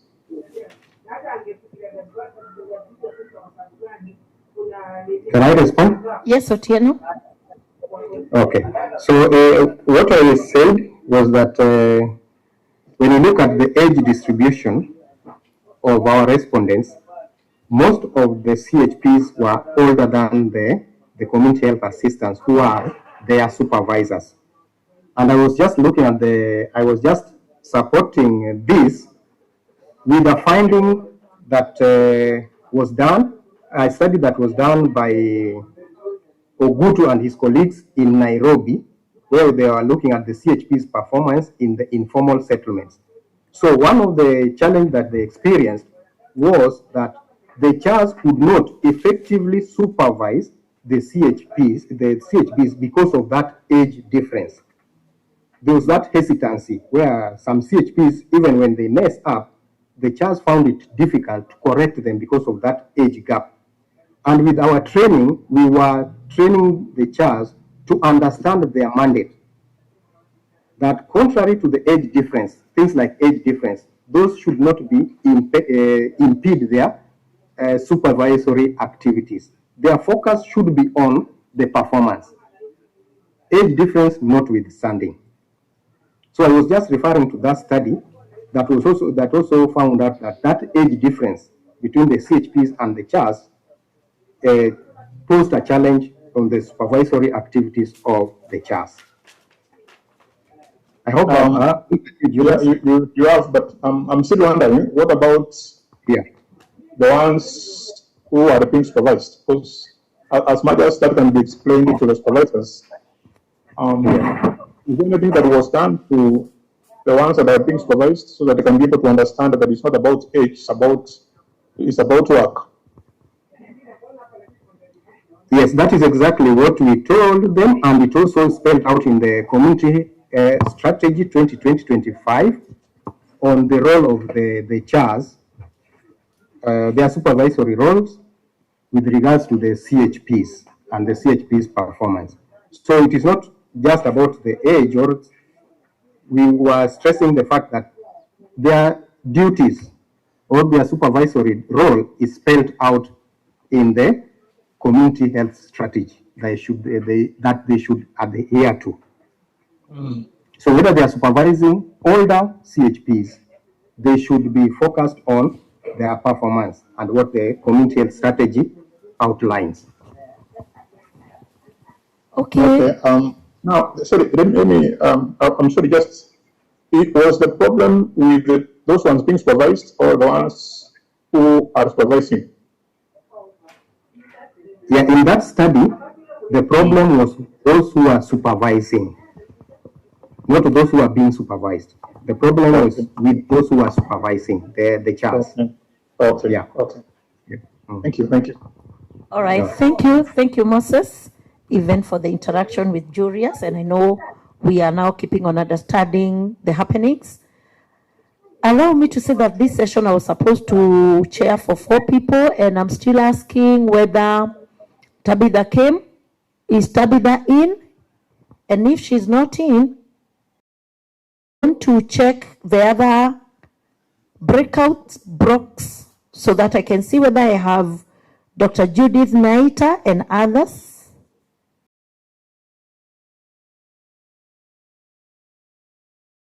Werunga from NKU, Julius Oguso from Kemu, Alderedais Simiu from Maside Moriru. If any one of them is in, we can have a chance to hear you. So before Julius, oh, you're the one. Oguso. I'm the one. Yes. Take the floor. Yeah, let me try to share. Once I share, then I'll switch. It's all right. It's all right, because now the chance was for Tabitha, and now because we were to do 4 people before we break, we would rather get you so that now her slot you can take, and then she can go to your stroke in the session after lunch. Yeah, mine will be very brief. Let me share first. Sure.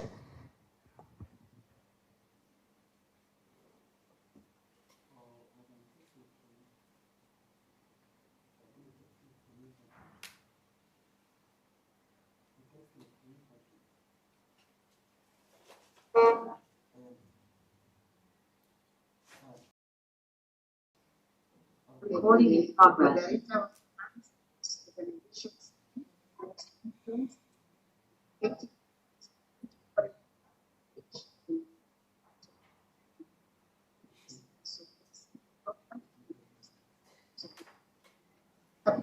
development from variables prepared for site implementation. Findings 16, human capital building, and rare evidence as man You now give me a bit of time. I want to use some other gadgets. Take your time. We can take a sip of water.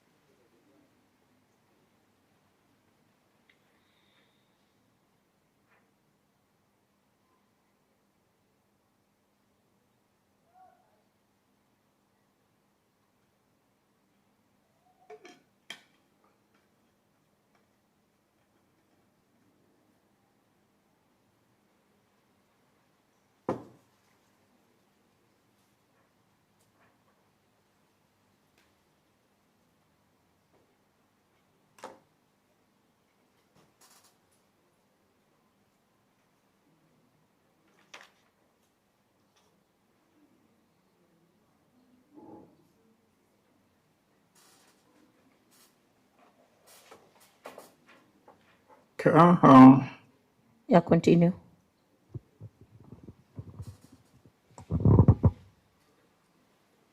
So, maybe Chair, you can note I'm alone.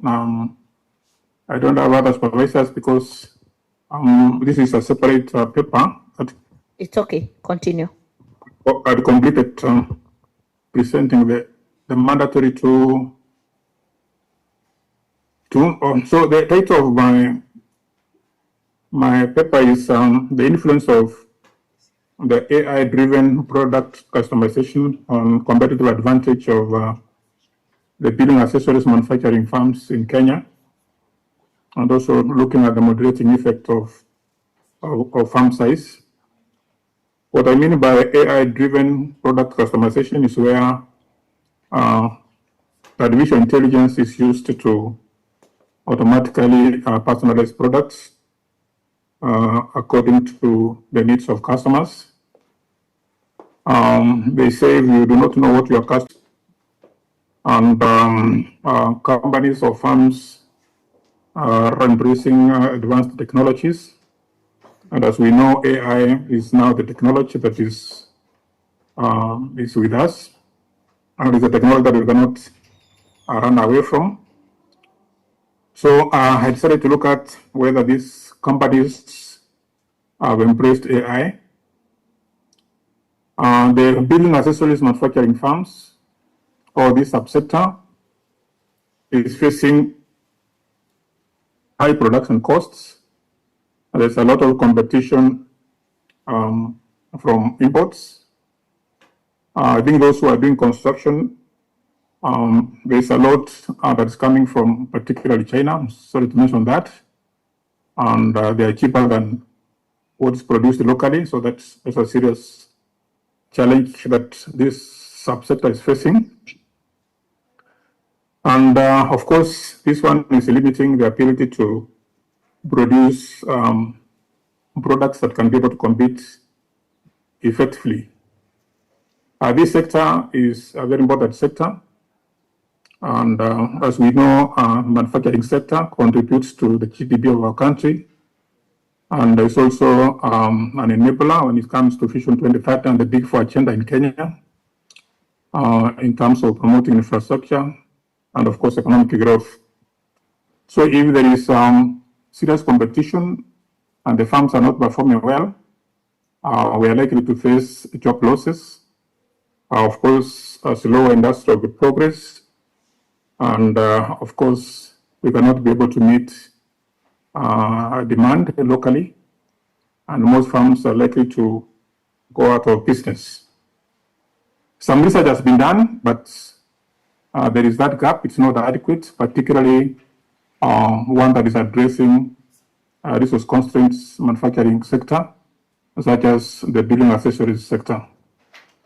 And particularly the adoption or incorporation of a technology in also there is inadequate research on the effect of the farm, how it moderates this relationship. So the objective was to examine the influence of AI-driven product customization on competitive advantage, and also to test the moderating effects of farm size among the building accessories manufacturing farms in Kenya. And the core question was, does AI-driven product customization significantly improve competitive advantage? And does farm size moderate this relationship? The research philosophy, positivist philosophy, the design was ex post facto design.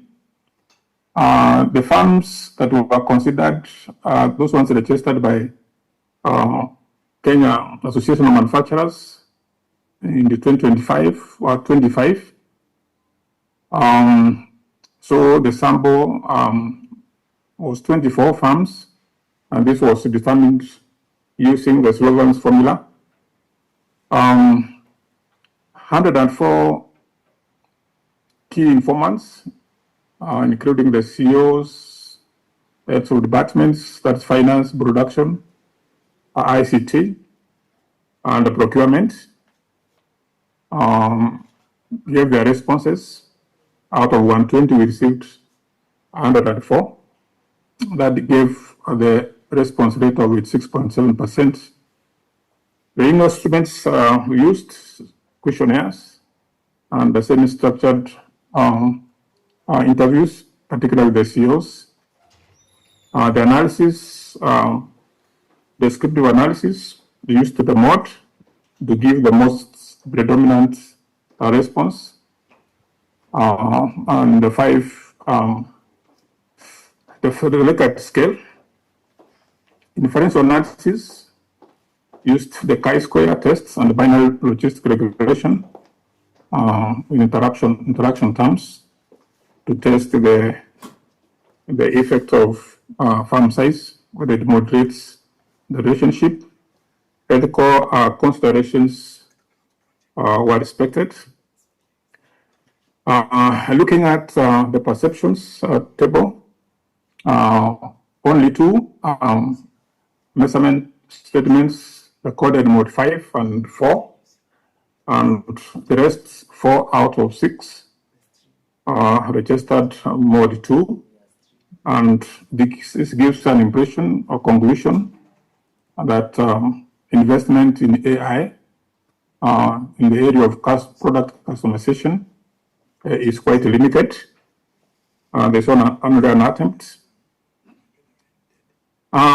Looking at the association between AI customization and competitive advantage, the chi-square, the p-value was less than 0.001.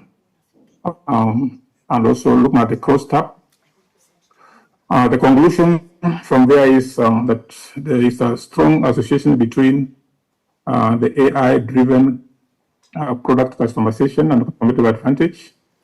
Looking at the p-value of less than 0.001, and all the respondents with adequate AI reported adequate competitive advantage.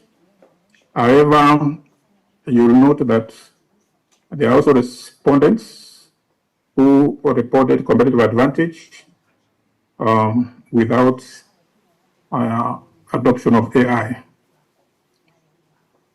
Looking at the main effects, summary model on the binary logistic regression, the main effects, that hypothesis was rejected because firms have given an indication that AI-driven performance customization those ones which have embraced that were more than 4 times likely to achieve competitive advantage. The p-value is equal to 0.008.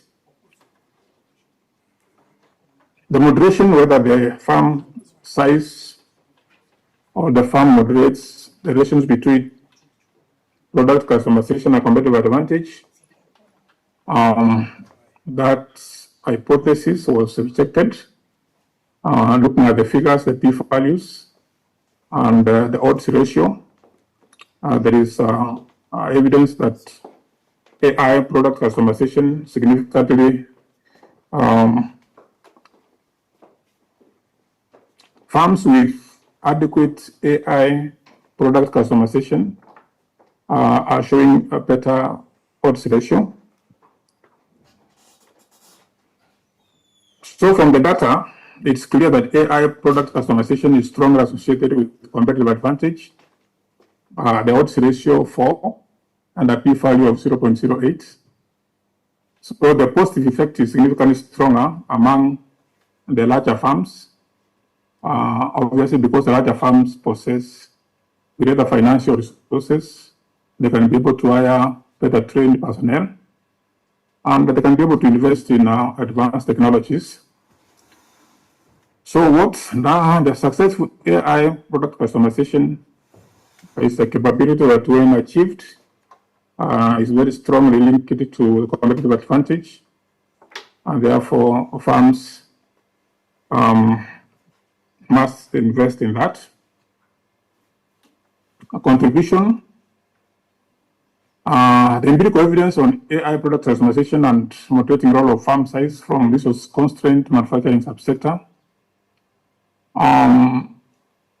What the results have shown is that farms that invest in AI-driven product customization are likely to compete effectively in the market, and they can do it by ensuring that this one will assist them to reduce their costs, will ensure that they are able to meet the customer needs. Actually, we faced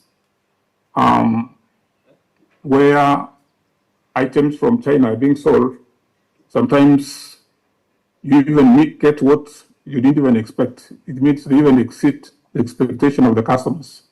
It's because of the advanced adoption of AI. And for the policymakers, I think the results will be able to enable them to make good decisions on the implementation or adoption of AI technology. The managers of these building accessories manufacturing firms can use this to make informed decisions.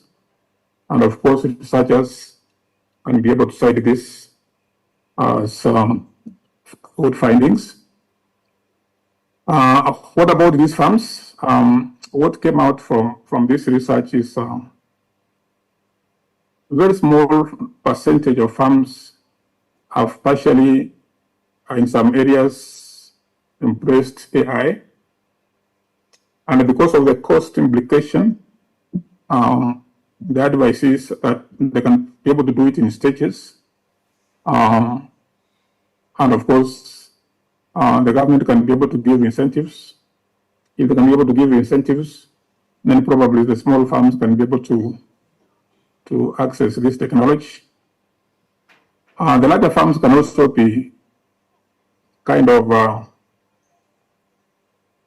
learning point. If they can be able to invest, the small farms or the managers from those small farms can benchmark and learn. But across the adoption of or embracing of AI is so limited. There are some limitations. Looking at the sample, the maximum I could get is 24 farms because the total was 25 at the population. This can limit generalization.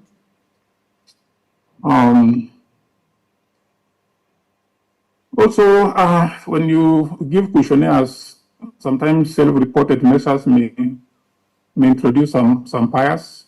Some may not give correct information.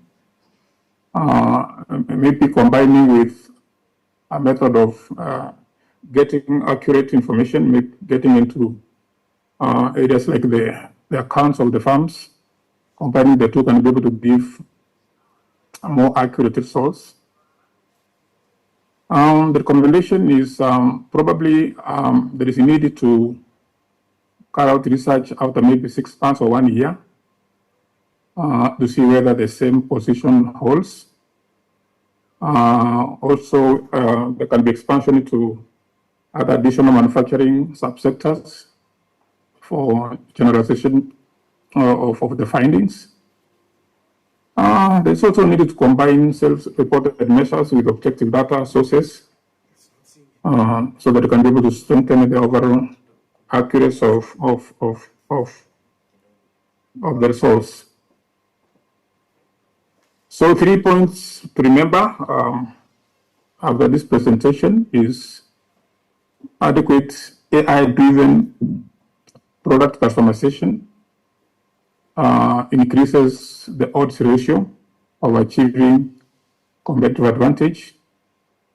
And the size of a farm moderates the relationship between technology integration and the competitive advantage. As we know, larger farms have resources when you compare with the small farms. And the competitive advantage is driven by successive organizational integration of AI systems, not just having that technology available. Thank you, Chair.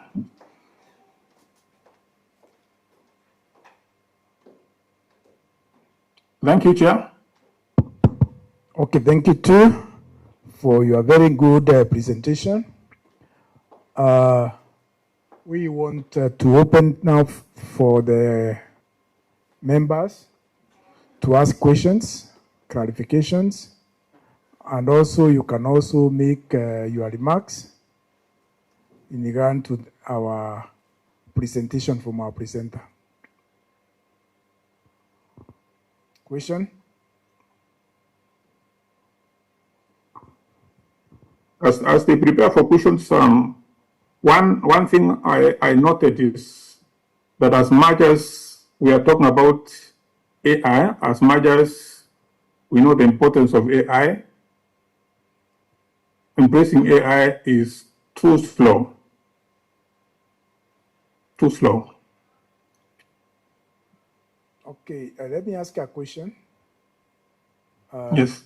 This is Nya. How do you pronounce your name? My name is Julius Onguso. Onguso. You see there's a J, Yes. but I'm wondering why J is there. It's okay. Sorry? It has a J. Okay, I want to ask 2 questions. One, Yes. what surprised you? What can you say surprised you in your research or your findings? And then, what disappointed you in your results? If you can answer those 2 questions, I'll be happy. I mean, what really surprised me, I want to answer from my perspective, is that there is talking about AI, particularly by the CEOs, but not walking the talk. So was that a surprise or a disappointment? I can call it a disappointment. Yes. So what was? And allow me to even say even a surprise. Yeah. Then allow me to say why it's a surprise, because somebody or maybe a manager, somebody at the level of a CEO, probably should talk more about actual adoption of AI, or probably what then the future has in terms of embracing AI. Okay, maybe I want to follow it a little bit further. You see, AI, when it came, it was like a free tool. But at the moment, it's a charged tool and quite an expensive instrument to run to maintain using it. For example, if you use ChatGPT and the strong version, how much is it? It's about 3,000 to 4,000 per month, and you find in some organizations, you see, that's a cost that was not there. Besides the cost of internet, the cost of electricity, the cost of ABCD, these are all running costs. Don't you think the cost of the usage of AI could also be a problem to adoption of the whole technology? Yes, cost is one item that was cited by quite a number of CEOs. But I want us to look at it from this point of view. One, when it comes to technology, the mistake we can make is to fight technology. Two, when it comes to production, technology is never static. And the purpose why you have to pick when it comes to production is it will assist you to manage costs, it will assist you to improve the efficiency. And when it comes to issue of the products to the customers, you can be able to make products available to all the customers so that when a customer wants 1, 2, 3, 4, it's not disappointed. Technology can be very expensive, but we are now in a revolution where AI in production is something that you cannot be able to avoid. So I think what the companies must do is to ensure that they look for ways and means of getting enough money to invest in that. The government can come in and give some incentives, maybe tax breaks and so forth. But if we don't do that, then we shall be left behind. Then the competition from the imports will make our farms close. I'm talking from, I've been in production for decades. And I've been involved in this area of technology integration or use of technology in production. One thing you must know is you must always know what your competitor is doing in terms of technology integration, because those ones who are able to move on time, they are able to compete. Okay, thank you. Yeah. Thank you. Kisito, you have a question? Yes, thank you so much, Julius. I just want to, if you don't have the answer now, that's fine. I'm looking at your main take-home message, and clearly you're saying there's sort of a correlation between AI product customization and competitive advantage. I want to ask a rather scientific question on the moderation effect, because what you're basically saying, this is specifically pronounced with large farms. So I want to ask for a small statistic called R squared.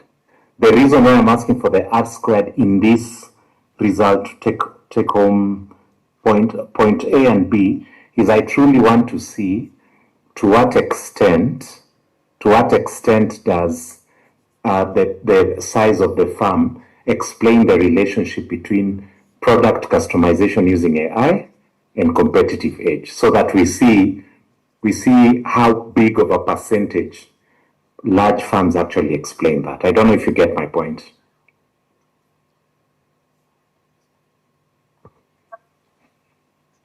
Julius? Yes, maybe we can look at that at the table. I can explain from there where there is AI product customization and farm size, the interaction. Of course, the reference categories is inadequate AI product customization, and also the small farm as the reference category. So if you look at the odds ratio, as AI product customization farm size is 2.66 and the p-value is 0.17. That gives the answer that the larger the farm, the better. I hope I've answered your question.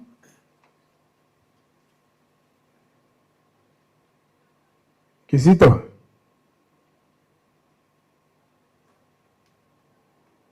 Any other question?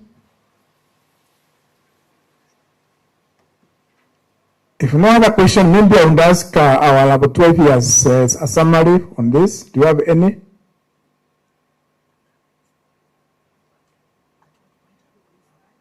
Laboratory?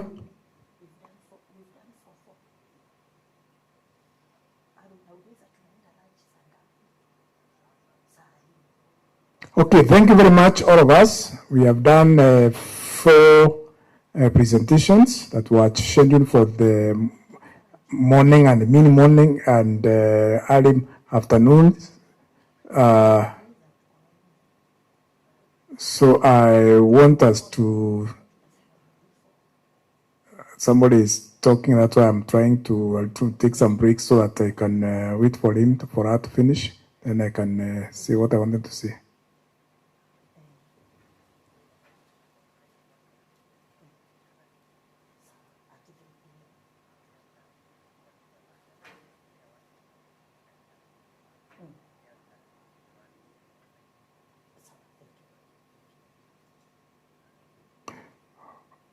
Okay, thank you very much. I was saying that this session we have concluded it. It has gone well.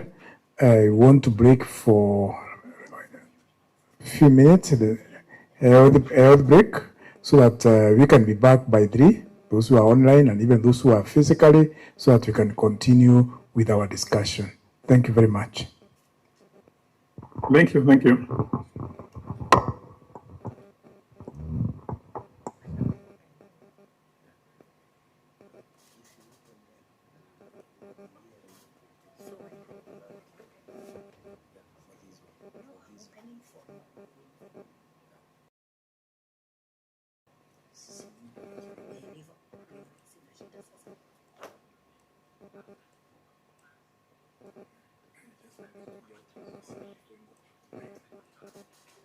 The future is here.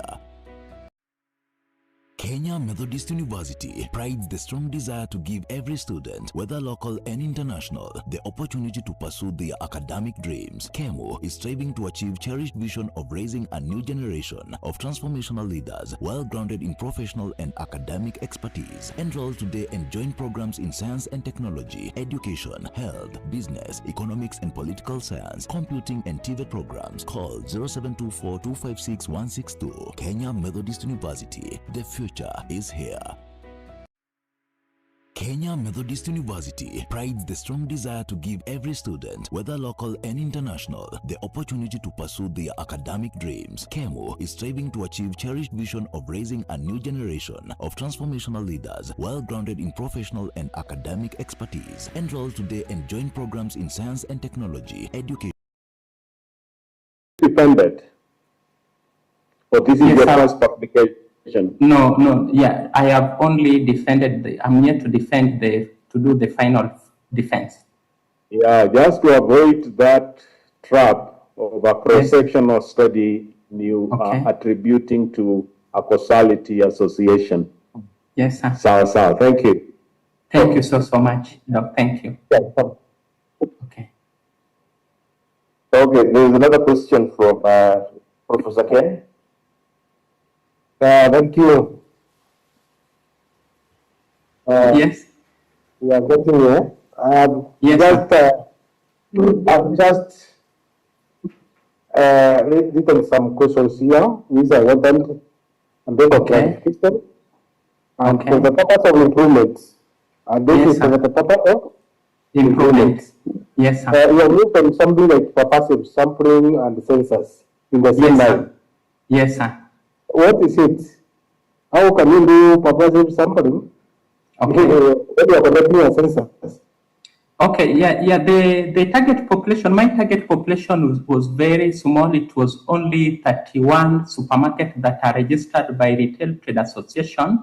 So I decided to study all of them. I visited all of them. However, in those supermarkets, what I was doing, I was simply going to specific people. For example, I was interested on the supply chain manager, marketing manager, quality assurance manager. To cut it short, that Yes, is sir. not for passive. That is Okay. not for passive Purposive. something. Because you have identified specific people to interview. Yes, sir. Across the board, all that Yes. one entities. That's all. Yes, sir. Yes. So that is not for passive sampling. And also you have mentioned census. But Okay. you have just selected some supermarkets. But you are mentioning selection of supermarkets and a census at the same time. Which Yes, one is sir. which? I'm asking which one is which? No, I meant a census of all the registered supermarket. There's other supermarket, they are not registered with the Retail Trade Association. So I was simply dealing with census of those supermarket registered by Retail Trade Association. That's clarified, but remove the ones for passive. Number Yes, two, yes, sir. it is a small number of organizations that one. Yes, sir. Really, you have interviewed that one for markets. Are we together? And Yes, 155 and 155 people. Yes, sir. The unit of analysis is that Yes, one. sir. And Yes, that's 155. Yes, sir. Yeah, you are right, sir. Listen, then you answer. Okay. The unit of analysis is that one. However, the data we are collecting from 155. Now my question is, now this brings a methodological issue. Are the conclusions drawn from that one or from 155? And the reason is, yes, sir. If you are drawn from that one, the unit of analysis is that one. But here you have interviewed 155. So will the conclusions come from 155 or from that one? That's a methodological challenge. Okay. Because it seems that you have joined all of them together, you have put them in the system and generate answers and results, which might not be efficient. Are we together?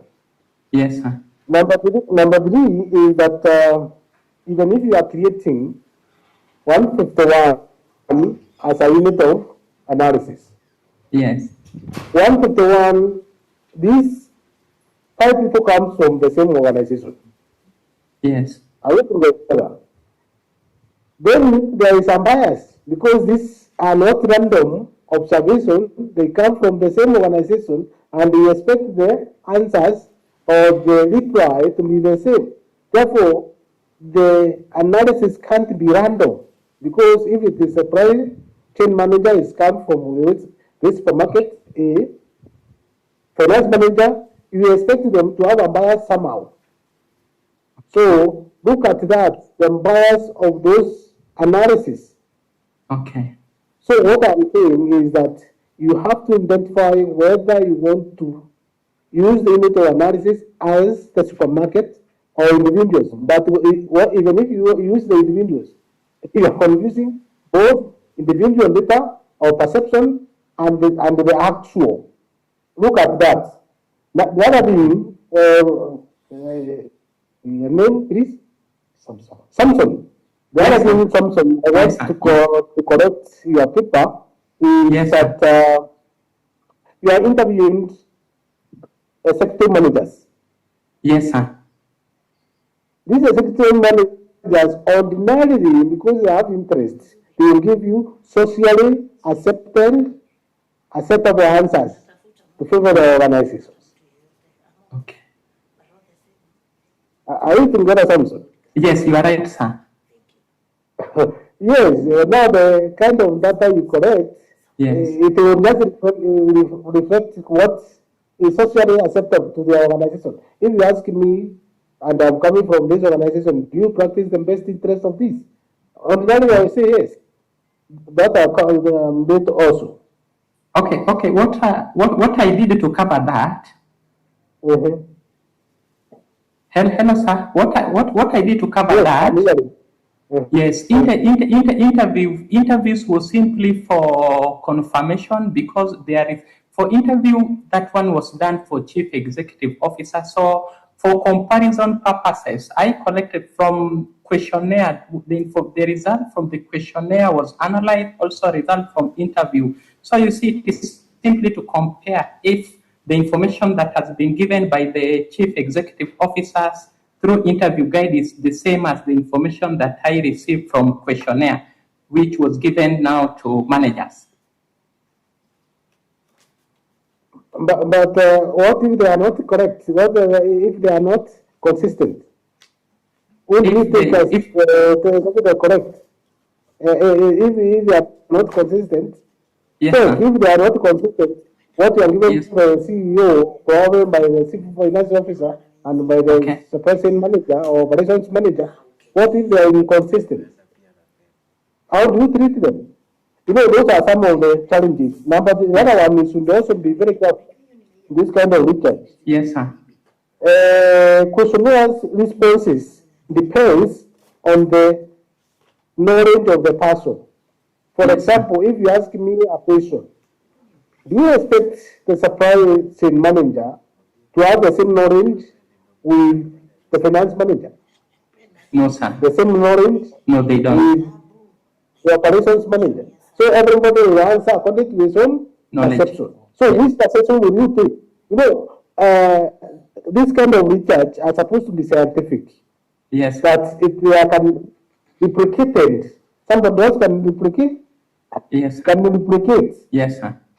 The other thing is that my senior has mentioned something. This kind of analysis talk about casualty, no, not casualty. Talk about association, not casualty. You should take that also very seriously. Yes, sir. But now, you have also mentioned about you mentioned independent variable, or dependent variable by profitability. Yes. I wonder about you measuring by profitability. Sasa? Yes, sir.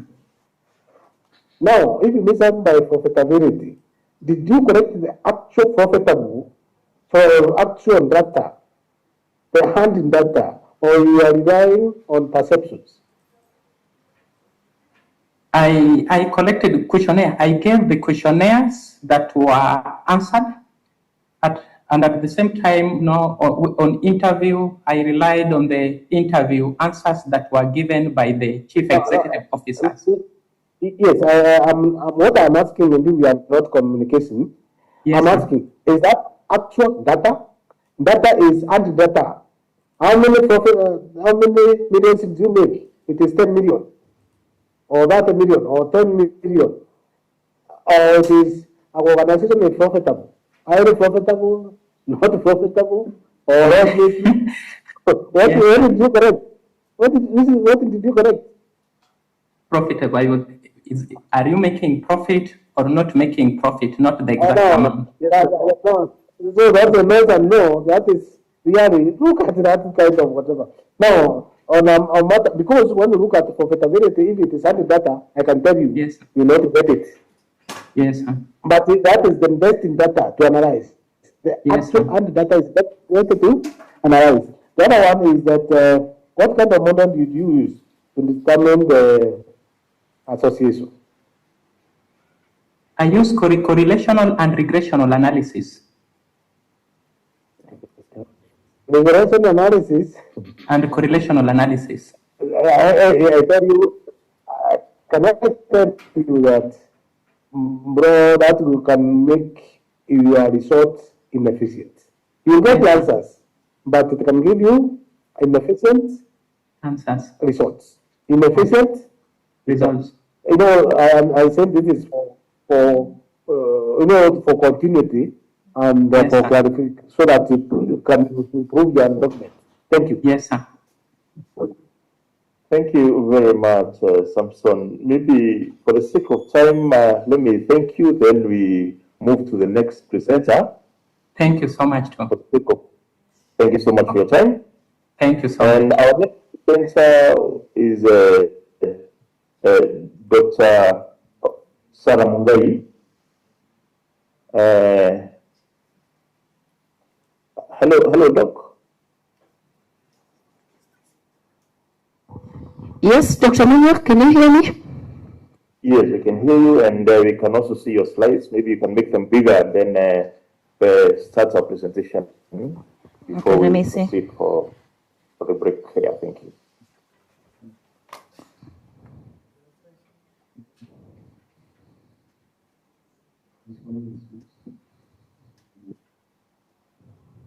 Kidogo tu.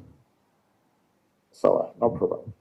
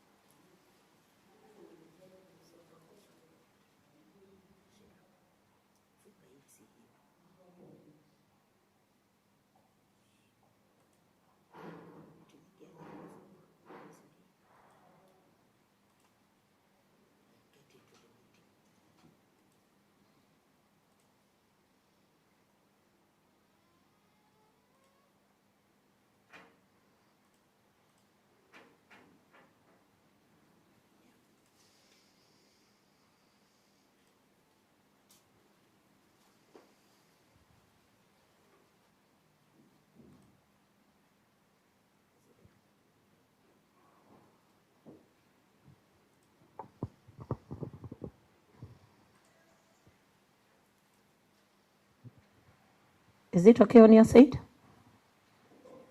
Yes, you can do the slideshow.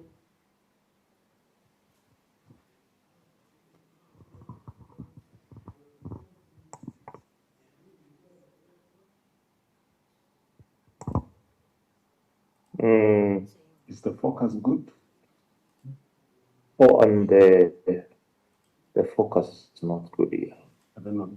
On this or yeah. I will.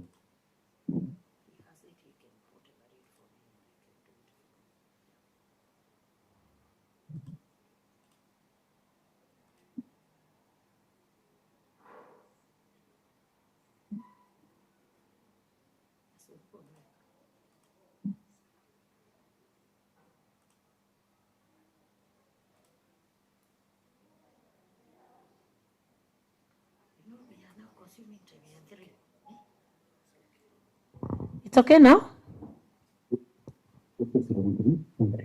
Just Yeah, it's okay. It's okay. We are good with that. All right. I want to present. My name is Dr. Sarah Mungai from Kenya Methodist University. And my presentation is on effect of digitalization of teaching methods in students' academic performance in senior schools in Imenti North Sub-County, Kenya. The problem of this research was about having despite potential of digitalized teaching to improve learner engagement and academic performance, we still find the senior schools continuing to experience challenges in effectively integrating digital technologies into teaching, hence the performance not improving. What is happening? Schools are facing inadequate ICT infrastructure. There is weak internet connectivity, limited digital devices, insufficient technical support, and even varying levels of teachers' ICT proficiency, whereby we find the teachers or the facilitators are not well conversant when it comes to ICT. Why does it matter? These challenges, they may limit effective technology integration, especially when we are knowing about one of the competencies we are having with the shift that we have in the current curriculum is on digital literacy. And therefore, this is reducing the learner engagement and competence development and ultimately compromising the students' academic performance when they are not having this digitalization way of being taught. And what is missing? There is insufficient empirical evidence on the extent to which digitalization of teaching methods influences students' academic performance. And this one is in senior schools in Imenti North Sub-County.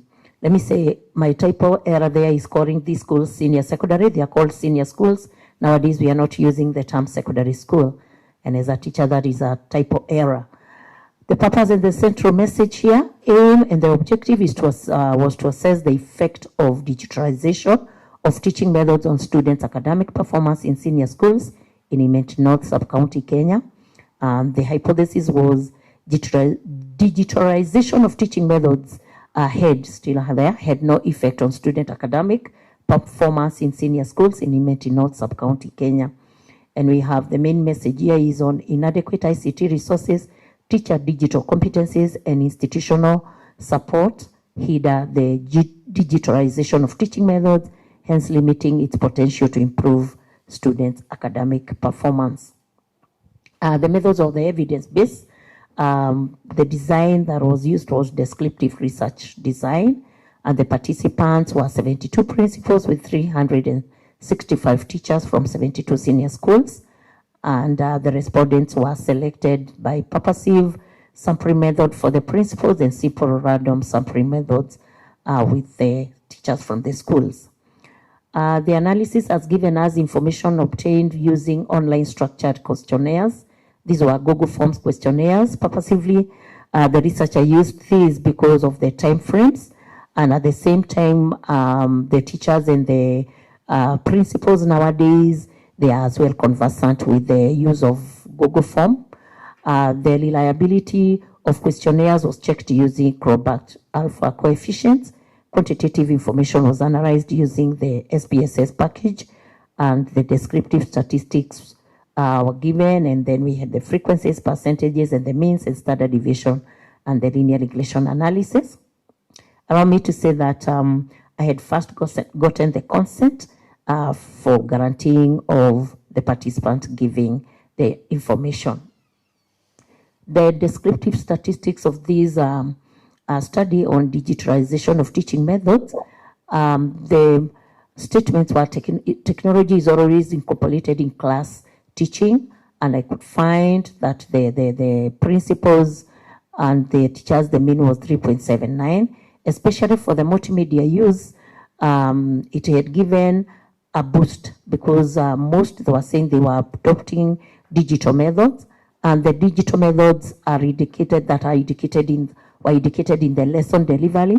They are like use of posters, that is the visual posters and charts. When it comes to audio, they could use majority of them. They were even using the listening of stories, especially with language teachers, and also podcasts. The learners are in a position to know how to make use of podcasts together with the teacher. The teachers could use podcasts when they were delivering their lessons. When it comes to technology integration, the classroom technology use was also relatively high with 3.79.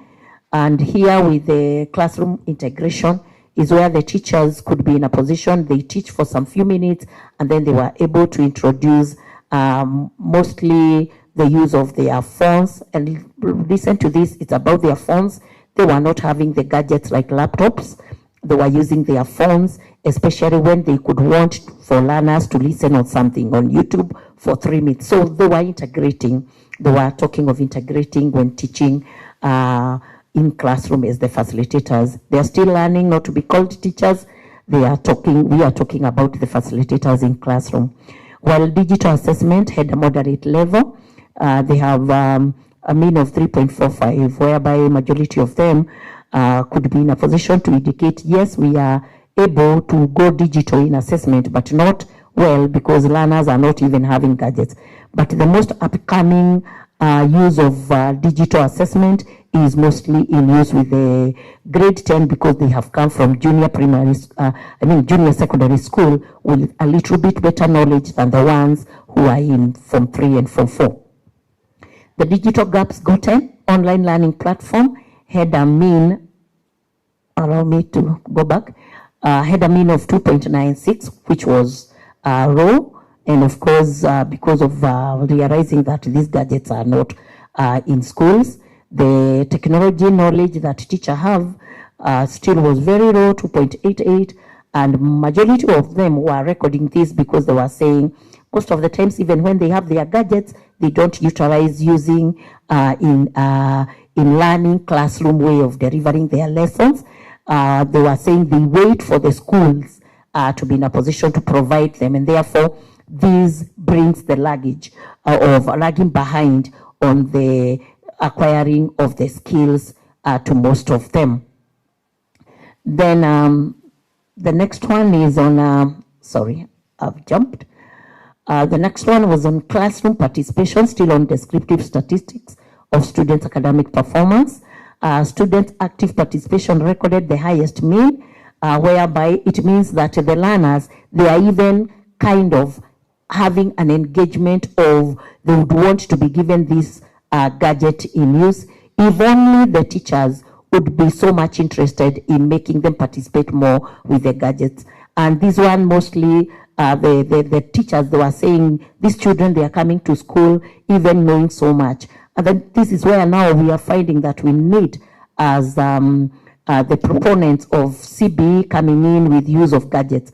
The era that we are in, we could discover even when I was interacting with these questionnaires, I could discover that there is that urge of teachers saying, why don't we keep on allowing these children even to come with these gadgets? Because some schools can't afford, but kids may be back at home, they have these gadgets.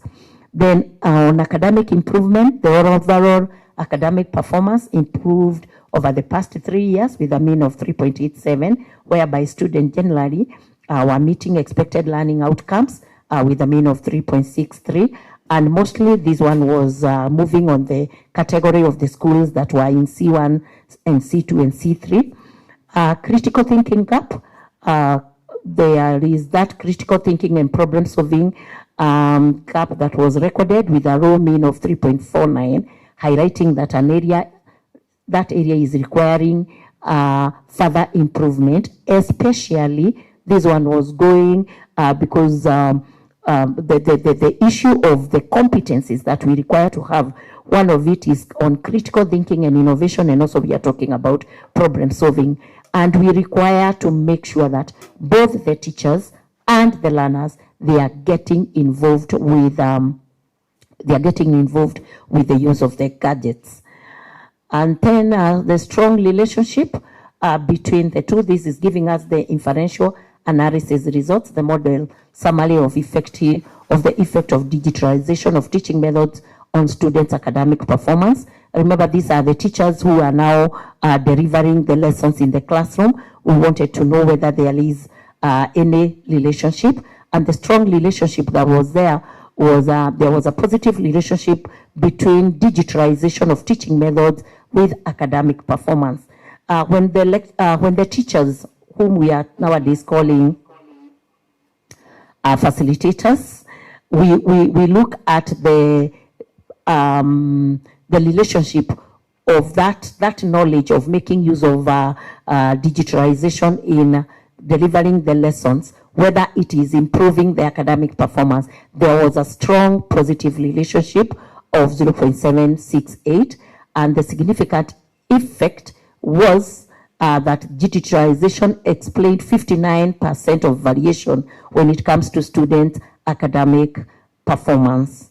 The positive influence was a 1 unit increase in digitalization increased academic performance by 0.714, whereby now we could nullify the hypothesis. The hypothesis was rejected, whereby we were saying that there was no significant effect on digitalization with the teaching methods the teachers use in schools.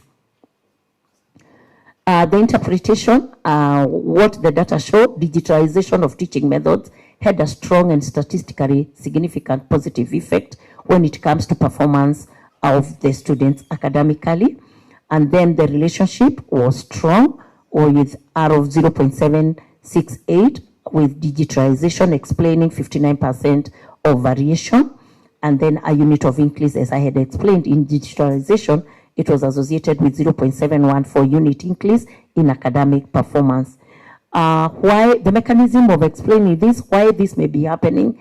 This may be because digital teaching methods, particularly the multimedia resources, which of course, previously, before we were knowing that this is part of technology, teachers were still making use of some of the visual aids, some of the audio. It had a mean of 4.12, and classroom technology integration, whereby nowadays teachers, they are getting in class even with their gadgets. They have recorded some, especially the languages. Most of them, they were talking of having recorded the songs and the poems, and then the learners could be in a position to hear or listen the songs, and then they could interpret, put up the themes, coming up with podcasts, and so they were making lessons become more interactive and engaging. However, the relatively low means for teachers' technological knowledge, mean of 2.88, and online learning platforms at mean of 2.96 suggests that there is inadequate digital competencies and limited access to advanced digital platforms, which may constrain the full benefits of technology. And again, I'm saying, because we are still shifting from the knowledge-based or the content-based to competence-based, there is need for our teachers or our facilitators to be empowered with digital competencies, so that actually the learners that are in grade 10, they have proved to have more knowledge technologically, more knowledge than the teachers. Somehow, teachers, they sound to be ignorant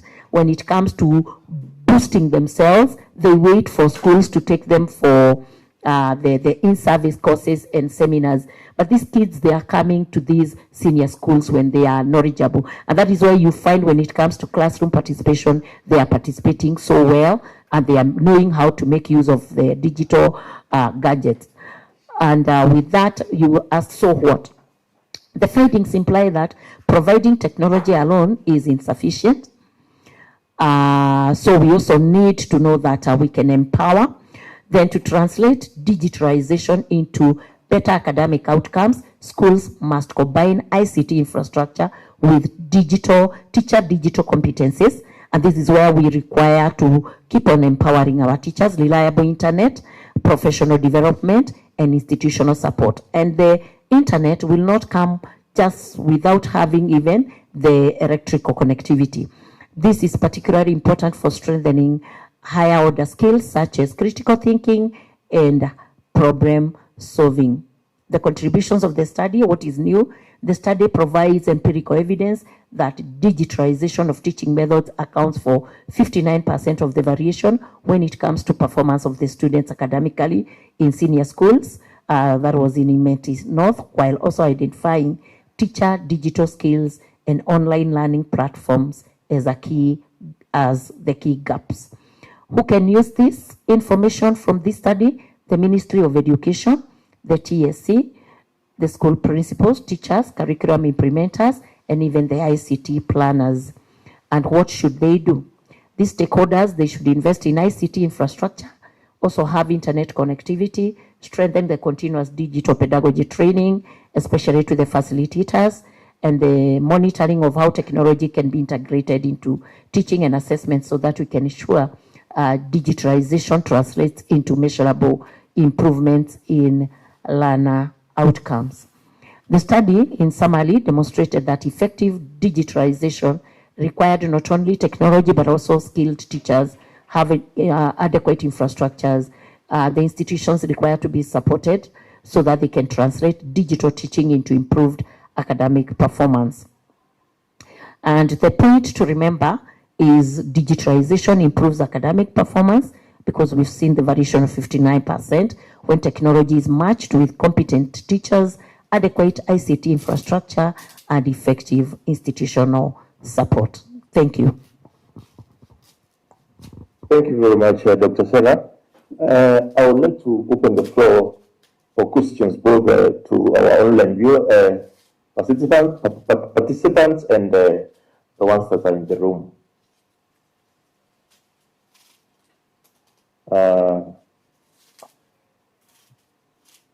Any question, anybody?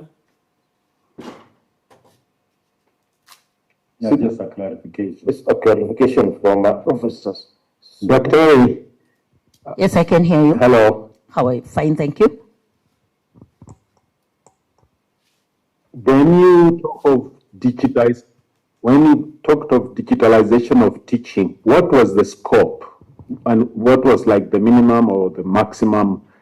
Is it including PowerPoint presentation or registering students online? What was the scope of digitalized teaching? When do we say you have digitalized your teaching? Thank you. Okay, thank you.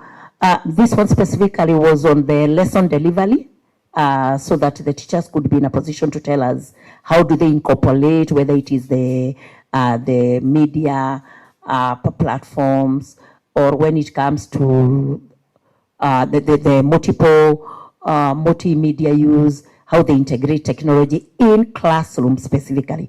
Classroom when delivering lessons, not when they are doing intake, not when they are communicating to parents, only in classroom. Maybe that is what you could be asking me, if I'm able to understand what you're asking. Yes. So basically, if it is course delivery. Yeah, lesson delivery, yes. Lesson delivery. Yeah. So that then within the lesson delivery, where does it start and when does it stand? Lesson plan, syllabus. Good. Content, student reaction, interaction, homework. When does it start and where does it end? Thank you. All right, thank you. Allow me to say when it comes to the use in classroom, the teachers who are using multimedia in teaching process, the numbers were high in lesson. In a lesson of 40 minutes, you could understand that the teachers are pointing that they can spend about 10 to 12 to 15 minutes, especially with the grade 10 learners, because these ones are the ones who are understanding, who are now the facilitators.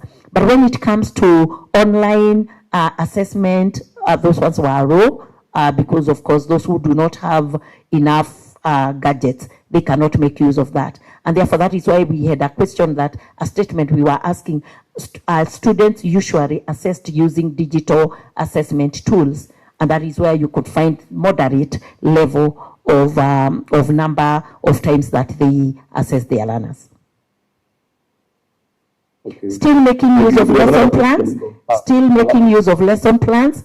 Of course, the C1 school, which of course are few in Imenti North.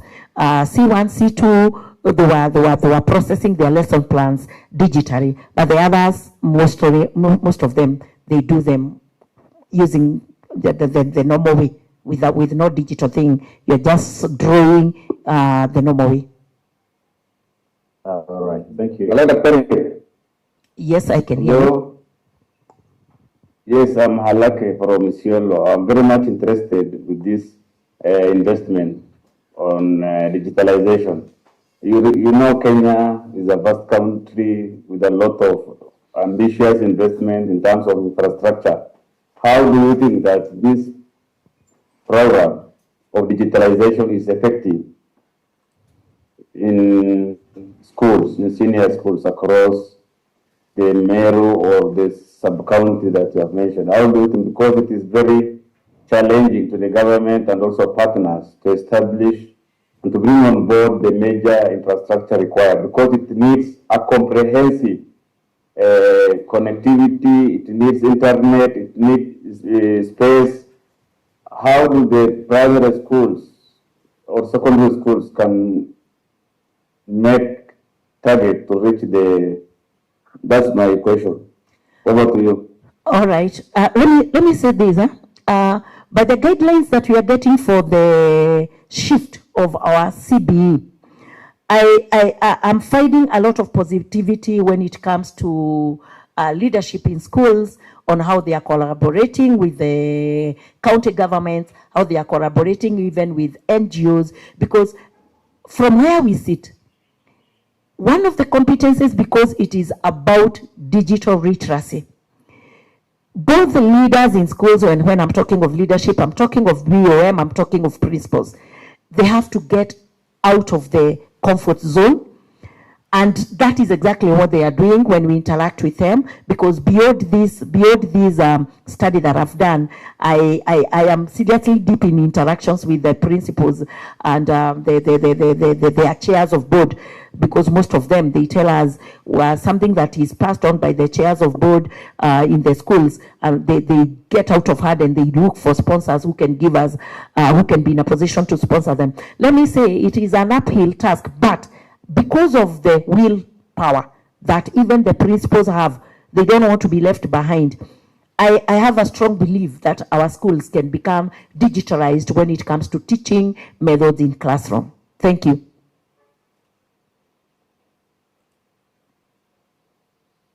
Over to you, Dr. Munywa. We have another question, two more questions. Yes. I feel like we have two more questions. One is from, okay, go ahead. Yeah, Catherine. Hello, Daktari. Hello to you. Hello. You can hear me? Sarah. Yes, I can hear you. Yeah, this is a nice area. Yes, I'm interested. You have talked to us about one of the recommendations for your study. It's institutional support. So please clarify, it's which, what kind of institutional support? Is it by the parents, the community? Is it by the donors? What nature of the institutional support? Allow me to start with saying. Yeah. Okay, continue. Okay, note down that. Yes, I've yeah, noted. Then I have another question about this availability. How was the availability of this technology in the learning institutions? Because talking of the senior schools, then I think your results, you are able to obtain them from the C1 schools. But looking back at the current status of some of the categories of like the cluster 2 schools, most of them do not have any technology at all. So was the data from only the C1 or both the C1 and the C2? No, actually I said they were from C1. Then I also would like to...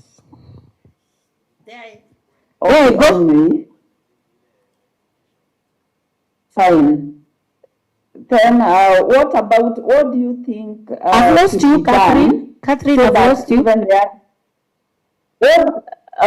What should be done therefore so that this introduction of technology does not only benefit the C1 schools, but also all the other schools, so that we achieve the dream of equity in education? You are through? Daktari? Yes, I can hear. All right. Allow me to start with the institutional support before I come to the others. When I'm talking about institutional support, it's more of what I have explained with the question that was asked by somebody from Isiolo.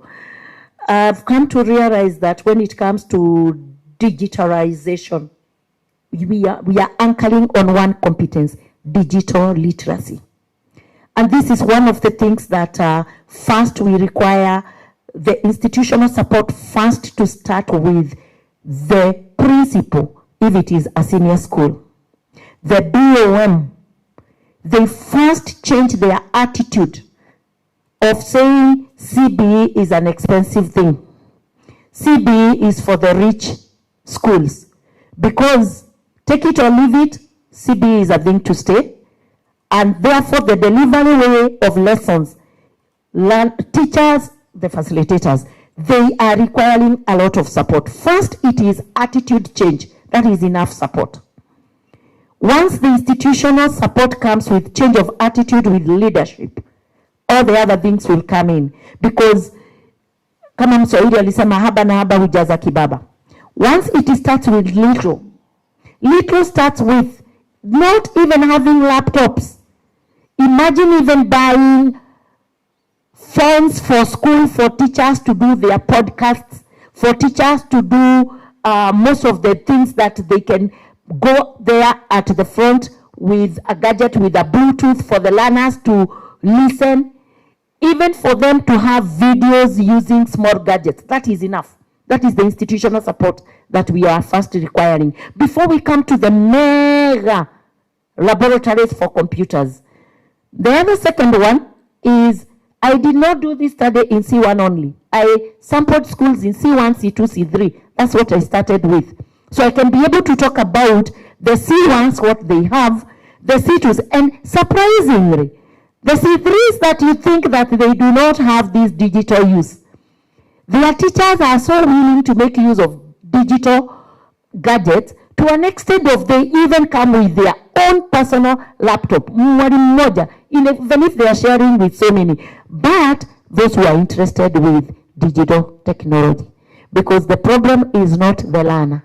The problem, I noted, the researcher noted, it is the facilitator, whom we first need to change their attitude to embrace digital literacy. But let me tell you, what I discovered, facilitators have to take it. All right, Dr. Sarah, there is a Professor Ken wants to ask just a simple question. Yes, Prof. Yeah, usually, that's a good presentation, by all means, and very appropriate now. Now, my question is about the methodology. The C1 schools, you interviewed C1 schools. Did you take a school as an entity or interviewed people within the school? I used Google form questionnaires, and first I had actually, it's only that in this presentation we are never given a good chance to say how you sampled, you did all that. I had first categorized these schools in C1s, and of course the C1s, because there are not many, the use of the Google form was the easiest way even for the others. I used the Google forms. Okay, thank you. But did you send to an institution as an institution, or you collected the institution data, or collected the data from respondents in that institution? Respondents in that institution. As a school, we talk of school, and then from there I sample. Yes.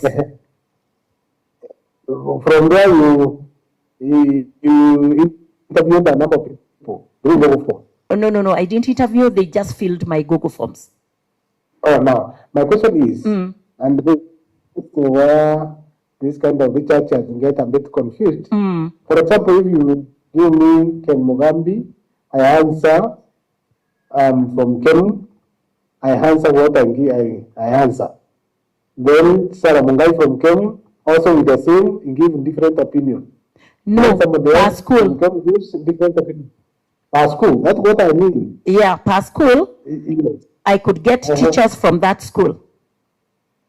That's exactly. Yes. Now, imagine you get teachers from the school and give you different opinion, different data. Which one is correct?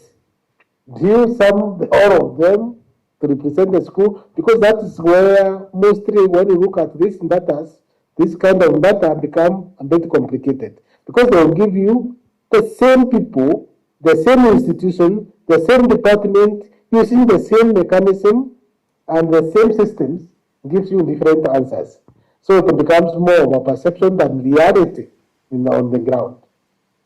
Anyway, think about that. That is a bit of that.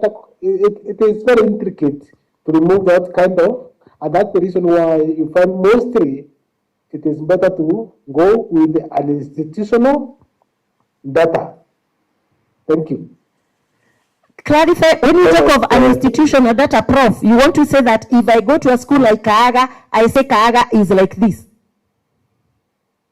Let me ask you just a question by another question. Yeah? If you come to Kenya and ask, how many students are in Kenya? I give you 200. I will sample them first. Wait, maybe I have not finished. Okay. When you probably you have a questionnaire. One of the questions is, how many students is in your institution? The registrar gives you 8,000. Then Mugambi gives you 5,000. Another one gives you 4,000. Another one 10,000. Which is which? You know, those are some of the biases. Those kind of questions breeds. So they are supposed to be very delicate when you are analyzing them. Thank you.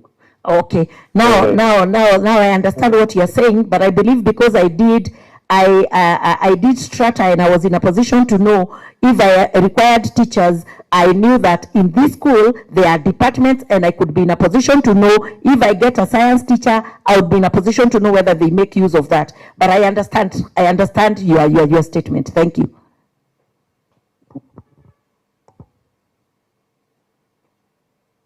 All right, thank you very much, Dr. Sarah, and thank you very much, participants, both online and in person.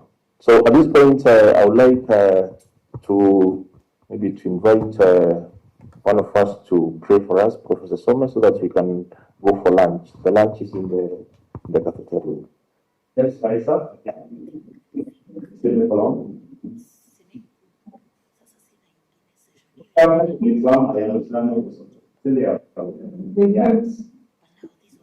Heavenly Father, we thank you that you've given us this opportunity to come together in this conference, and especially in this particular sub-theme. Thank you for those who have presented. Thank you for those who will be presenting. Now we take a break. We pray that you bless the meals that we are going to take. Father, we want to pray for those who do not have, and you remember them in a very special way. There may be those who have and they are too sick, or they are in situations where they cannot take. Remember them also. We thank you and we honor you. In Jesus' name we pray. Amen. Amen. Amen. Amen. Amen. Amen.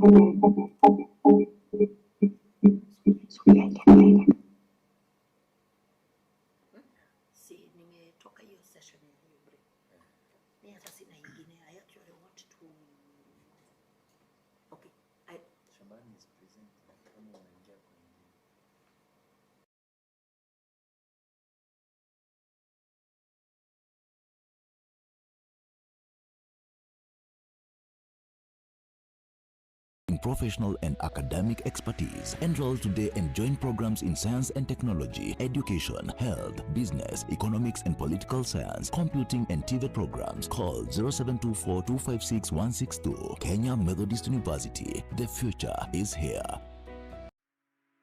Kenya Methodist University prides the strong desire to give every student, whether local and international, the opportunity to pursue their academic dreams. KEMU is striving to achieve cherished vision of raising a new generation of transformational leaders, well grounded in professional and academic expertise. Enroll today and join programs in science and technology, education, health, business, economics and political science, computing and TVET programs. Call 0724-256-162. Kenya Methodist University. The future is here. Kenya Methodist University prides the strong desire to give every student, whether local and international, the opportunity to pursue their academic dreams. KEMU is striving to achieve cherished vision of raising a new generation of transformational leaders, well-grounded in professional and academic expertise. Enroll today and join programs in science and technology, education, health, business, economics and political science, computing and TVET programs. Call 0724-256-162. Kenya Methodist University. The future is here. Kenya Methodist University prides the strong desire to give every student, whether local and international, the opportunity to pursue their academic dreams. KEMU is striving to achieve cherished vision of raising a new generation of transformational leaders, well-grounded in professional and academic expertise. Enroll today and join programs in science and technology, education, health, business, economics and political science, computing and TVET programs. Call 0724-256-162. Kenya Methodist University. The future is here. Kenya Methodist University prides the strong desire to give every student, whether local and international, the opportunity to pursue their academic dreams. KEMU is striving to achieve cherished vision of raising a new generation of transformational leaders, well-grounded in professional and academic expertise. Enroll today and join programs in science and technology, education, health, business, economics and political science, computing and TVET programs. Call 0724-256-162. Kenya Methodist University. The future is here. Kenya Methodist University prides the strong desire to give every student, whether local and international, the opportunity to. And they are commonly, if you look at how to strengthen those things, you come across things like policy, adolescent sexual and reproductive health policy. So provider training, training the healthcare workers to make sure that they can actually interact with the adolescents. There are youth-friendly services, you've had such things, quality improvement. And all these interventions matter, yes, but their effect are very inconsistent if implemented in isolation. So the fact that I set up, and you'll see this even if you look at the social side of things, we had model markets in some parts of Kenya where the government built model markets. But you will see just outside that model building on the road, that's where Mama Mboga places. So you can have these things implemented in isolation. You can have campaigns on policy, etc., etc. But if they're implemented in isolation, you probably will not get to the full use of the interventions. And the reason we are arguing is because what we have is basically looking at the length of the traffic jam and not necessarily how the traffic jam comes about. So linear evaluations will identify determinants. You will see a lot of studies on influence or evaluation of youth-friendly services on responsiveness. But if you get those results and implement them in another setting, it's highly likely that they will produce different results. And so, moving very quickly, I want to lay down the context. The context here being from a related study that I'll present tomorrow. We have seen it's actually very possible to have components of the health system responsiveness that work, but and coexist where other components of health system responsiveness don't work, and I will explain this. So the main objective of this work was to basically evaluate how responsiveness in the context of adolescent sexual and reproductive health is generated, how the traffic jam actually comes. And our core question was, how can health providers continue to maintain, they can be respectful, they can help foster autonomy, so maintain respectful interaction with the adolescent and young girls, while there are certain wider systemic issues that remain, for example, basic access to amenities, they remain difficult across different facilities. And the main message here that we found out was health system responsiveness is actually better understood as an emergent system behavior.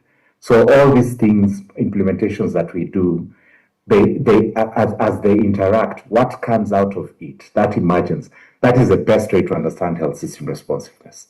So, and this pattern arises from interaction of very specific mechanism, governance-related issues, because governance determines what policy, how policy will be implemented or what policy will be there. Financial organization. So, for example, is there ring-fenced budgets in health facilities and counties and the nation in terms of to handle adolescent and young girl responsiveness-related issues, facility readiness, and then feedback mechanisms. So all these things interacting, they sort of produce a behavior that explains how health system responsiveness is formed, rather than as looking at a single output to say this determines health system responsiveness.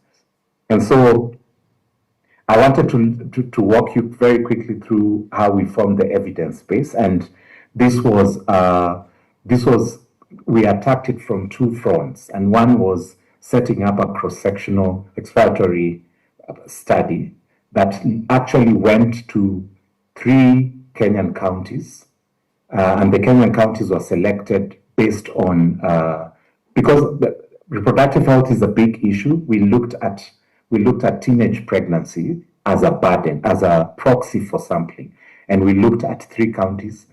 One county that has the highest burden of teenage pregnancy, another county that has almost the lowest burden, and a county that has a median burden. And so we basically went to health facilities and stayed there for 6 months, a period of almost 6 months, and waited in certain key facilities which had high volume to wait for any adolescent and young woman girl between the age of 14 and 24 as they come out from the health facility from receiving services. So that is the exit interviews.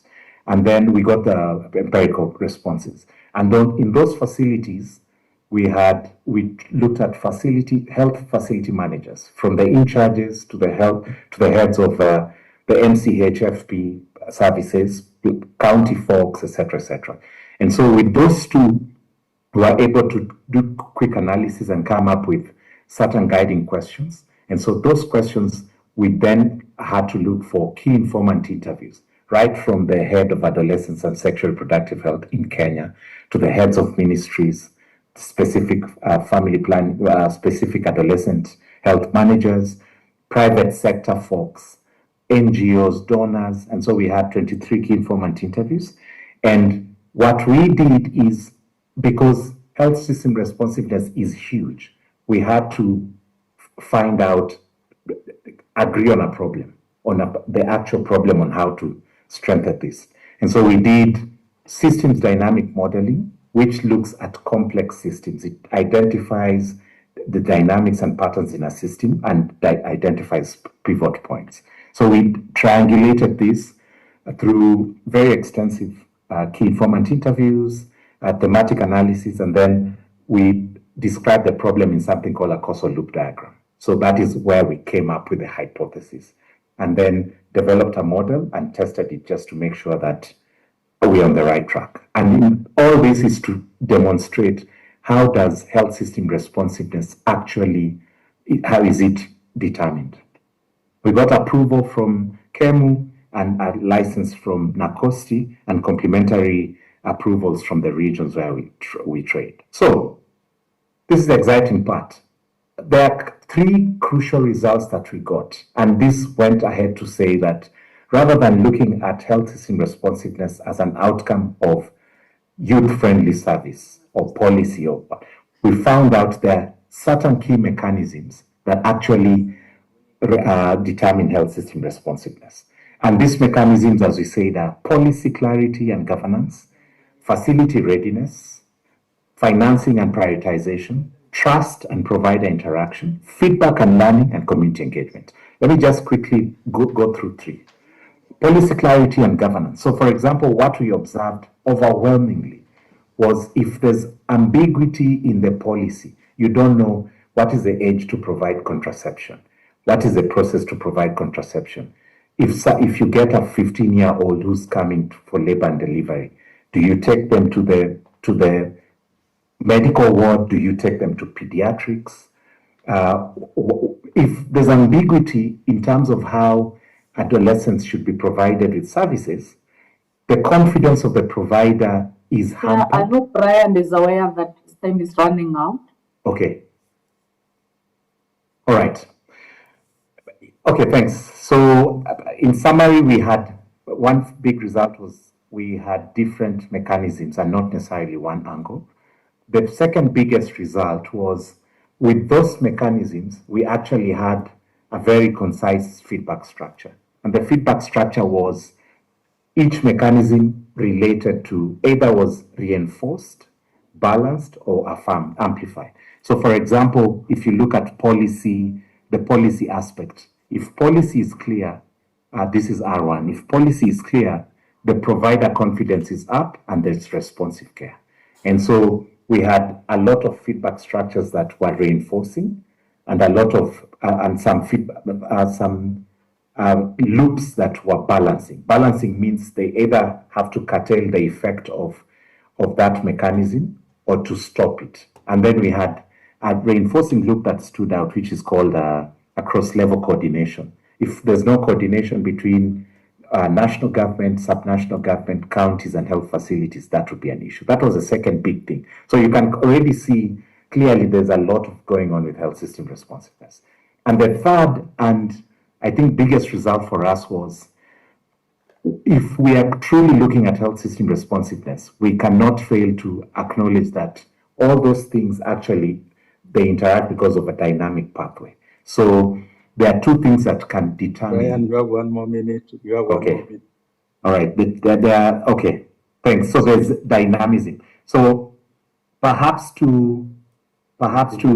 just to clear this is to show that from all this, the mechanisms can only be implemented in coherence. There are balancing groups and there are certain things that need to, so it's not necessarily one thing. And why this is new is that we need to be moving from just measurement determinants to actually how responsiveness is generated. So if you're looking at inclusivity and innovation, rather than setting up programs that are just looking at what does training do to health system responsiveness, we probably want to look at how does health system responsiveness in this context emerge. So thank you very much.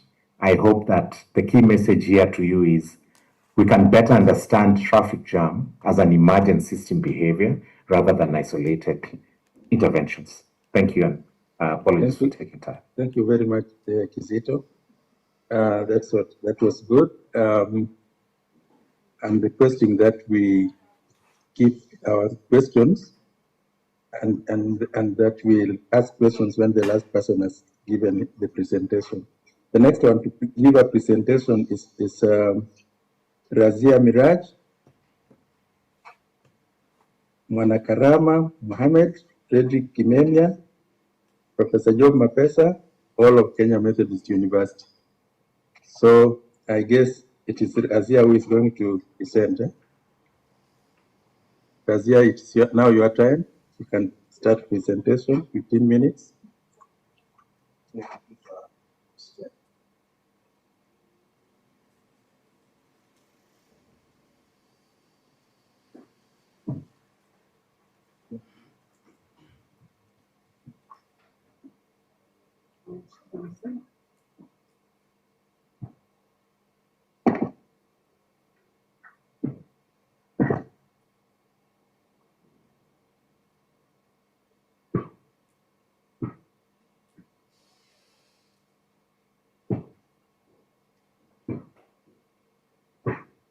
Razia, if you are ready, you can just start.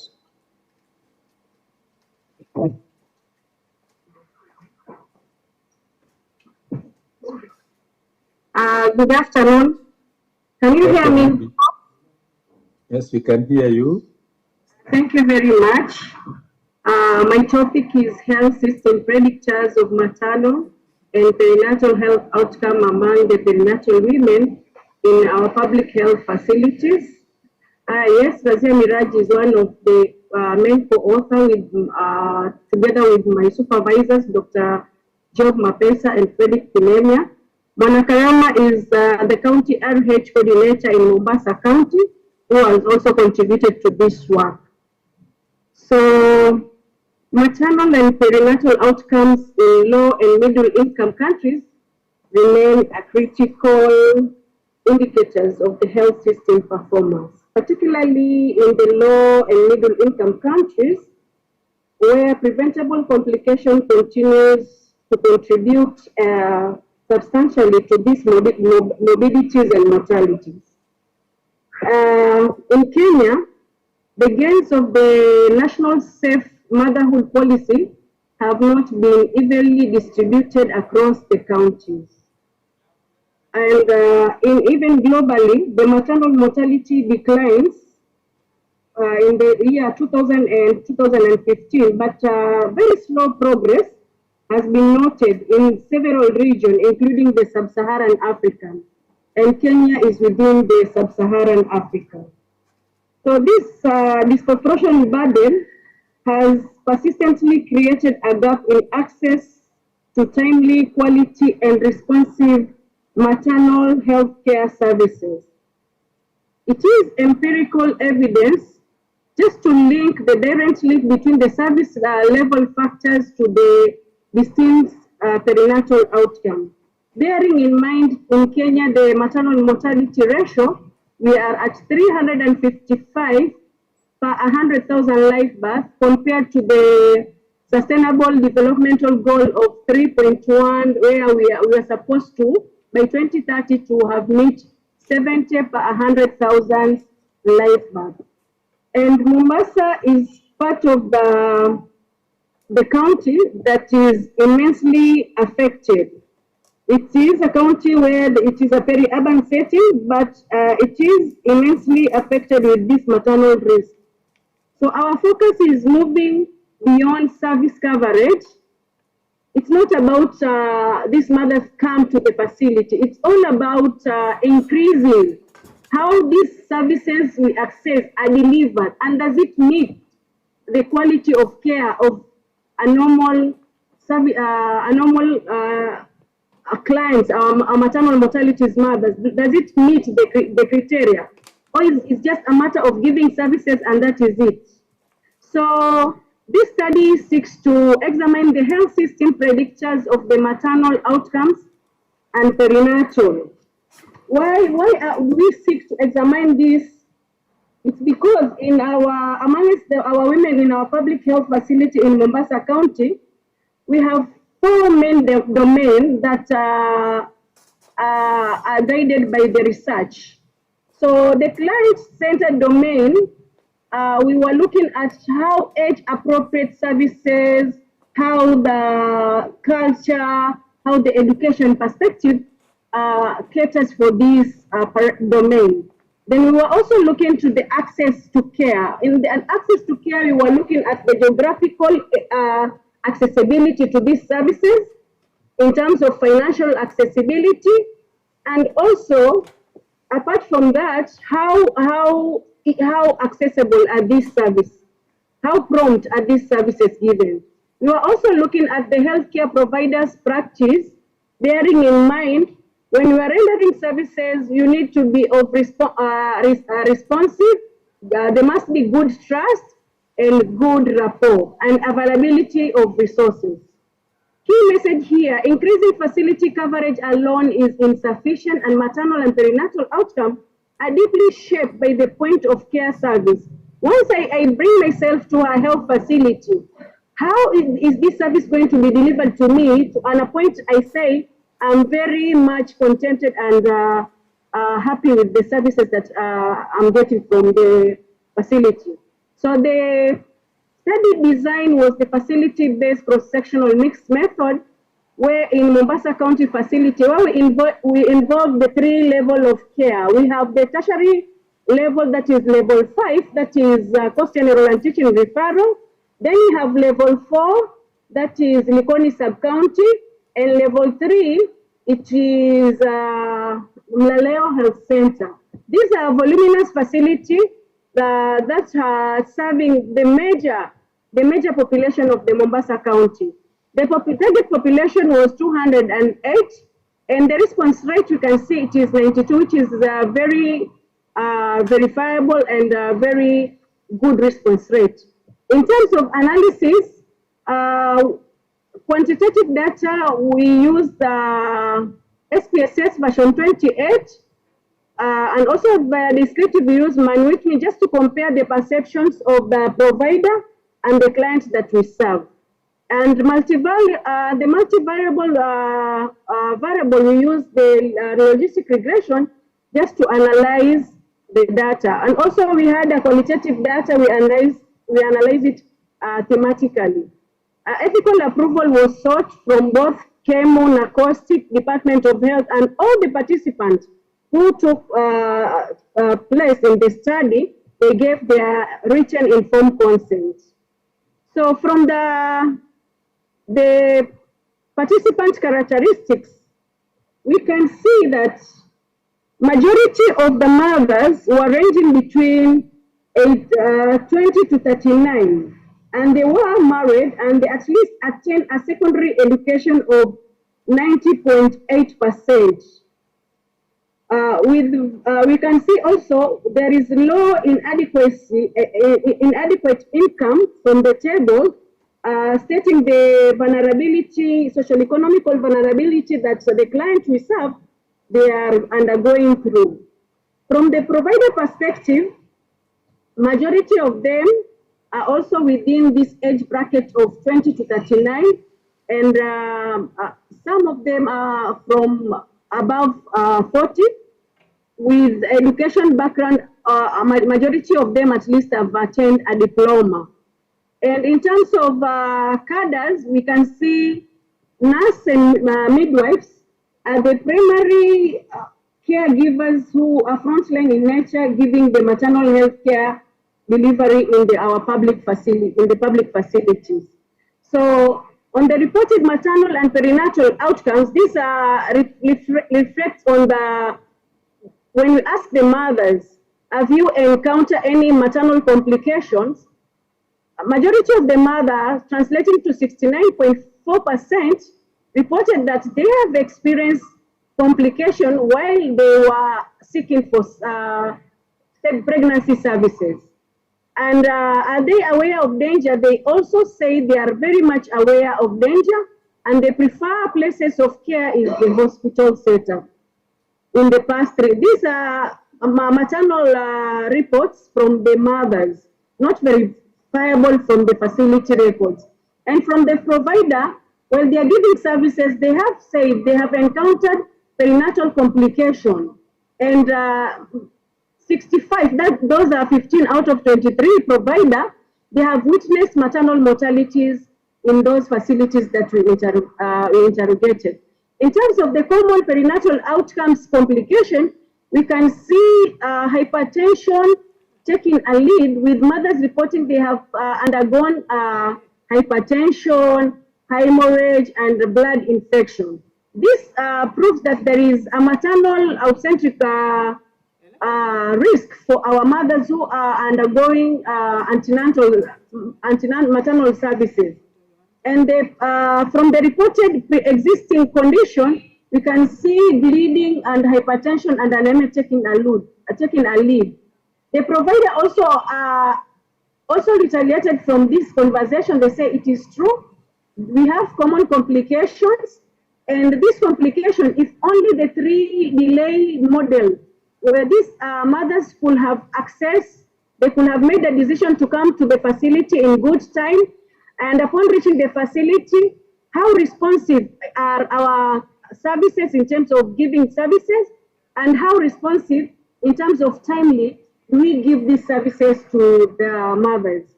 So on health system factors, these are the factors that we navigated them through the Manwitney test. We are looking at the perception between the mothers and the providers. We can see service linked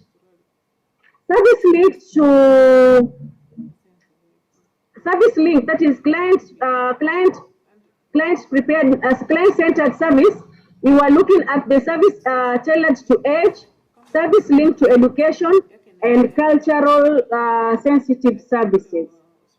This indicates that from the mothers revealed positive access on issues of service. In terms of age-tailored services, they were meeting the both providers and mothers were able to meet the threshold of the age.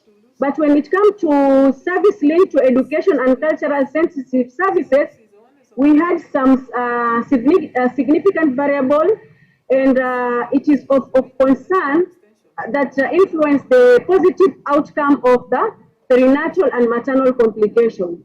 On the issue of the accessibility, we were looking at the timeliness of these services to the maternal service, the financial accessibility and geographical accessibility. In the access factors, we have seen that we have a lot of issues in terms of financial accessibility, geographical accessibility.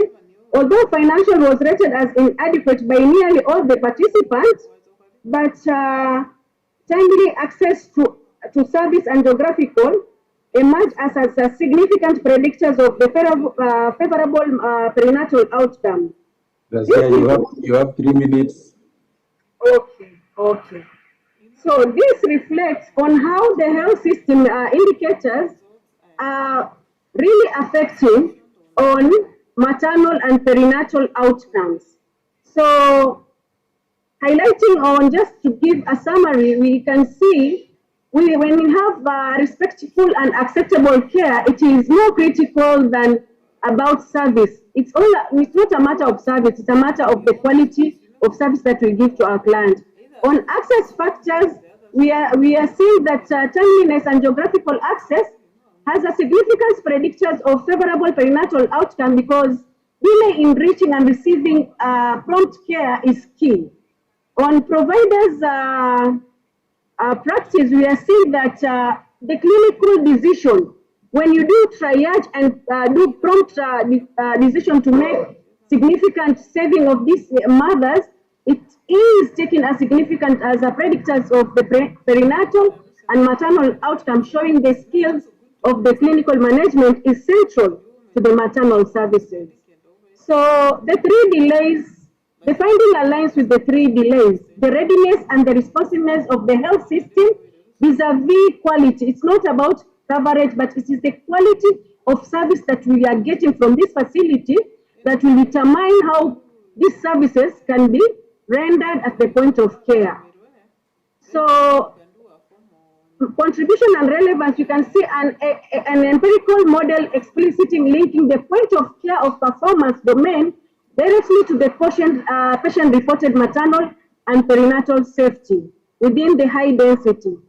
This study can be used by the county, by the policy makers, by the reproductive health policy makers, and to conclusion, maternal health care outcome among perinatal women in Mombasa County public facilities is fundamentally determined by the health system performance at the exact point of care. So what are the 3 pointers that we need to take home? Supply availability of drugs and blood is sufficient for life saving. Delay in the 3 delays can worsen the outcomes of the prenatal and maternal outcome, and dignity matters. The culture responsive significance improve, and trust should be able to be adhered to the client in order to prevent complication by lowering barriers and care acceptable.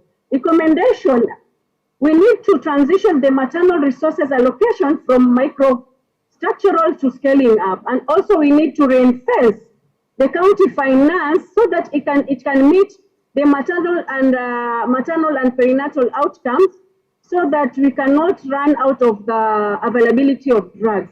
Apart from that, we need to have a rapid triage and timely referral system to strengthen the emergency response system, which is key. And we also need to ensure there is continuous and institutionalization of clinical mentorship, and emergency obstetric training is key. And finally, We say our maternal health services should be organized in a respectful, cultural, and responsive client-centered care. Thank you very much. I would really like to acknowledge my professors, Dr. Mapesa and Mr. Kimemia, for standing in with me. I would also like to acknowledge the health system fraternity, Dr. Kawira and Dr. Rose, for standing up with us students. Thank you very much, and over to you. Thank you, Razia. Thank you for keeping time.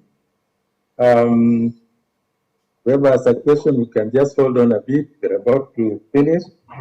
The next presenter is Dr. Rosemary Kirambia,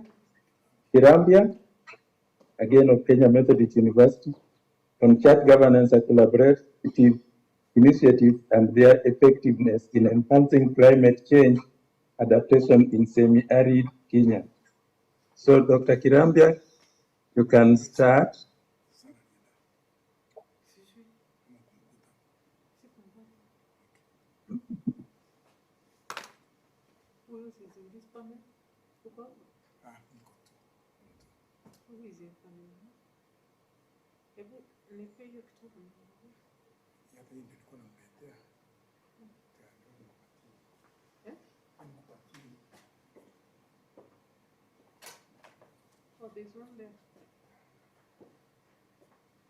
Miraj, you can.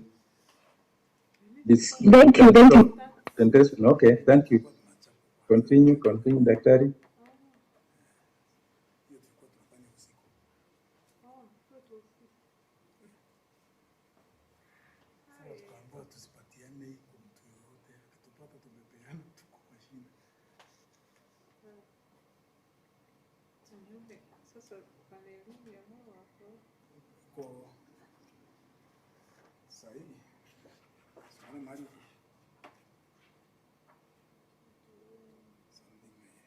Can you?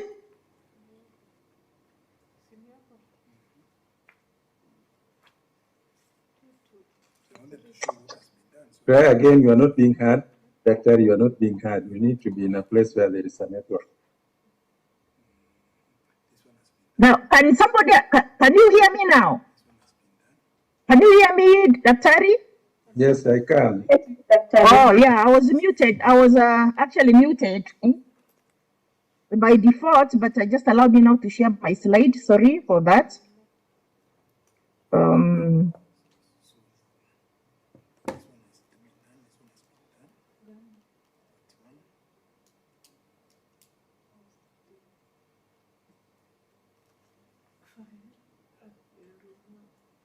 So thank you very much. I'm presenting a paper on church government collaborative initiative.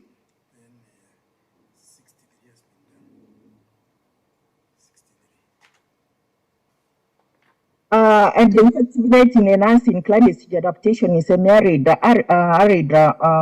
that's a research, a research that was carried in the Raqqa South Sub-County by Dr. Rosemary and Reverend Dr. Douglas Kitonga Ampara, who is the Synod Bishop of MCK. Now, climate change is actually a global challenge affecting, and mostly we realize that when it comes to sub-Saharan regions, it's a little bit more pronounced. And climate risk or shocks like erratic rainfall, recurrent drought, water scarcity, decline agricultural productivity are really affecting the livelihood in semi-arid region. Now, what we are saying here is that Daktari, can you project it in the presentation mode? Yeah, please.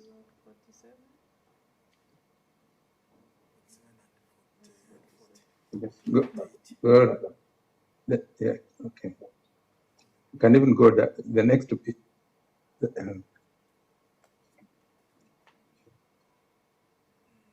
Click the other one. Is that okay? Yes, continue. Okay, thank you, and sorry for that. So what I'm saying is that church is an institution, just like the government institutions, and all of them, we know that they have been carrying a lot of activities. and not only in the region that we carried the research, but all over. But what we are asking is, are there linkage, if these linkages are there, if is there linkages between the church and government as they work together to oversee the aspect of climate change adaptations? And if their linkages are there, are they actually effective? That's the key question. So the main objective was to determine the collaborative initiative between the churches and the government agencies and analyze the effectiveness. That the core question was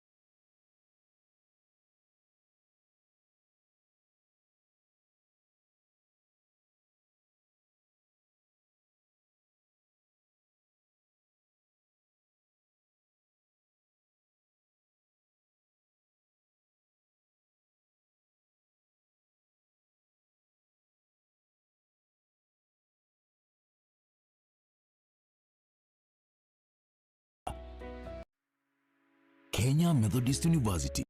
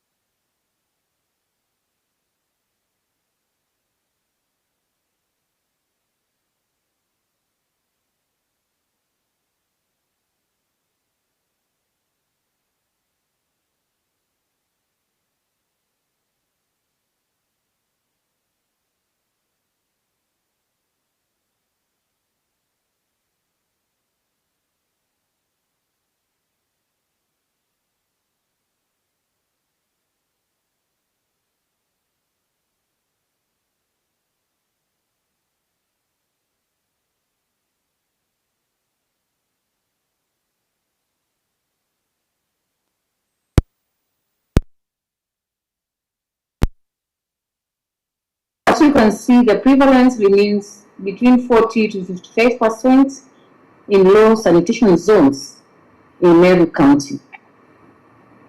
Why does this matter? Why are we concerned with this health problem, public health problem? Number one, intestinal parasitic infections impairs school performance because the infections affect cognitive capability of every child, any child who has this infection. It also interferes with physical growth, where, as I mentioned earlier, there will be stunted growth and education attainment. Socioeconomic development is directly affected because of the many healthcare trips or trips to seeking healthcare per household.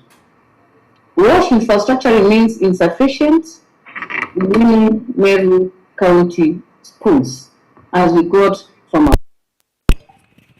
What is missing? No validated community-based model combining hand hygiene education with preventive chemotherapy and environmental sanitation that has been tested across Meru sub-counties. But this study that we did was to fill that gap. Next slide, please. Let's move to the next slide. Our main study objective was to develop and test a community-based model that reduces the prevalence of intestinal parasitic infections amongst young children in Meru County through a structured hand hygiene and behavioral intervention. Our core question was, do hand hygiene interventions, washing after toilet use, before eating and after playing, significantly reduce intestinal parasitic infections in the intervention group as compared with the control group? Because we are two groups, we are in the intervention group that was facilitated with people pots with soap. There was health education that was administered to this group, and the only with albendazole, unlike the control group that only was only supported with tappy taps to clean hands without soap, without any training on how to do it, or without any deworming. The main message here is hand hygiene is the single most effective low-cost intervention. Washing hands before eating is the strongest predictor of reduced intestinal parasitic infection among school-going children in Meru County. And you can see the p-values were quite low, 0.009. That shows there was a high significance or a statistical relationship between hand washing and a reduction of intestinal parasitic infection. Next slide, please. Andrea? The study design that we used was a convergent parallel mixed method design with pre and post intervention assessment. In the intervention group, we administered stool examination and mental treatment, as I mentioned earlier, and washing stations with soap, and provided health promotion training on personal hygiene. We looked at the 11 sub-counties in Meru, where we had a systematic random sampling, and we divided the 11 counties into sub-counties, whereby we had 6 sub-counties belonging to the intervention group, and 5 sub-counties in the control group. We collected data, quantitative data, using structured questionnaires, and qualitative data via KIA with senior public health officers and community health promoters. And we applied variant logic regression and chi-square analysis in our, as we are measuring the variables that we're working with. Next, please, let's move on. I'm there. Excellent. And gene therapy rose significantly in the intervention group only. And washing compliance increased sharply in the intervention group after the health promotion talks, with the control group showing minimal or no changes. You can see from the graphs there, or from the diagrams that are presented there. Next slide, please. And let's move to the next slide. I'm there. That's not the next one. I move to that one? Yes. Move to the next one. I already explained that one. This one? The one that starts with the gene purposes, the one that has some figure. The next one. Move the next one. I'm going to explain what the evidence means. Now, from your screen, I'm not seeing what I want to say. Move to the next slide, to the slide number 6. Number 6. Yes. Because after those graphs, we have this slide here. After the graphs, we then move to the number 6, please, quickly. We have behavioral factors predict IPI reduction. Please, number 6, please. We'll say number 5. Number 6.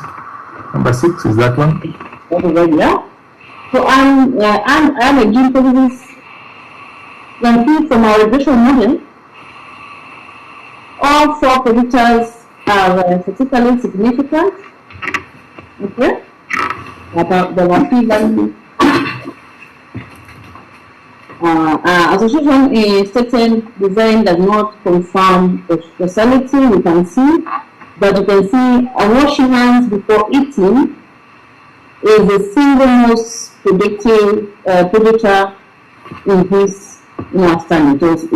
You can see the p-value was 0.009, as the previous slide stated. Let's move to the next one. Next slide. Then number 7.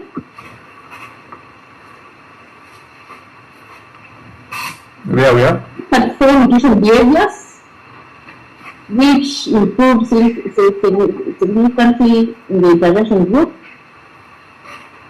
as seen in the post-intervention. And these 4 nutritional behaviors were healthy eating habits, require nutrition, properly cooked food, and boiling drinking water. So control groups show minimal change in nutritional practices, confirming intervention effectiveness. Interventions that were made in the intervention group. Let's move on.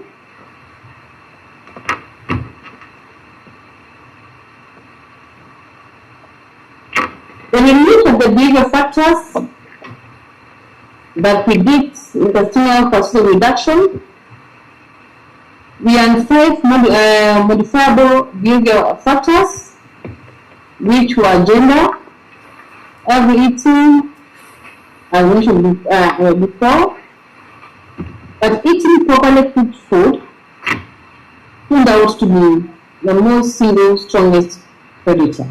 And therefore, when we have also families aware of eating properly cooked food, you find a very significant or very few intestinal parasitic infections in such households and such communities. Let's move to the next slide, please.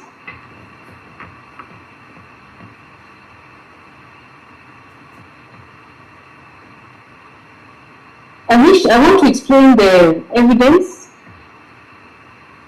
What the data shows or show. You have 5 minutes, so try to. Thank you. Thank you. interventional group, in the interventional group, we had emetic infections were 12% before at the baseline, and protozoal infections were at 51.2, versus the control was 16.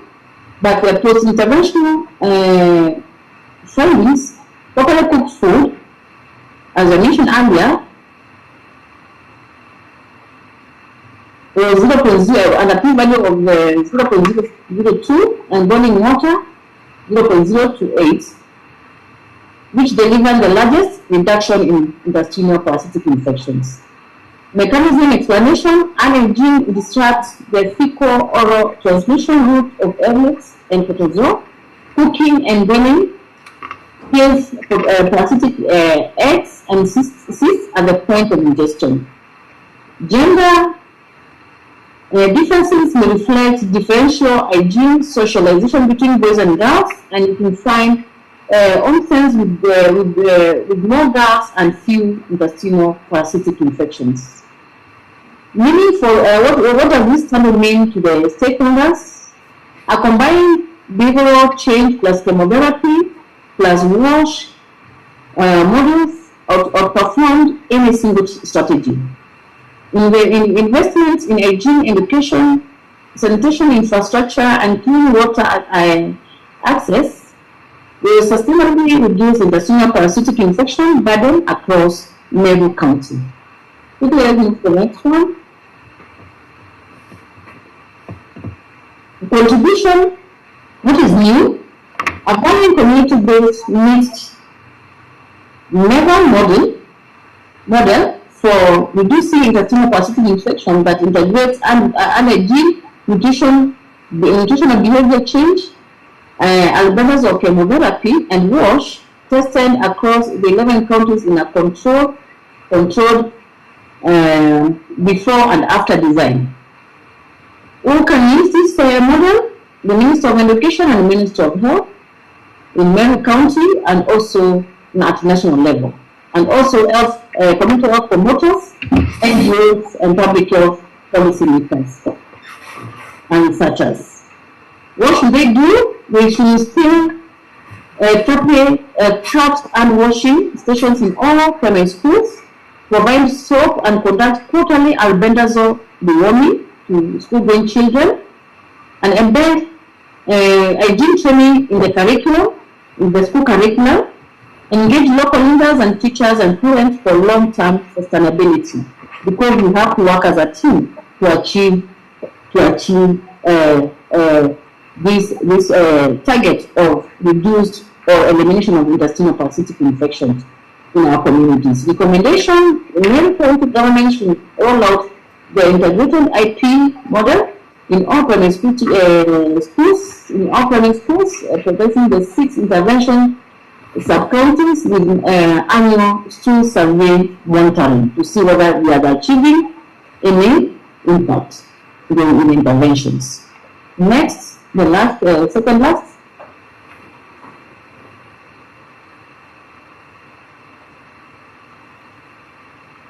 Okay. Acknowledging boundaries and next steps. Limitation single county settings, like Meru County, where actually they may limit generalizability to other Kenyan counties with different ecological or socioeconomic profile. That may limit our results for duplication. Self-reported hygiene data are subject to local discernible bias. Behavioral observation was supplementary. Then short follow-up period, which was just a few months, was also a limitation, but long observation needs to confirm sustained behavioral change. Next step, validate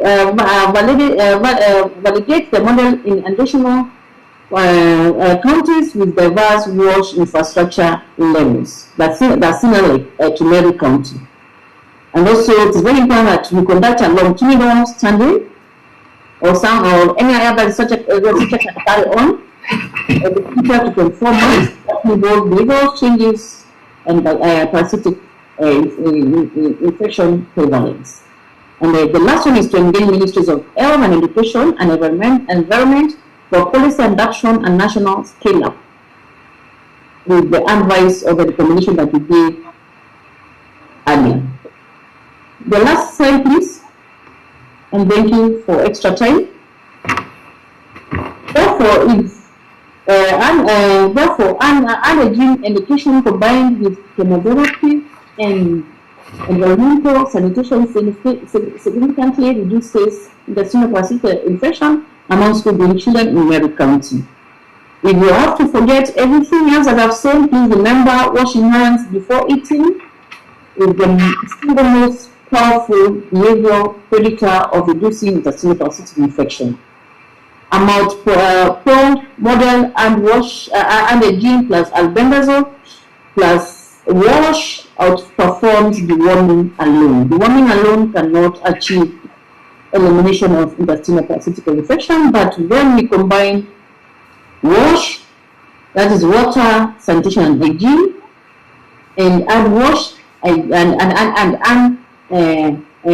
hygiene, then we are likely to get someone. Community-based delivery, engaging local leaders, teachers, and parents ensures long-term sustainability.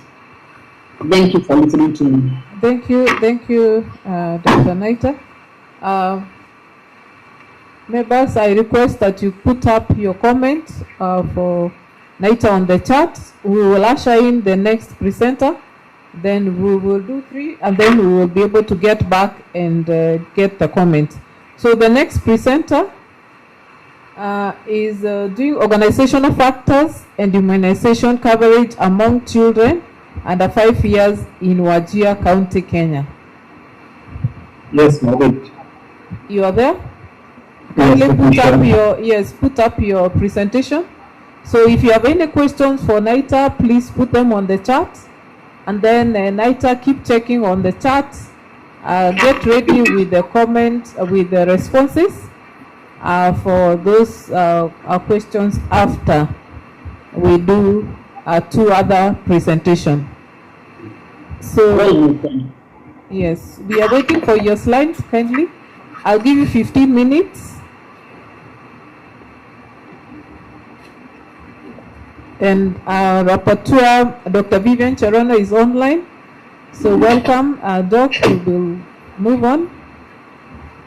So I'm waiting for the presenter. And maybe as we wait for the presenter, for our next presenter to put up the slide, anyone with any question they would wish, you can unmute and ask the question to Naita as we wait for our presenter.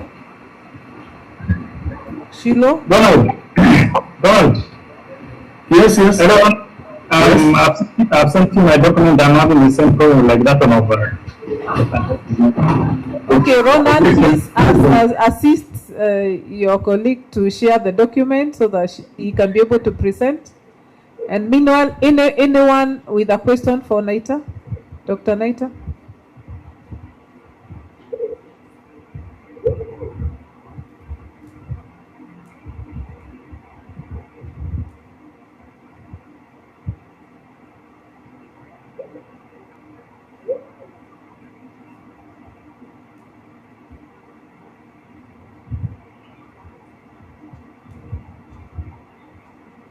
Dr. Kereni, if you don't have any question for me, I would like to request them to implement this model wherever they work, in their homestead, in their communities, so that they can support, we can all work together to eradicate intestinal parasitic infections. It's a very simple model to apply, and therefore I will appreciate their support. Okay, now we're looking at, let me ask as the person put up the slide, I can see it's up. So for your school going children, is it the primary school going children? And was this study conducted in the public school or was it both private and public? Ron, can you put it on the slideshow, please? Can you put up your screen? Yes.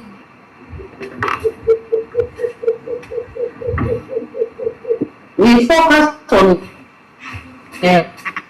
public schools, and that's what it was focused most. The public schools. Only public. Okay, then I think it's important. I don't know if somebody reading that will assume, is it all school-going children in Meru County? Is it public? But if that is the case, then I guess maybe in your entire document you're able to see that in your methodology. Thank you. So over to you. Let's have the document on slideshow if you can. Ronan, can you have the document on slideshow so that it's more visible? It's already on slideshow. Can you put on a full screen? Yes, that is what we want. The full screen. Okay. Go to slideshow, start from the beginning so that it fills the page. Okay. A minute.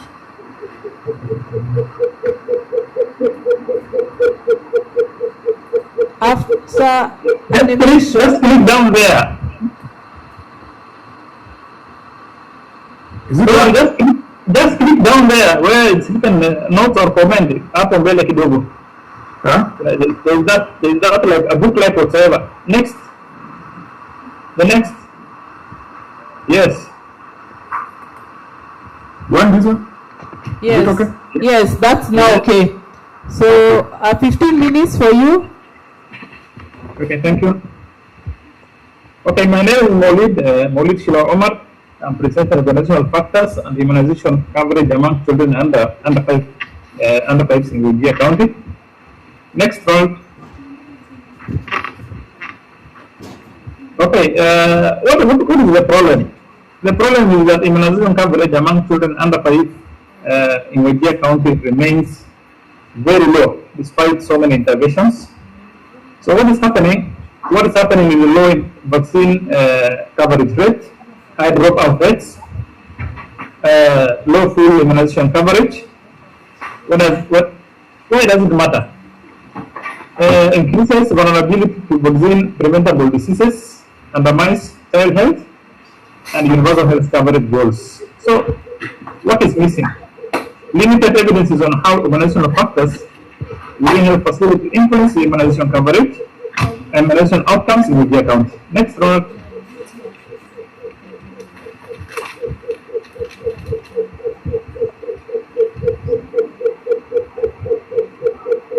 Next. I'm on the next. Okay. Then what is the purpose and the central image here? The aim is to examine the influence of organizational factors on immunization outcomes among children under 5 in 5 years in Wajir County. And then what's the core question? The core question is, how do organizational factors influence immunization outcomes among children under 5 in Wajir County? The main message is strengthening organizational systems within health facilities can improve immunization coverage and completion among children under 5. Next. Okay, how is the design? Never evidence-based is the design quantitative approach was used descriptive and explanatory research designs for a sectional facility-based study. Then who are the participants? 106 healthcare workers, caregivers, selected public health facilities in Wajir County, census approach group, structured questionnaires, and 5-point light-up scale. Analysis, descriptive statistics, frequencies, mean standard deviation, linear regression analysis to assess the influence of organizational factors on immunization coverage. Analysis conducted using SPSS. Next, those are the findings. 68.1. What is the audience should notice that 68.1 of the variation in immunization coverage was explained by organizational factors. That is 0.681. The regression model was statistically significant. Organizational factors had a positive and a significant effect on immunization coverage. Next. Okay, key takeaway. Just back a minute, 1 minute, second. Yes, stronger organization systems were associated with higher immunization coverage. Next. explain what the evidence means. Okay, well, what the data show, organizational factors explain 68.1% of variation in immunization coverage. The relation was positive and statistically significant. Why this may happen? Effective coordination, service organization, resource management, and follow-up will improve access to any continuity of immunization services. So what? Strengthening organizational systems at health facilities may help improve immunization coverage among children under 5 years in age bracket. Next. Okay, what is new? Provides empirical evidence that organizational factors are significantly associated with immunization coverage in Wajir County. Show that organizational factors explain 68.1% of variation in immunization coverage. Who can use it? County health managers and policymakers, health facility managers, immunization program teams, such as studying immunization service delivery. So what should they do? Strengthen organizational systems that support coordination, service delivery, planning, monitoring, and follow-up of immunization services. Recommended actions. Prioritize strengthening health facility organization systems to improve financial coverage among children and the Next. Okay, limitations. Cross-sectional data limited assessment of changes in immunization coverage over time. Measurements. Findings were based on caregiver reported responses, which may introduce reporting bias. Generalizability. Findings may be most applicable to public health facilities and similar settings in the account. So next step. Next step is validate, conduct longitudinal studies to assess organizational factors and immunization outcomes over time. Examine additional factors such as community, socioeconomic, and supply chain factors. Then use the findings to strengthen facility level planning, monitoring, and immunization follow-ups. Next.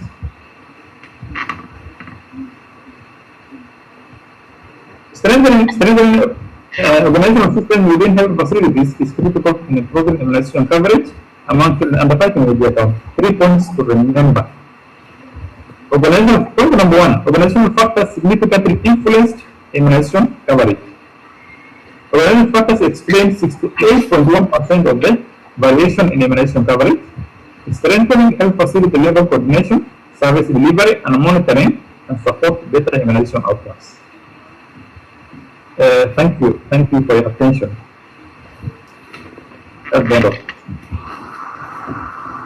Thank you very much, Omar, for your presentation. You can always appreciate them digitally by giving them some thumbs up, some claps for the presentations. As we move on, so also you can put on the questions for Omar on the chat. We'll be responding to them. We'll get to our next presenter. That is Ronald. Now it's your turn. You've been assisting others. It's now your turn to give us your presentation or your paper on school-based innovation practices and entrepreneurial intention among junior school leavers in Trans Nzoia County, Kenya. You're there, Ronald?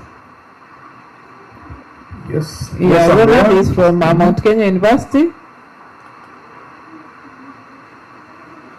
Yeah, so you're most welcome.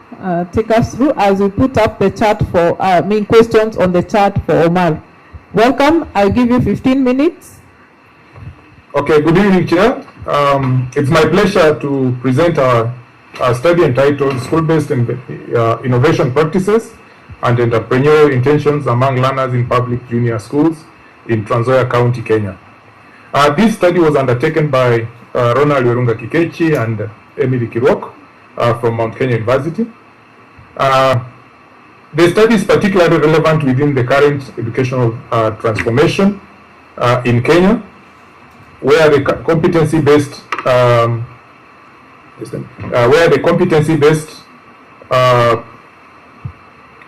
curriculum places considerable emphasis on creativity, innovation, problem solving, and entrepreneurship. Our central argument is quite simple.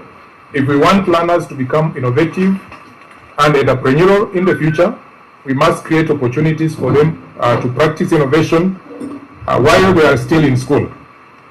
The presentation there examines whether what schools actually do promote innovation is associated with learners' entrepreneurial intentions. So let me begin by briefly explaining the problem that motivated this study. At the starting point of this study is the recognition that entrepreneurial intentions do necessarily develop spontaneously. They need to be nurtured through experiences that enables learners to identify opportunities, solve problems, generate ideas, and even test possible solutions. Now, we find that Kenya's competency-based curriculum provides an important policy environment for this because it emphasizes competencies such as creativity, innovation, collaboration, and entrepreneurship. However, there is an important question that we need to ask ourselves. Are these competencies being translated into meaningful innovation experiences within our schools? You'll find that in public junior schools, learners are increasingly exposed to practical learning activities, where schools are implementing projects, innovation clubs, competitions, and various forms of community engagement. Yet we still have limited empirical evidence demonstrating how these practices relate to learners' entrepreneurial intentions. This is particularly important because entrepreneurial intentions can influence learners' future in orientation towards self-reliance, opportunity recognition, employment, and even enterprise creation. Therefore, the gap addressed by this study is not simply whether innovation exists in schools. The more important question is whether school-based innovation practices are actually associated with learners developing an entrepreneurial mindset and intention. That is the evidence, this is the evidence gap this study sought to address in public junior schools in Trans Nzoia County. So against this background, we formulated the following aim and co-question. And you'll find that the purpose of the study was to examine the influence of 4 school-based innovation practices on the entrepreneurial intention among learners in public junior schools in Trans Nzoia County. Specifically, we focused on project-based learning, innovation clubs, innovation competitions, and school community innovation partnerships. These 4 practices were selected because they represent different ways through which schools can expose learners to authentic innovation experiences. So the central research question was, how do school-based innovation practices relate to entrepreneurial intention among junior school learners? This study was guided by 2 theoretical perspectives. First, the experiential learning theory, which emphasizes learning through concrete experiences, reflection, experimentation, and application. And secondly, the theory of planned behavior, which helps to explain how attitudes, perceived control, and social influences have contributed to behavioral intentions. So having established the purpose and theoretical foundation, let me briefly explain how the study was conducted. Methodologically, the study adopted a descriptive survey research design using a mixed method approach. We had a targeted population of 6,481, where we had 5,940 learners, 496 teachers, 45 head teachers, and we had a sample from the target population. We had a sample size of 398 respondents. In analysis, we were able to we were able to do a descriptive statistics, followed by Pearson correlation and multiple regression, that is for quantitative data, and then we had to do a thematic analysis for qualitative data.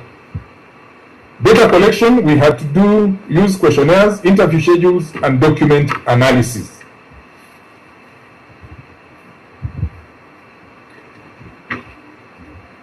Let me now turn to the first major finding, that's the relationship between each innovation practice and entrepreneurial intention.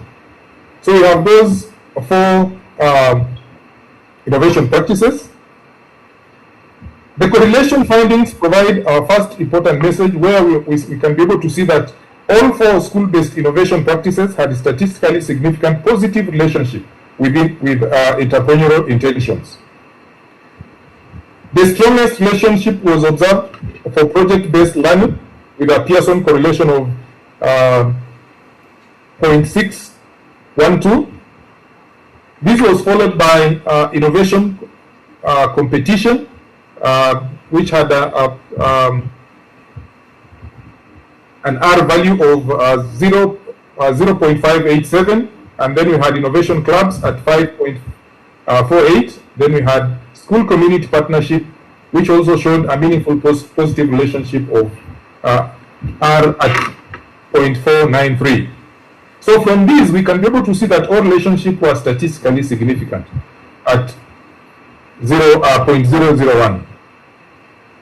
So having the combined predictive model, we can be able to answer the question we conducted, that we were able to pose in this study.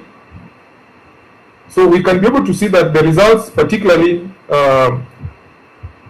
showed that when the four innovation practices were considered together, they explained 48.6% of the variance in entrepreneurial intentions, as indicated with our R squared value of 0.486. The adjusted R squared was 0.481, while the overall regression model was statistically significant at at degree of freedom 393, which equals to 92.84, with a p-value of less than 0.001. This tells us that our four school-based innovation practices, when considered collectively, provide a substantial explanation of differences in learners' entrepreneurial intentions within the sample. More importantly, from these, what we can be able to see from the slides, more importantly, you can be able to see that project-based learning emerged as the strongest predictor, with a standardized beta coefficient of 0.321 and a p-value of less than 0.01. So from these, we can be able to see that this strengthens the message we saw in the correlation analysis in the previous slide. So we can be able to say that project-based learning does not merely have a positive bivariate relationship with entrepreneurial intentions. It also makes the strongest unique contribution when four practices are considered simultaneously. But I want to emphasize one important scientific qualification here. The 48.6% should not be interpreted as saying that these practices cause 48% of entrepreneurial intention, because our design was descriptive survey. The correct interpretation is that the model explains or predicts 48.6% of the observed variation in the entrepreneurial intention within the study context. So if we ask which practice provides the strongest practical signal in this study, the answer is clearly project-based learning, as we can be able to see. So the statistical findings are important, but the numbers alone do not tell us why this relationship might exist. But we'll find that in the next slide, we shall be able to see the interpretation of what these slides mean, and we can be able to see from these slides that I've just projected that at all levels, you realize that all the four are positively and significantly related to entrepreneurial intention. Together, they explained nearly half of the observed variance. And why this may be happening is that project work, clubs, and competitions provide opportunities to identify problems, generate ideas, collaborate, experiment, and receive feedback. Community partnerships add real world exposure. So what?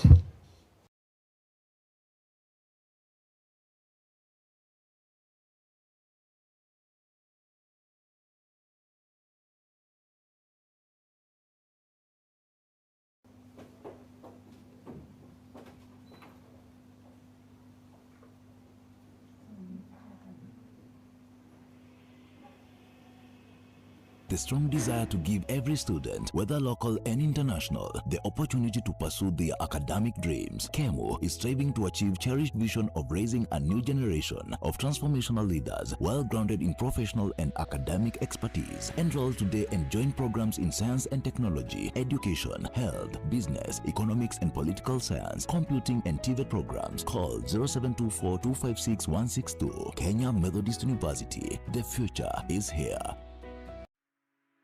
Kenya Methodist University prides the strong desire to give every student, whether local and international, the opportunity to pursue their academic dreams. KEMO is striving to achieve cherished vision of raising a new generation of transformational leaders, well grounded in professional and academic expertise. Enroll today and join programs in science and technology, education, health, business, economics and political science, computing and TVET programs. Call 0724-256-162. Kenya Methodist University. The future is here. Kenya Methodist University prides the strong desire to give every student, whether local and international, the opportunity to pursue their academic dreams. KEMO is striving to achieve cherished vision of raising a new generation of transformational leaders, well grounded in professional and academic expertise. Enroll today and join programs in science and technology, education, health, business, economics and political science, computing and TVET programs. Call 0724-256-162. Kenya Methodist University. The future is here. Kenya Methodist University prides the strong desire to give every student, whether local and international, the opportunity to pursue their academic dreams. KEMO is striving to achieve cherished vision of raising a new generation of transformational leaders, well grounded in professional and academic expertise. Enroll today and join programs in science and technology, education, health, business, economics and political science, computing and TVET programs. Call 0724-256-162. Kenya Methodist University. The future is here. Kenya Methodist University prides the strong desire to give every student, whether local and international, the opportunity to pursue their academic dreams. KEMO is striving to achieve cherished vision of raising a new generation of transformational leaders, well grounded in professional and academic expertise. Enroll today and join programs in science and technology, education, health, business, economics and political science, computing and TVET programs. Call 0724-256-162. Kenya Methodist University. The future is here. Kenya Methodist University prides the strong desire to give every student, whether local and international, the opportunity to pursue their academic dreams. KEMO is striving to achieve cherished vision of raising a new generation of transformational leaders, well grounded in professional and academic expertise. Enroll today and join programs in science and technology, education, health, business, economics and political science, computing and TVET programs. Call 0724-256-162. Kenya Methodist University. The future is here. Kenya Methodist University prides the strong desire to give every student, whether local and international, the opportunity to pursue their academic dreams. KEMO is striving to achieve cherished vision of raising a new generation of transformational leaders, well grounded in professional and academic expertise. Enroll today and join programs in science and technology, education, health, business, economics and political science, computing and TVET programs. Call 0724-256-162. Kenya Methodist University. The future is here. Kenya Methodist University prides the strong desire to give every student, whether local and international, the opportunity to pursue their academic dreams. KEMU is striving to achieve cherished vision of raising a new generation of transformational leaders, well grounded in professional and academic expertise. Enroll today and join programs in science and technology, education, health, business, economics and political science, computing and TVET programs. Call 0724-256-162. Kenya Methodist University. The future is here. Kenya Methodist University.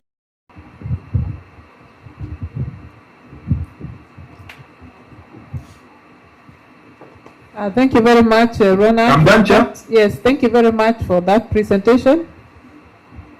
So we will take up some questions so that we don't lose those three presentations then before we move on to the next. So we can start with Ronald, who is just on the floor. The chair seems to be off. I don't know what has happened. Let me try reaching her.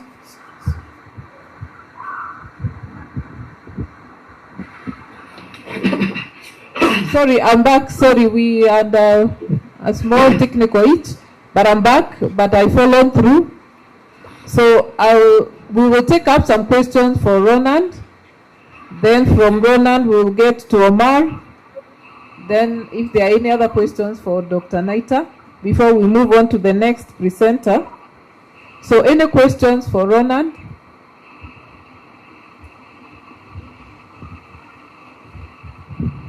From the panelists,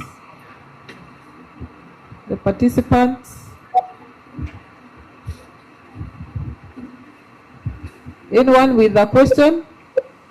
You can unmute and just, or you can put up your hand, I can see so that I point you out, or you can unmute.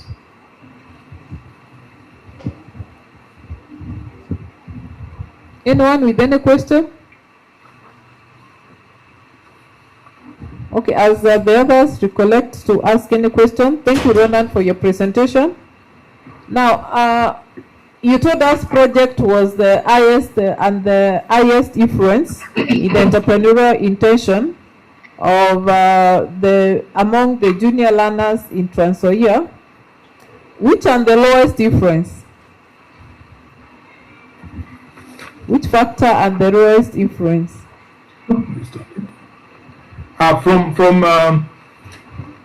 From this, what I projected there, you can be able to see that school community partnerships had the lowest influence in terms of enhancing entrepreneurial intentions among junior learners.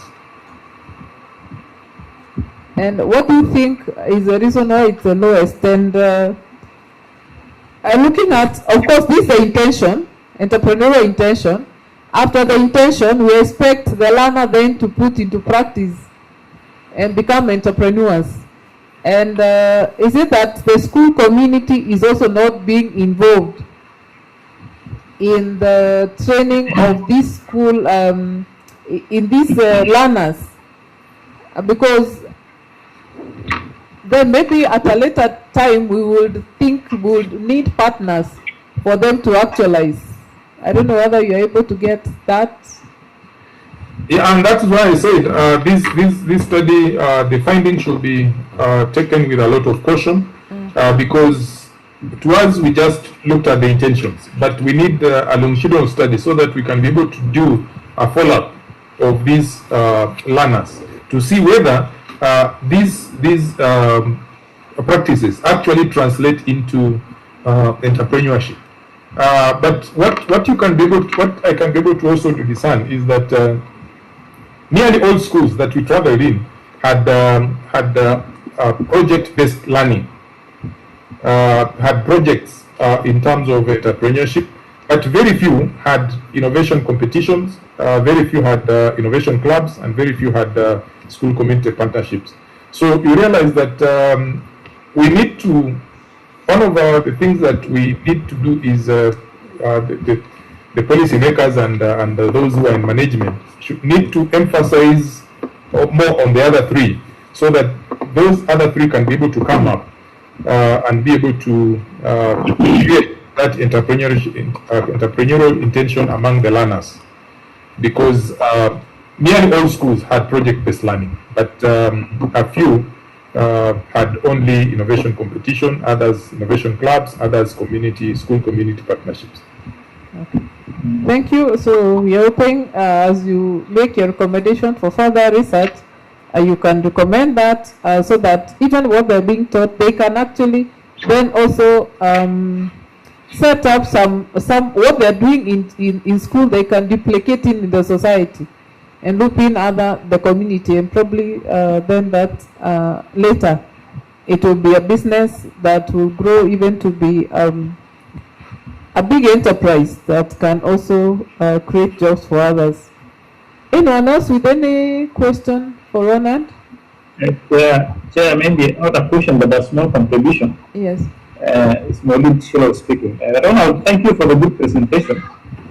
I did like it very much. I don't know whether, like the chair has said about involvement of the community and other people. Maybe I don't know whether you can add or where you can put or a recommended action, like you produce mentorship networks, like local businessmen, different leaders, alumni to come and coach those children, on the innovations and the improvement. Thank you. Thank you. In fact, the indicators of school community partnership are what you have just been mentioning. Those are the indicators that we use to identify, to come up with the third objective, so that we can be able to see, do we have mentors? Do we have people with business, people within the community who visit those schools and try to mentor students, learners? And we had quite a number of the indicators there within the school and the community in terms of partnerships. But that's a good thing. Okay, thank you very much. Anyone else with a question before we move to questions for Omar? Anyone with a question for Omar? Organizational factors and immunization coverage among children under 5 years in Wajir County, Kenya.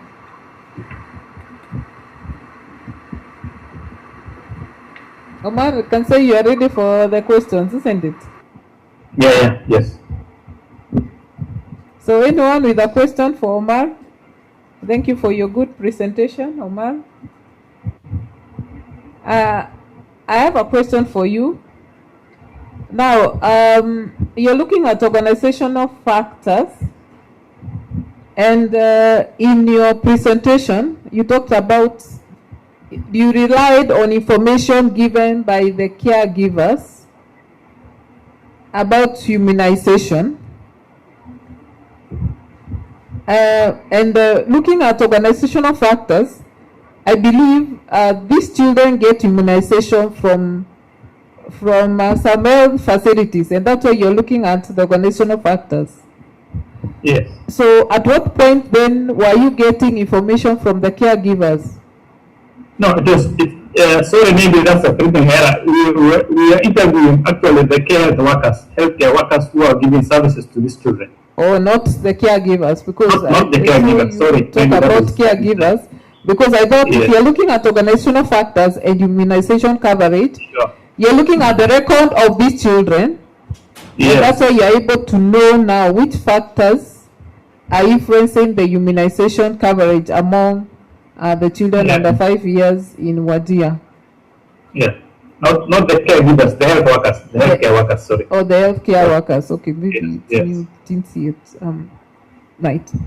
So now, of course, now after you found out about the organizational factors, now remember, there are also other factors, because you're looking at those who will come, isn't it? Yes. We're talking about immunization coverage among the children. So you're only looking at the ones who have been brought for immunization. And this is what will increase the coverage. But the others who are not brought in. So are you recommending then a study be carried out to understand why? Maybe some cultural practices or beliefs or tradition or something? Socioeconomic, cultural beliefs, religious beliefs, all those things, yes. So, but those ones were not part of the factors you're looking at, isn't it? Yeah, they are not. Okay. So, in your study, maybe what surprised you in your findings? Okay, what surprised me was actually the county department of health was not very much serious on these organizational factors. The only thing they used to deal with is the issue of insecurity. What do we call? We used to say, distance from health facility. We never knew these small things here. They're going for something like planning, supervision, coordination, and strengthening of policies actually could affect very much the immunization coverage in Wajir County. So we are not working seriously on. We are not actually very much serious on organizational factors, but because of we had a lot of insecurities, staffs were running away. What do we call? Wajir is vast. Even the planning process itself, there are some sub-counties are vast compared to others.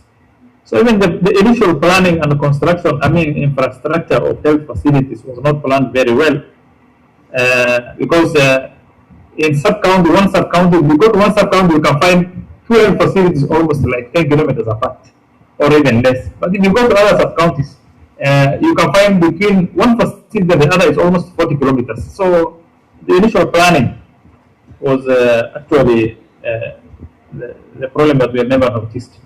Supervision is also another operational factor, which is not very much done in Wajir. It's supposed to be quarterly, but it's not done. It's done in PRN, maybe when necessary or when finance is available or something like that. The policies are also the same.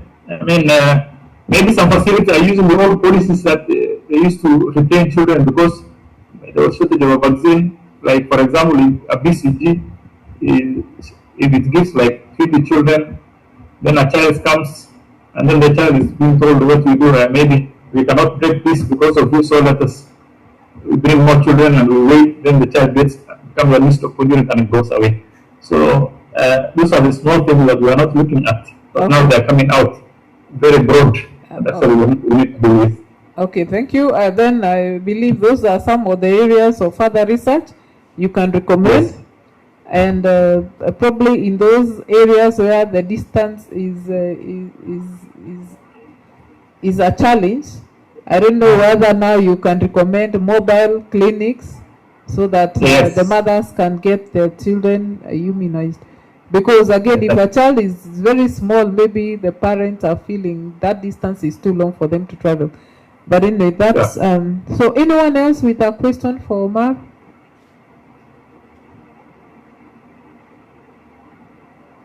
Okay, anyone else with a question for Dr. Naita? That was our other presenter.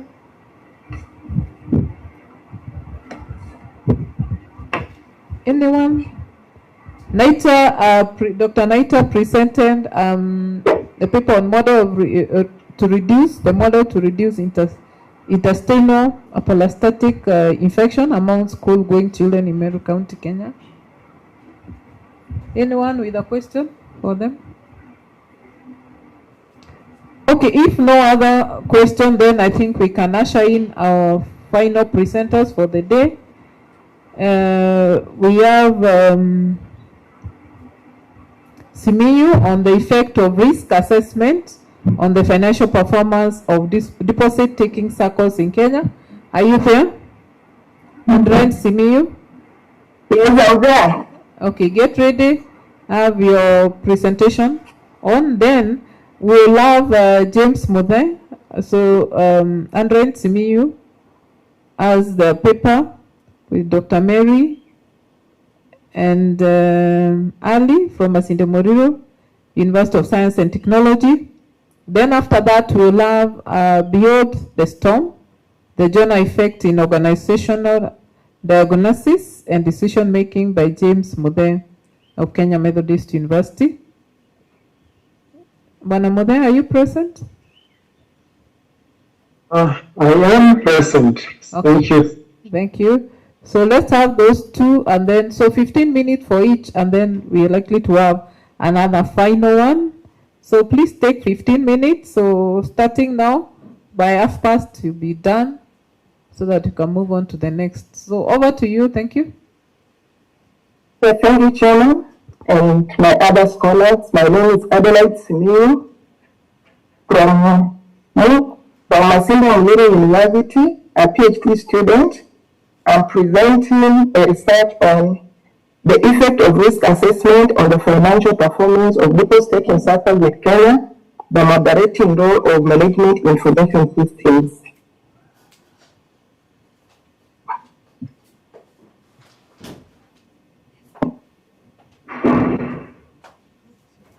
Now, it's not moving. I would very need to do.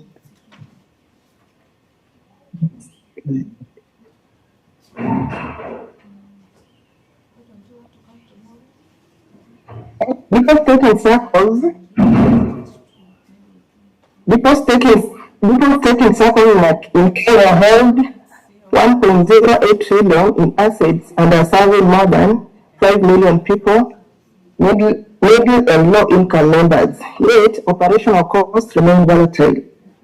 Like in the sector, the returns on assets moved from 2.6% in 2019 to 1.59% in 2021, recovering to 2.48% in 2023 and to 2.46% in 2024, with corresponding unstable member returns and high-profile governance failures, which have eroded the public trust. These high operational costs reduce the surplus available for member dividends and increase the cost of credit, thus directly hindering inclusive economic growth for rural farmers, teachers, and informal sectors workers. The current studies report positive, non-significant, and adverse association between the risk assessment and cost-based performance in the PACO content, and they treat risk assessment and management information systems in isolation. Thus, we lack the proof to understand whether they work together to drive sustainability. Here we got 3 gaps. We got the conceptual gaps where evidence linking risk assessment and management information system to cost efficiency in the cooperative context, and contextually, evidence is dominated by only commercial banks and non-Kenyan institutions and geographically restricted to circle samples. Methodologically,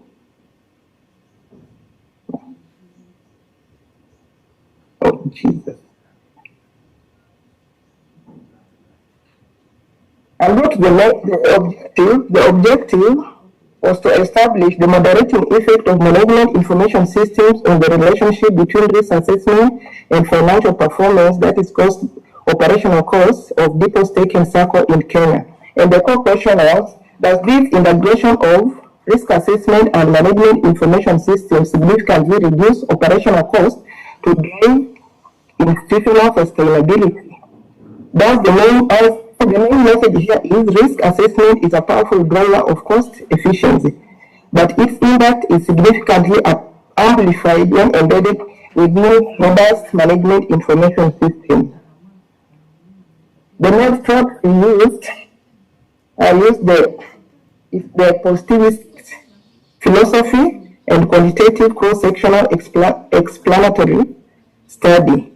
We used both primary and secondary data.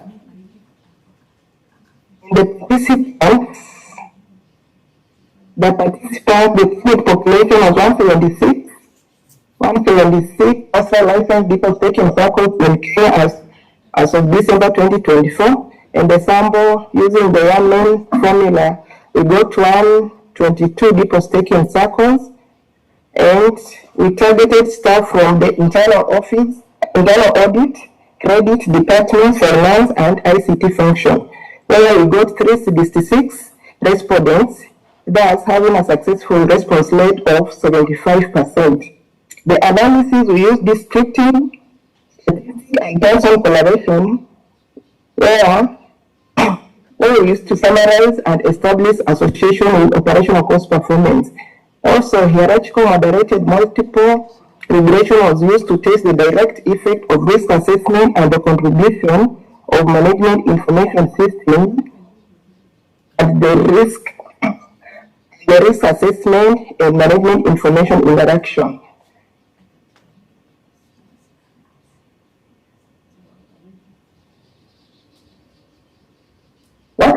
What we came to understand is incremental explanatory power of management information system in the risk assessment and performance relationship, where risk assessment provides a dominant explanatory power accounting to 47.6% of the variance in operational cost performance.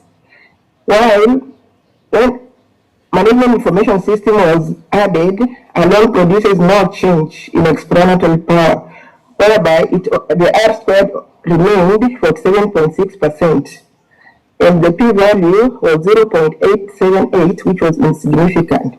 And when the interaction was added, the R squared changed from 47.6% to 48.5%, representing a 0.5% point incremental contribution. Thus, risk assessment alone explains substantial variation in operational cost, but the addition of management information system becomes meaningful only when its interaction with risk assessment is considered. Thus, circles that rigorously evaluate their risks are significantly more efficient. They lose less money to fraud, defaults, and operational failures, evidenced by Model 1, where R squared was 0.476%, and in Model 2, when NIS was added, it remained the same, but the p-value was insignificant with 0.878. In Model 3, there was an increment. That is where there is an interaction between risk assessment and management information system. The change was 0.08, and the p-value was now significant with 0.015. Meaning, the evidence supports moderate role for management information system. Its contribution becomes evident through its interaction with risk assessment rather than through significant direct effect. The significant interaction rather than the direct effects provide the evidence that management information systems changes the relationship between risk assessment and operational cost. As evidenced by the data that we got, it confirms that the significant interaction confirms the moderate role of management information system, indicating that the contribution of risk assessment to operational cost changes with the level of management information system. As evidence, risk assessment remained positive and significant in Model 2, with the coefficient of 0.692 and t-value of 17.501, and the p-value of was less than 0.001. But when the management information system was introduced, it had no significant direct effect in the model, where the beta coefficient was negative 0.06, the t-value was negative 0.153, and the p-value was 0.878. And when the interaction was there between NIS and risk assessment in Model 3, the beta coefficient was 0.190, the b-value and the p-value 0.015, confirming the moderating effect. The interpretation, it means the significant positive Risk assessment and management information system introduction confirms the moderating effect of management information system. Therefore, the model 3 main effects should not be interpreted independently of the interaction term. Thus, management information system is a catalyst. It does not directly cut costs. Instead, it amplifies the power of the risk assessment. Robust information management system shortens the lag between risk detection and corrective action. It turns reactive risk scoring into proactive, predictive forecasting. What the data shows, it shows that risk assessment reduces uncertainty, improves lending decisions, and cuts losses from frauds and defaults. Why this may happen is because timely, accurate data for management information system enables proactive intervention. Management moves from reactive scoring to predictive forecasting, and thus its contribution is reflected not as a standalone predictor but in how it supports the application. So it means, therefore, large cost, which has assets more than 5 billion, the 0.85% additional cost prediction accuracy translates to millions of shillings saved, and from there, members will get high dividends, the interest rates will be low, and there will be expansion up to the rural areas. And this is a achievable business because it gives institutional resilience. And what is new? The study demonstrates that risk assessment has substantial explanatory power, accounting for 47.6% of the variation in operational cost performance. And it also focuses on operational costs, not just for profitability, but also a more direct measure for internal sustainability. And SASRA, who can use this information? SASRA, the regulators, can use it for evidence-based supervision. The SACCO managers can use it for strategic roadmap for technology integration, and even the Ministry of Cooperatives can use it for data inclusive growth policy. What they should do, this state and SACCO should integrate management information system directly into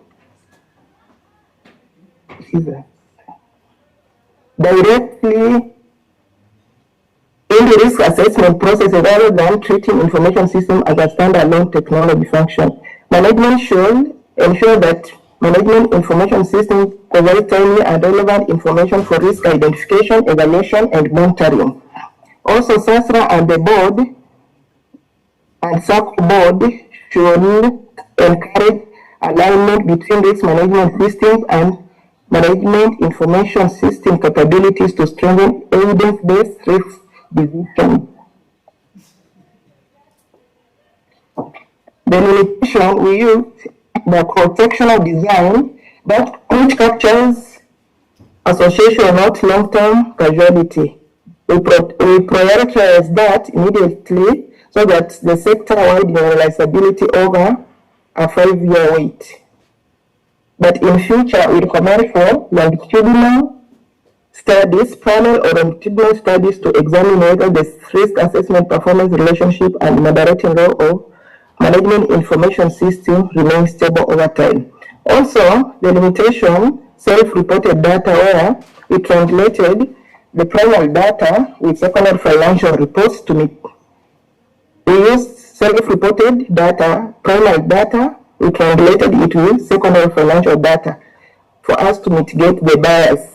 And also we only focused to deposit-taking circles, which represents 92% of sector's assets, ensuring data reliability.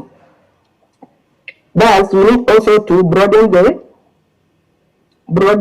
the evidence base where explore how cost savings translate to poverty reduction for women, youth in informal sectors. And also we can extend it that deposit-taking circle be a benchmark against commercial banks and microfinance institutions to identify the best practice for inclusivity. Thus, we have 3 points to remember. The risk assessment explains substantial performance variation. Adeline, your time is up. Just summarize that. Just Okay, it your 2 means points to remember quickly in a second. risk assessment explains substantial performance variation accounting for 47.6% of operational cost. And also, management information system does not have a significant direct contribution, but its interaction with risk assessment is significant. Number 3, cost saving directly fuels members' welfare, lower loan interest, gives higher dividends, and expansion to rural areas, driving inclusive economic growth. Thank you for your attention. Thank you very much, Antline Simiyu, for that presentation. You can pull down your presentation. Kindly, you can put up any question on the chat so that she can be able to respond. Antlines, have you been to Australia? No, not yet. Okay. Okay. So we will next have James Muthe. Okay, thank you, Chair. Am I presenting or my presentation could be run from your end? Should I present or it is run from that side? Present so that you have control, and please let's be very fast. I'll give you 15 minutes. Are you okay? Running it from your side so you have control. You don't keep saying next and next and next, so you can next yourself, isn't it? No problem. Yeah, it would be better that way. Thank you. 15 minutes. Thank you. Okay. My name is James Muthe, Kenya Methodist University. I am in the Department of Business Administration, but I'm also a manager in this institution. So I am making my presentation from the management perspective. My presentation is titled Beyond the Storm, the Jonah Effect in Organizational Diagnosis and Decision Making. I wish to give a short background of this presentation. Conceptual frameworks in management frequently emerge from systematic examinations of historical events. I am picking this historical event from the book of Jonah. And there is a crisis that is described in Jonah 1:4-15, where we see a structured sequence of decisions being made by experienced seafarers or sailors who are confronted with an escalating threat to organizational survival. Now, we know that it is a biblical narrative, but although it originates within a religious text, the decision-making behavior exhibited by the sailors follows a progression that closely resembles contemporary approaches to crisis management, organizational diagnosis, evidence-based decision-making,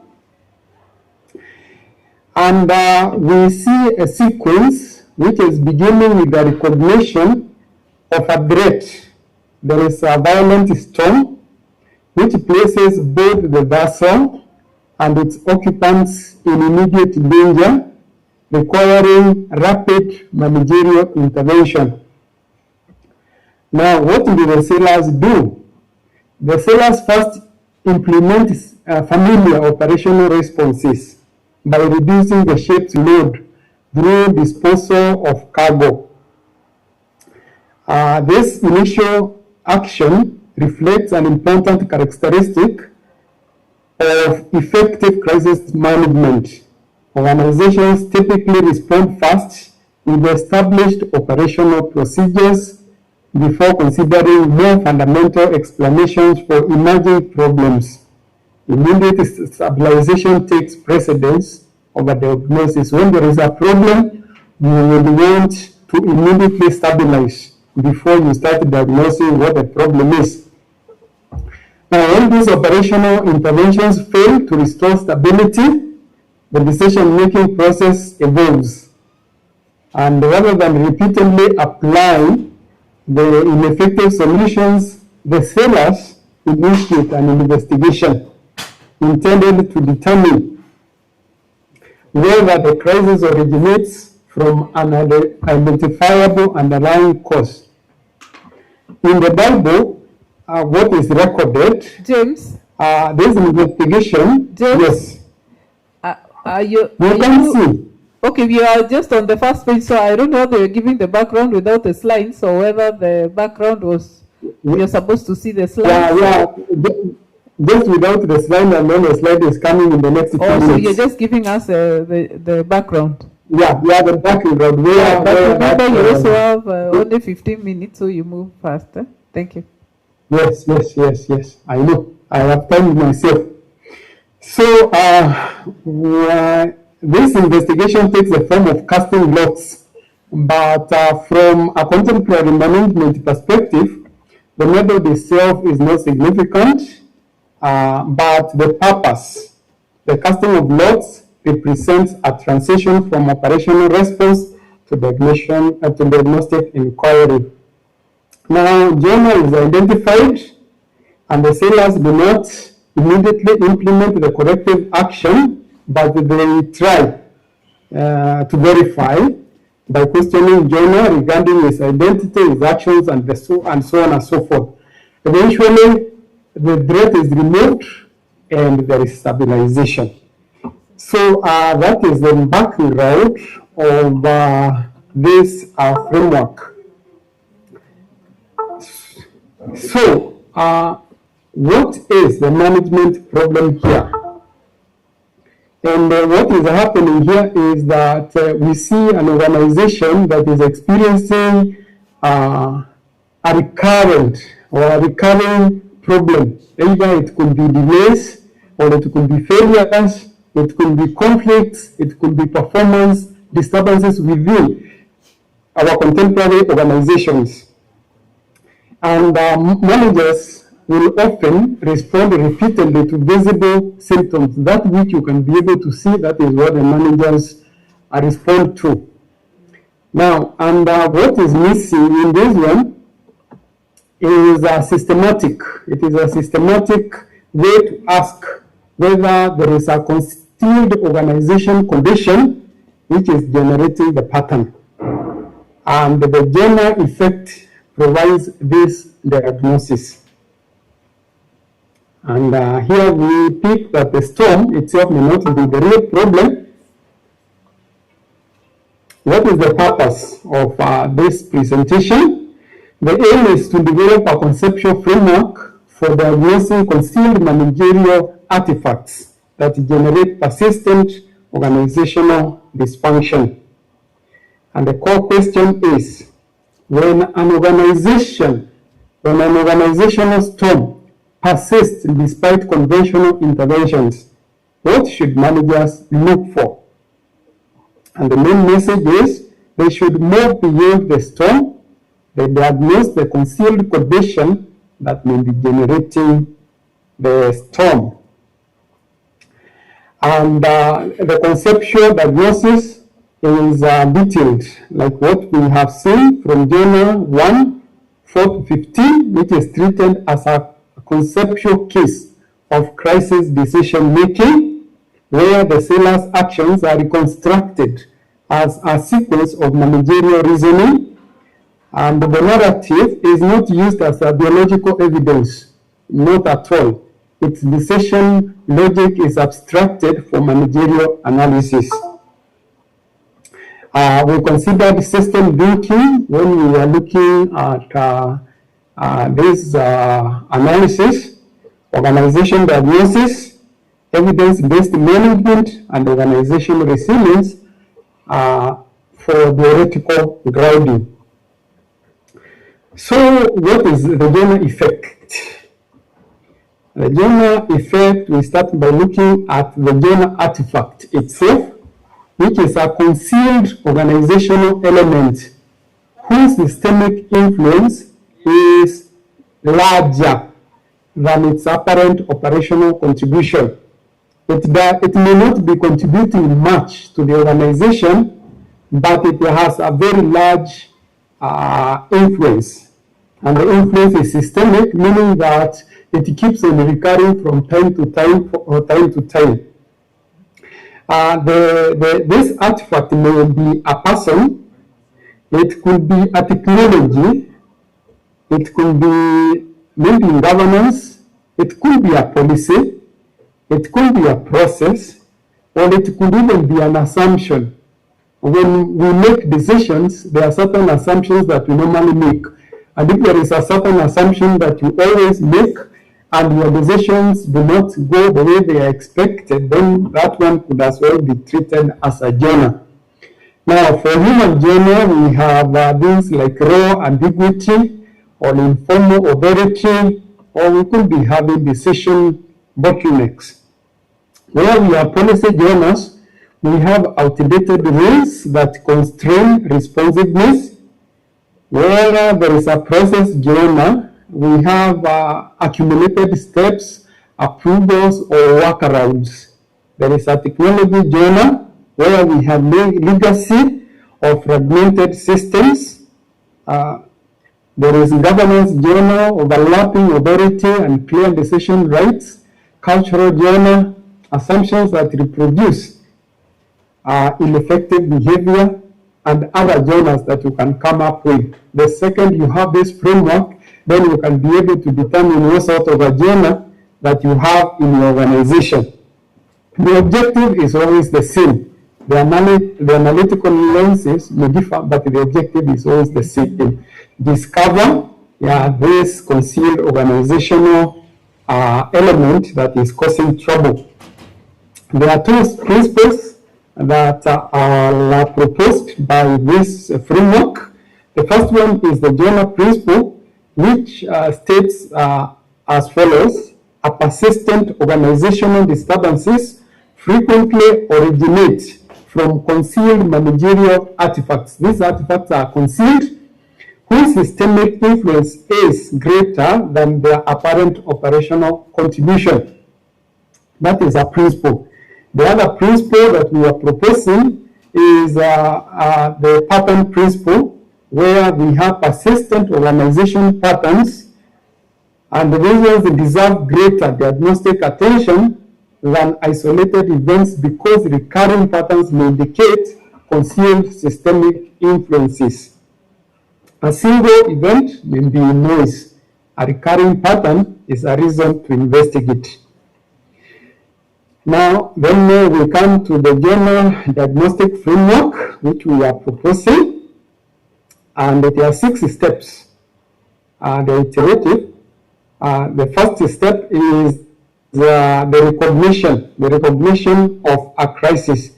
So this one could be a deviation, a significant deviation from expected performance, and then the first step, of course, is operational stabilization, immediate operational stabilization, where you take actions to reduce risk and maintain operational continuity. The next step is diagnostic investigation, where you shift from reaction to inquiry using evidence-based methods. The next one is source identification. This is very important, where you discover your genre. Identify the concealed managerial artifact most likely responsible for observed pattern dysfunction. And the next one is validation. You test the proposed diagnosis and ensure evidence is sufficient, and alternative explanations are also considered. And then finally, you take the corrective intervention. You implement the appropriate action to remove, redesign, realign, or mitigate the identified artifact. And the objective is to restore stability and prevent recurrence. And the crisis therefore becomes a diagnosis sequence, and with transition from repeated reaction to systemic diagnosis, and we build capacity. We build diagnostic capacity through repeated cycles of inquiry, validation, and learning. Now we move from operational management to diagnostic management, where operational management will ask questions like, what problems are we facing?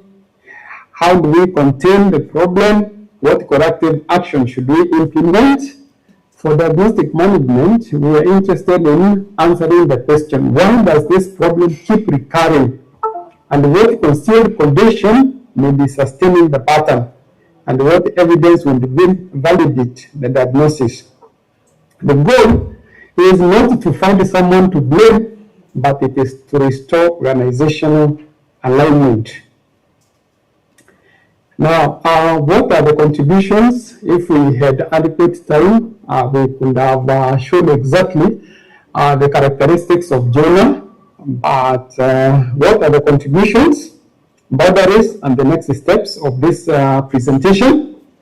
First of all, it is to present Jonah, the Jonah artifact, and the Jonah effect, and also to propose the Jonah principle and the pattern principle, the ones that we've just discussed, and to propose the 6-stage Jonah diagnostic framework for dealing with these artifacts, and to present diagnostic management as an organizational capability.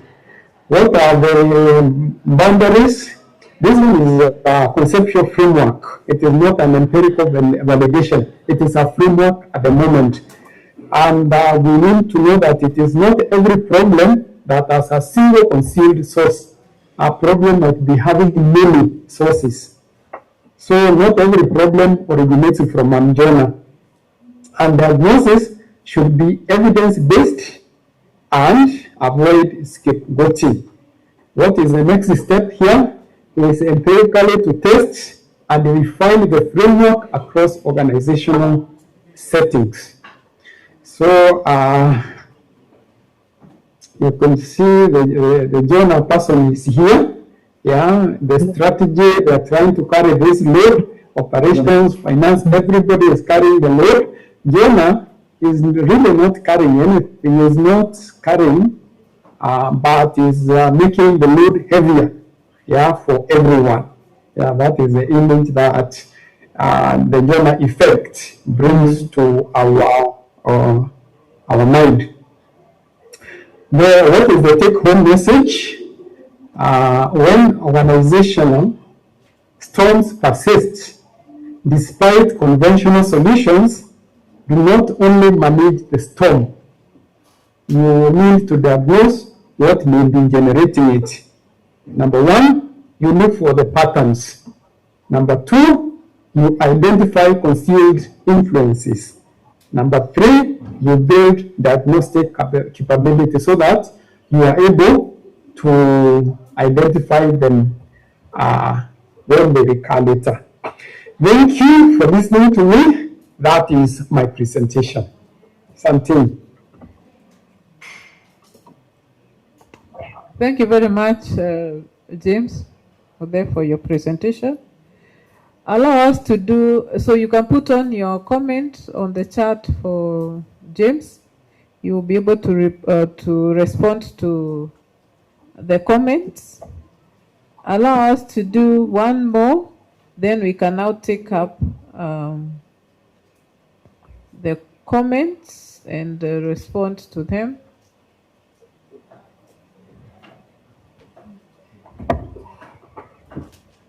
So as our next presenter just set up, she's here on the physically.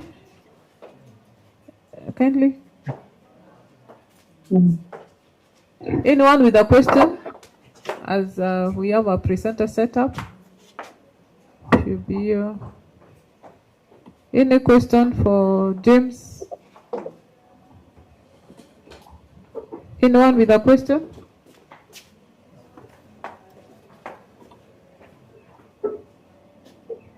Okay, if not, please check put them on the chat, then we can be able to move on.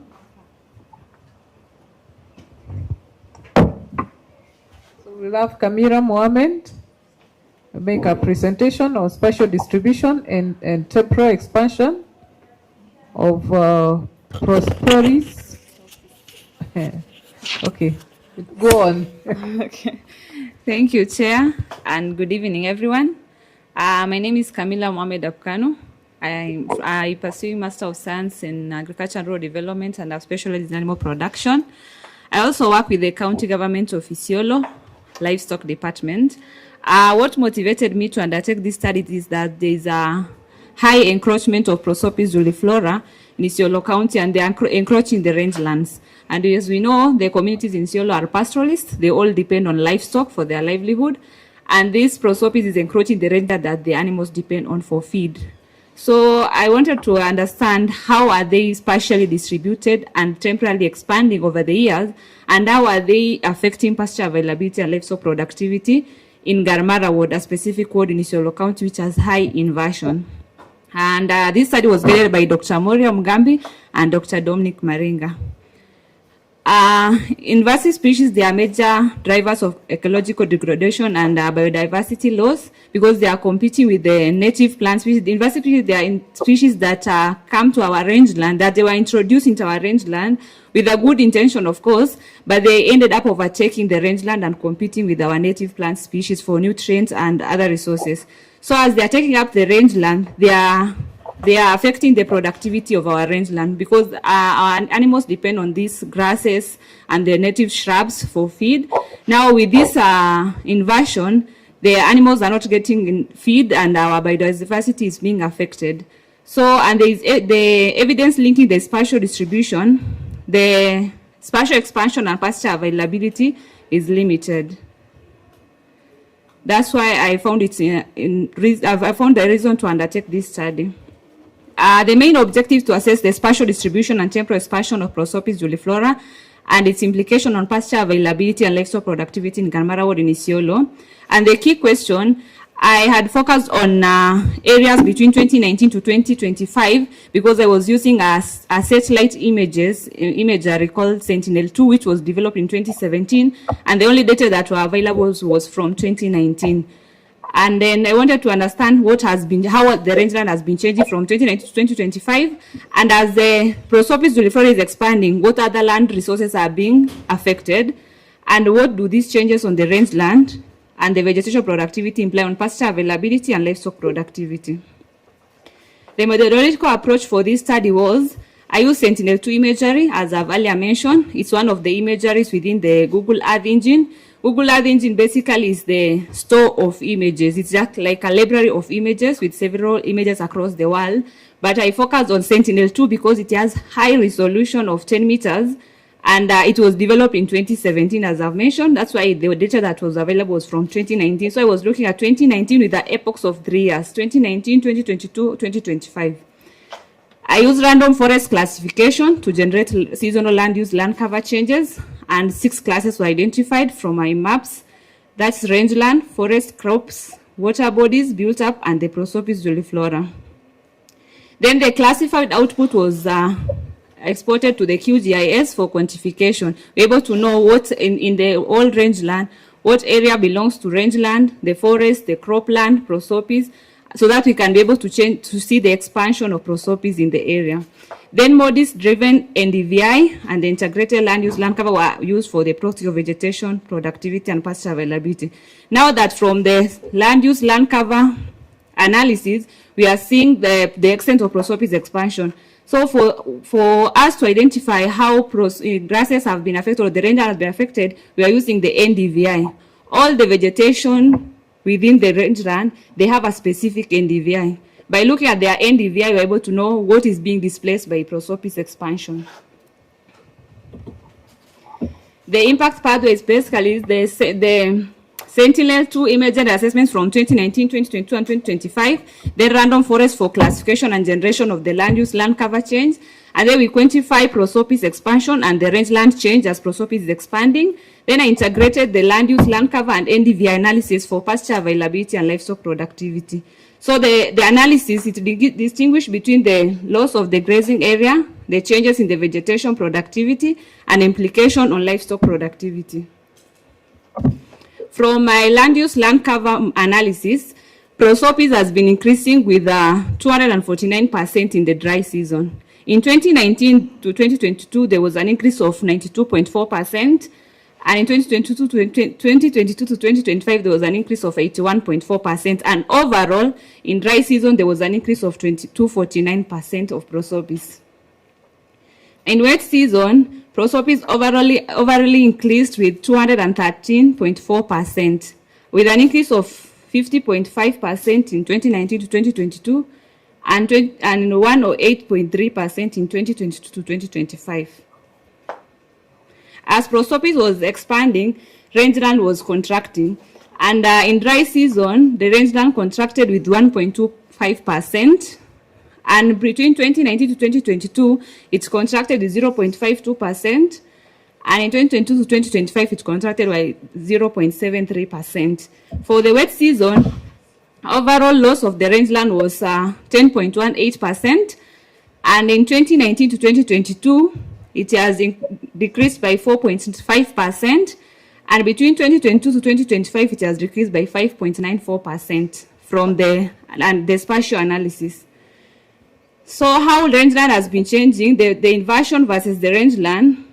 In the dry season in 2019 to 2022, prosopis was increasing with 92.4%, as rangeland was decreasing by 0.52%.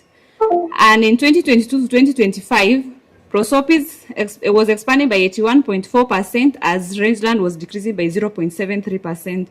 And overall, rangeland prosopis was expanded with 2.249%, as rangeland decreased with 1.25%, as earlier mentioned.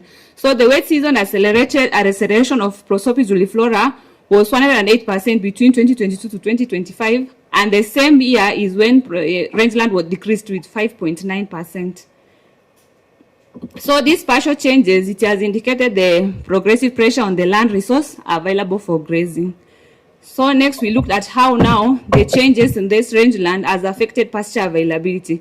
I did two assessments for pasture availability. One, the spatial extent of the rangeland changes. The values that we got, we are losing in the rangeland as prosopis was expanding. That's what we looked at first to know what was lost in the rangeland, because rangeland basically represents the grasses and the shrubs. And then on the NDVI vegetation productivity. As I earlier mentioned, NDVI value for all the land class are different, and it ranges between -1 to 1. So -1 represents water body, 0 represents bare land, then 0.2 to 0.3 represents shrubs and the grassland, and 0.7 for prosopis. So, like, and NDVI basically is the greenness and the health of our rangeland. So, when we have an NDVI of 0.7, it will show very green vegetation, but that doesn't mean there is productivity in that area, because prosopis has very high NDVI value. The whole concept is, as prosopis is expanding, rangeland is decreasing. And when rangeland is decreasing, we are losing the productive resources like grasses for our animals. And then animals will have now to walk for greater distance to get water, to get feed. And then even when the prosopis is growing, they form thickets. Like they are impassable ways. So any way for the animals to migrate or even to access water sources is blocked by prosopis juliflora. And the fields that are growing between those prosopis, the animals are unable to access them. So when animals are not able to access feed and water, do we expect a product from an animal? So that's how productivity is being affected. It's putting pressure on the livestock production, including milk production, herd performance, and the reproductive outcome. The key finding from the study is that prosopis has expanded dramatically in dry season and wet season from 2019 to 2025, and the expansion was rapid after 2022 wet season. Had we seen, it has increased with 108%, as rangeland was decreasing with 5%.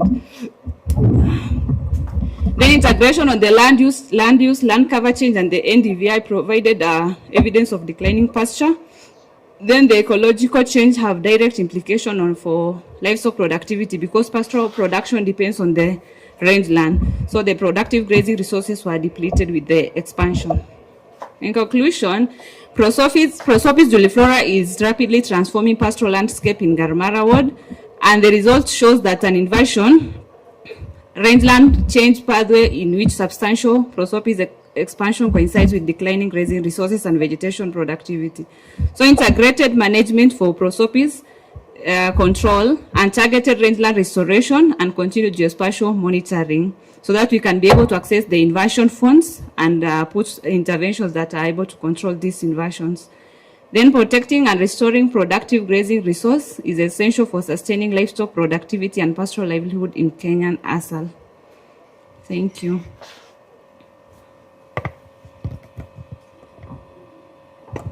Thank you very much, Camila, for your presentation. Do we have any questions? I think we can start with you now that you're on the floor. Any questions? Now, let me start off. If you are to meet the community in Garimara, to give them advice, having done this research, or now they can be able to salvage the situation, what would you tell them?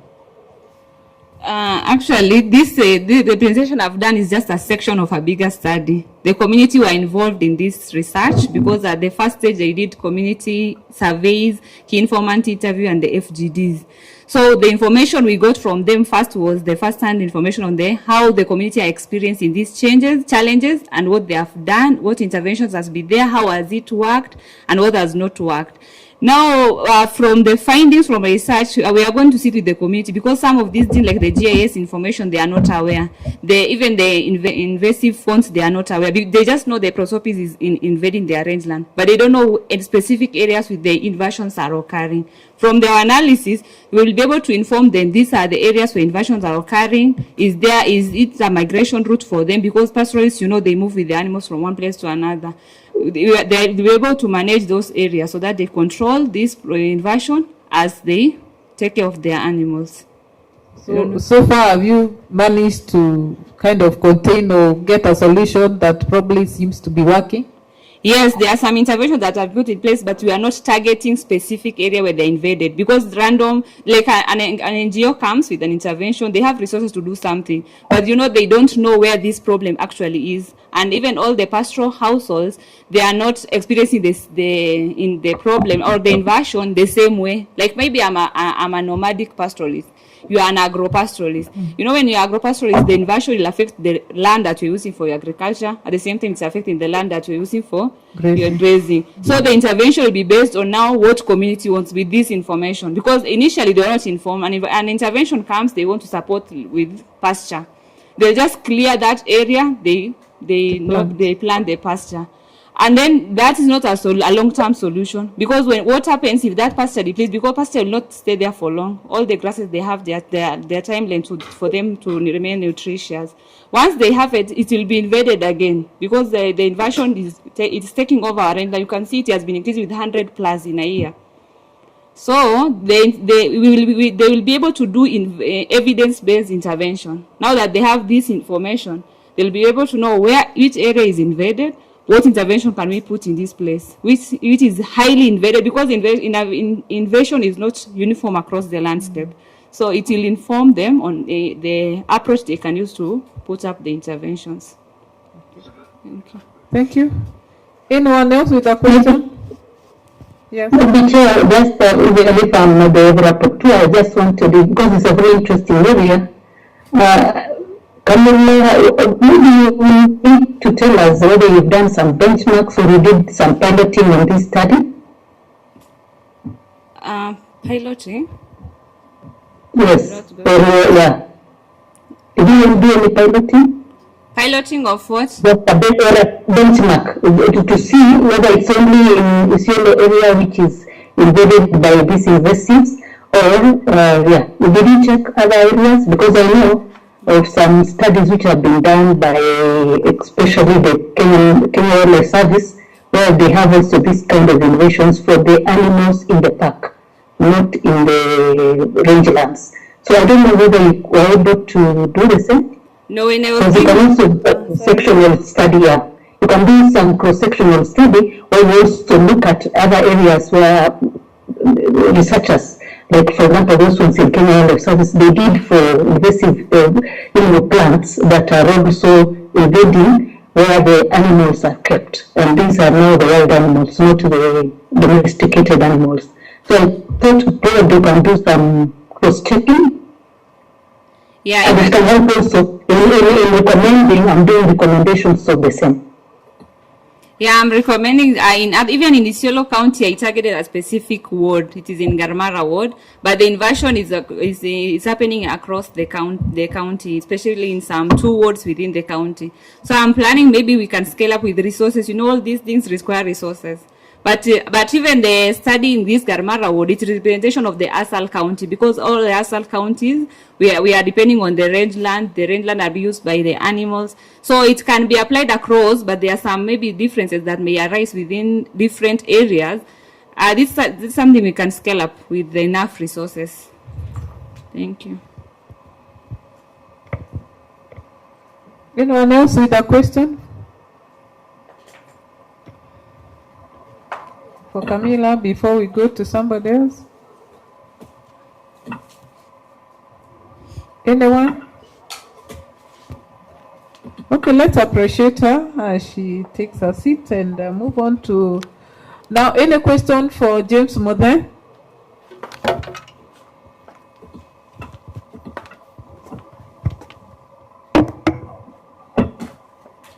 Okay, for me, James, I know you gave us the background of Jonah and all that.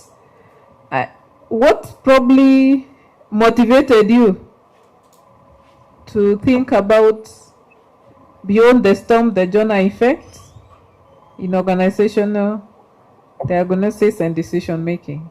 Is it that we are not quick to look at the Jonah in the organization, and we are just focusing on the storms or the symptoms without really looking at the root cause? I don't know what may have motivated you.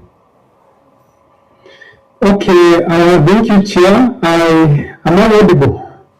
Yes, you are very. Yes, you've actually answered. That is what motivated me. Most often than not, as managers, we are like the sellers who were applying the usual. They were applying the usual main solutions to the problem. Yeah, there was a storm, and they started throwing things out of the boat. Now, most often than not, that is what we do. So I was motivated by that particular aspect, and I asked myself, how about doing a diagnosis? It is okay for us to stabilize, but if the problem keeps on recurring, we need to diagnose. For instance, you go to a meeting, and if, for instance, it takes longer than usual, or certain committees, they do not seem to give their reports when they are supposed to do, or there are certain things that we are not able to achieve. Could it be that there is something that is hidden within the organization? We cannot be able to see it, but it is hidden there. And if we were to discover it, then we could then get a solution. And because we do remember in the story that we were given, Jonah was asleep somewhere. Even nobody could see him. And yet when they did the investigation, and it pointed to Jonah, and they bring Jonah out later on, not immediately, but later on, yeah, there was a solution. So that was the motivation, that maybe we start moving away from the management, the reactionary management that we have at the moment, to investigative management. You ask the question, could there be a Jonah behind this one? Could there be an artifact, a hidden artifact that is causing this recurrent observation that we are making? Okay. Yeah. Thank you. Anyone else with a question for James?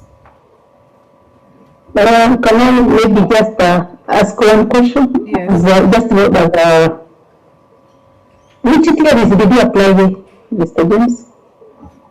Now, this one is a framework, and we relied on a number of them, 4 of them, in fact.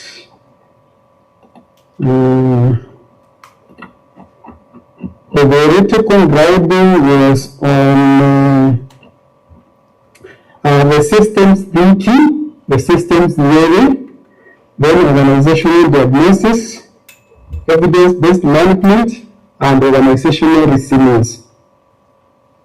So the theories around those areas, are the ones that guided this framework as of now. Okay, thank you. I think maybe to add to that, I've always, if you want to really do investigative, I don't know that we can apply the fishbone model, you know, the fishbone model, where you look at the way fish looks like, and then now, oh, sorry, I'm just talking about the fishbone theory. It's not a theory, it's a model. Fishbone model can be used for investigative journalism, investigative management system analysis. So probably you can consider that. Just my thinking, just to add to what fishbone is. Thank you. Definitely, thank you. Thank you.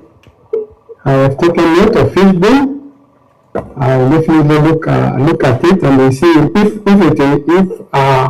it provides most of the materials, then possibly this one would be an extension to that particular framework. Yeah, or a sister to that framework. Because the frameworks keep on growing all the time. Thank you. Okay, thank you, Dr. Chirono. Anyone else with a question for James?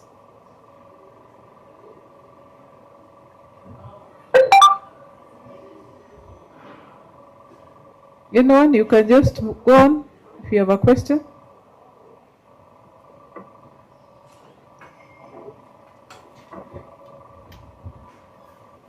Anyone with a question for James?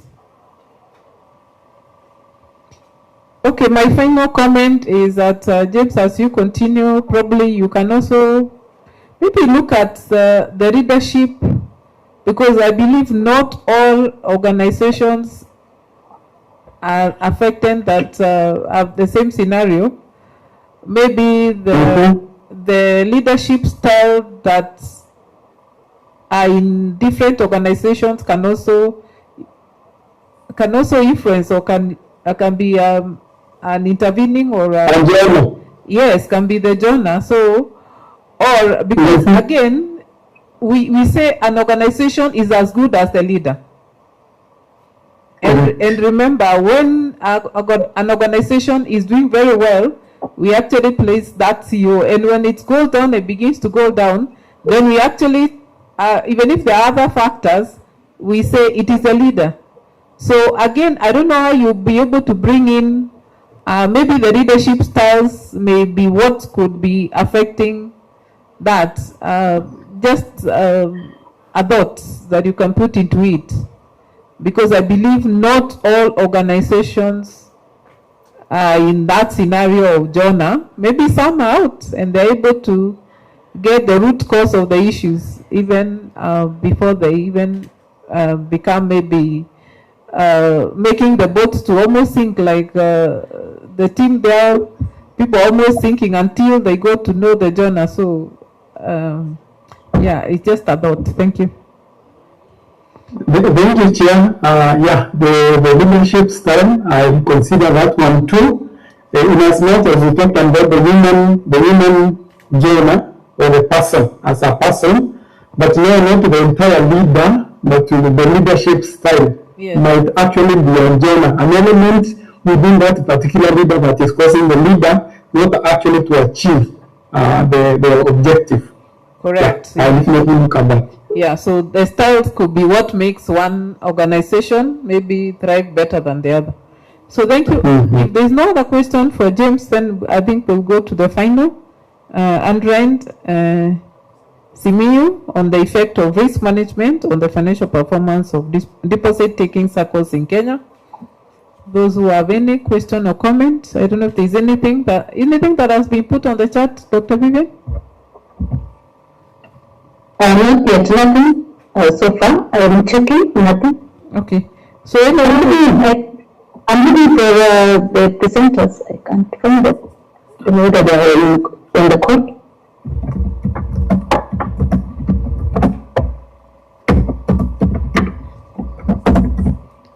Yes, I see some on the call, but I can't see any comments on the chat. Anyone for a question from Simiyu? Who was looking at the effect of risk assessment on financial performance of deposit-taking circles in Kenya? Maybe the question I would pose to Simiyu is one, how did you operationalize financial performance? That is one. The second one, as you carried out this study on the effect of risk assessment, there are issues that have been going around on the effect of SASRA operations and all that. I don't know whether that is true or those rumors.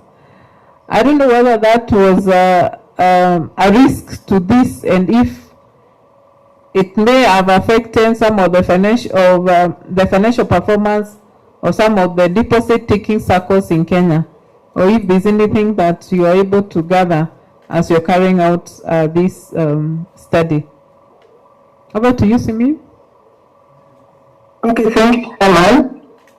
As the first question, you say that how did I operationalize financial performance? Okay, the financial performance I operationalized it on operational cost, where I took the cost and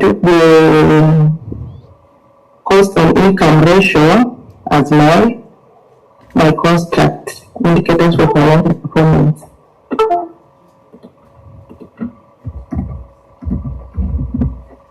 You only had one, cost and income ratio? Yes.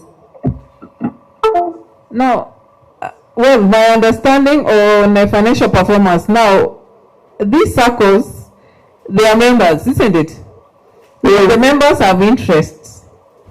And how do I know which circle is performing better than the other? For example, if I wanted to become a member of one of the circles, I want to look at a circle that is doing very well financially. So, and of course, for them to do well financially, then there's the aspect of risk assessment so that they can be able to perform very well. And that's what I was looking at. How do I know this circle is financially doing well, or the financial performance is better than circle A and B? Okay, by use of the interest rates on dividends, on dividends, dividend, and the NPLs, non-provisions of loans.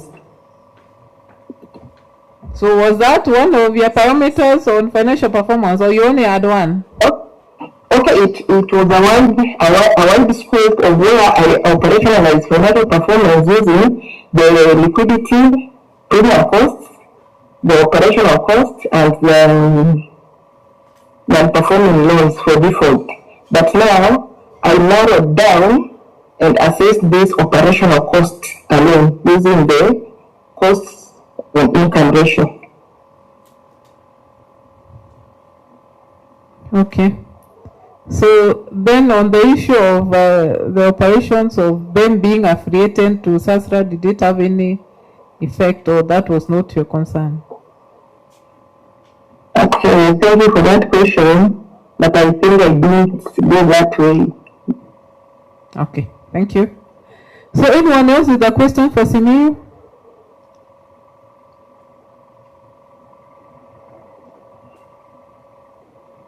Okay, then I don't think we have any other question. And I think this marks the end of presentation in room 1 today. We'll pick up tomorrow.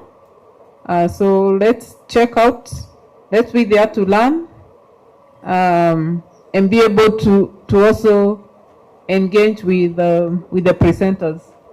So I want to hand over to Professor Mapesa to just give, is here with me, just to give maybe some remarks, and then we can close the session for the day. Thank you.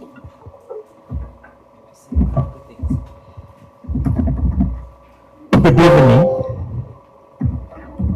For the few who are remaining in room one, good evening.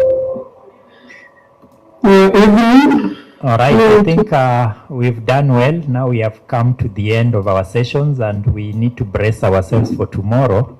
So I will just thank you for staying the course and waiting for your time to come this late. And hopefully you'll be able to join us tomorrow very early in the morning as from 8 so that we start smoothly unlike today. Thank you. Thank you. Yeah, thank you. Thank you very much. I think we can now say a prayer just to dismiss us to take a rest, and then tomorrow we'll be ready. Let us pray. Most gracious Father, we want to thank you because as we began the conference this morning, we invited your presence to be with us. You have guided us even as we made presentation, as we listened through, and as we engaged. And now as we disperse, we ask for your blessings, that you may give us journey mercies and good rest, and looking forward for another day for engaging and learning. Dismiss us with your blessings. In the name of God, the Father, the Son, and the Holy Spirit, I pray. Amen. Amen. Thank you. Amen. See you tomorrow. Come early. Thank you. Academic expertise. Enroll today and join programs in science and technology, education, health, business, economics and political science, computing and TVET programs. Call 0724-256-162. Kenya Methodist University. The future is here. Kenya Methodist University prides the strong desire to give every student, whether local and international, the opportunity to pursue their academic dreams. KEMU is striving to achieve cherished vision of raising a new generation of transformational leaders, well grounded in professional and academic expertise. Enroll today and join programs in science and technology, education, health, business, economics and political science, computing and TVET programs. Call 0724-256-162. Kenya Methodist University. The future is here. Kenya Methodist University prides the strong desire to give every student, whether local and international, the opportunity to pursue their academic dreams. KEMU is striving to achieve cherished vision of raising a new generation of transformational leaders, well grounded in professional and academic expertise. Enroll today and join programs in science and technology, education, health, business, economics and political science, computing and TVET programs. Call 0724-256-162. Kenya Methodist University. The future is here. Kenya Methodist University prides the strong desire to give every student, whether local and international, the opportunity to pursue their academic dreams. KEMU is striving to achieve cherished vision of raising a new generation of transformational leaders, well grounded in professional and academic expertise. Enroll today and join programs in science and technology, education, health, business, economics and political science, computing and TVET programs. Call 0724-256-162. Kenya Methodist University. The future is here. Kenya Methodist University prides the strong desire to give every student, whether local and international, the opportunity to pursue their academic dreams. KEMU is striving to achieve cherished vision of raising a new generation of transformational leaders, well grounded in professional and academic expertise. Enroll today and join programs in science and technology, education, health, business, economics and political science, computing and TVET programs. Call 0724-256-162. Kenya Methodist University. The future is here. Kenya Methodist University prides the strong desire to give every student, whether local and international, the opportunity to pursue their academic dreams. KEMU is striving to achieve cherished vision of raising a new generation of transformational leaders, well grounded in professional and academic expertise. Enroll today and join programs in science and technology, education, health, business, economics and political science, computing and TVET programs. Call 0724-256-162. Kenya Methodist University. The future is here. Kenya Methodist University prides the strong desire to give every student, whether local and international, the opportunity to pursue their academic dreams. KEMU is striving to achieve cherished vision of raising a new generation of transformational leaders, well grounded in professional and academic expertise. Enroll today and join programs in science and technology, education, health, business, economics and political science, computing and TVET programs. Call 0724-256-162. Kenya Methodist University. The future is here.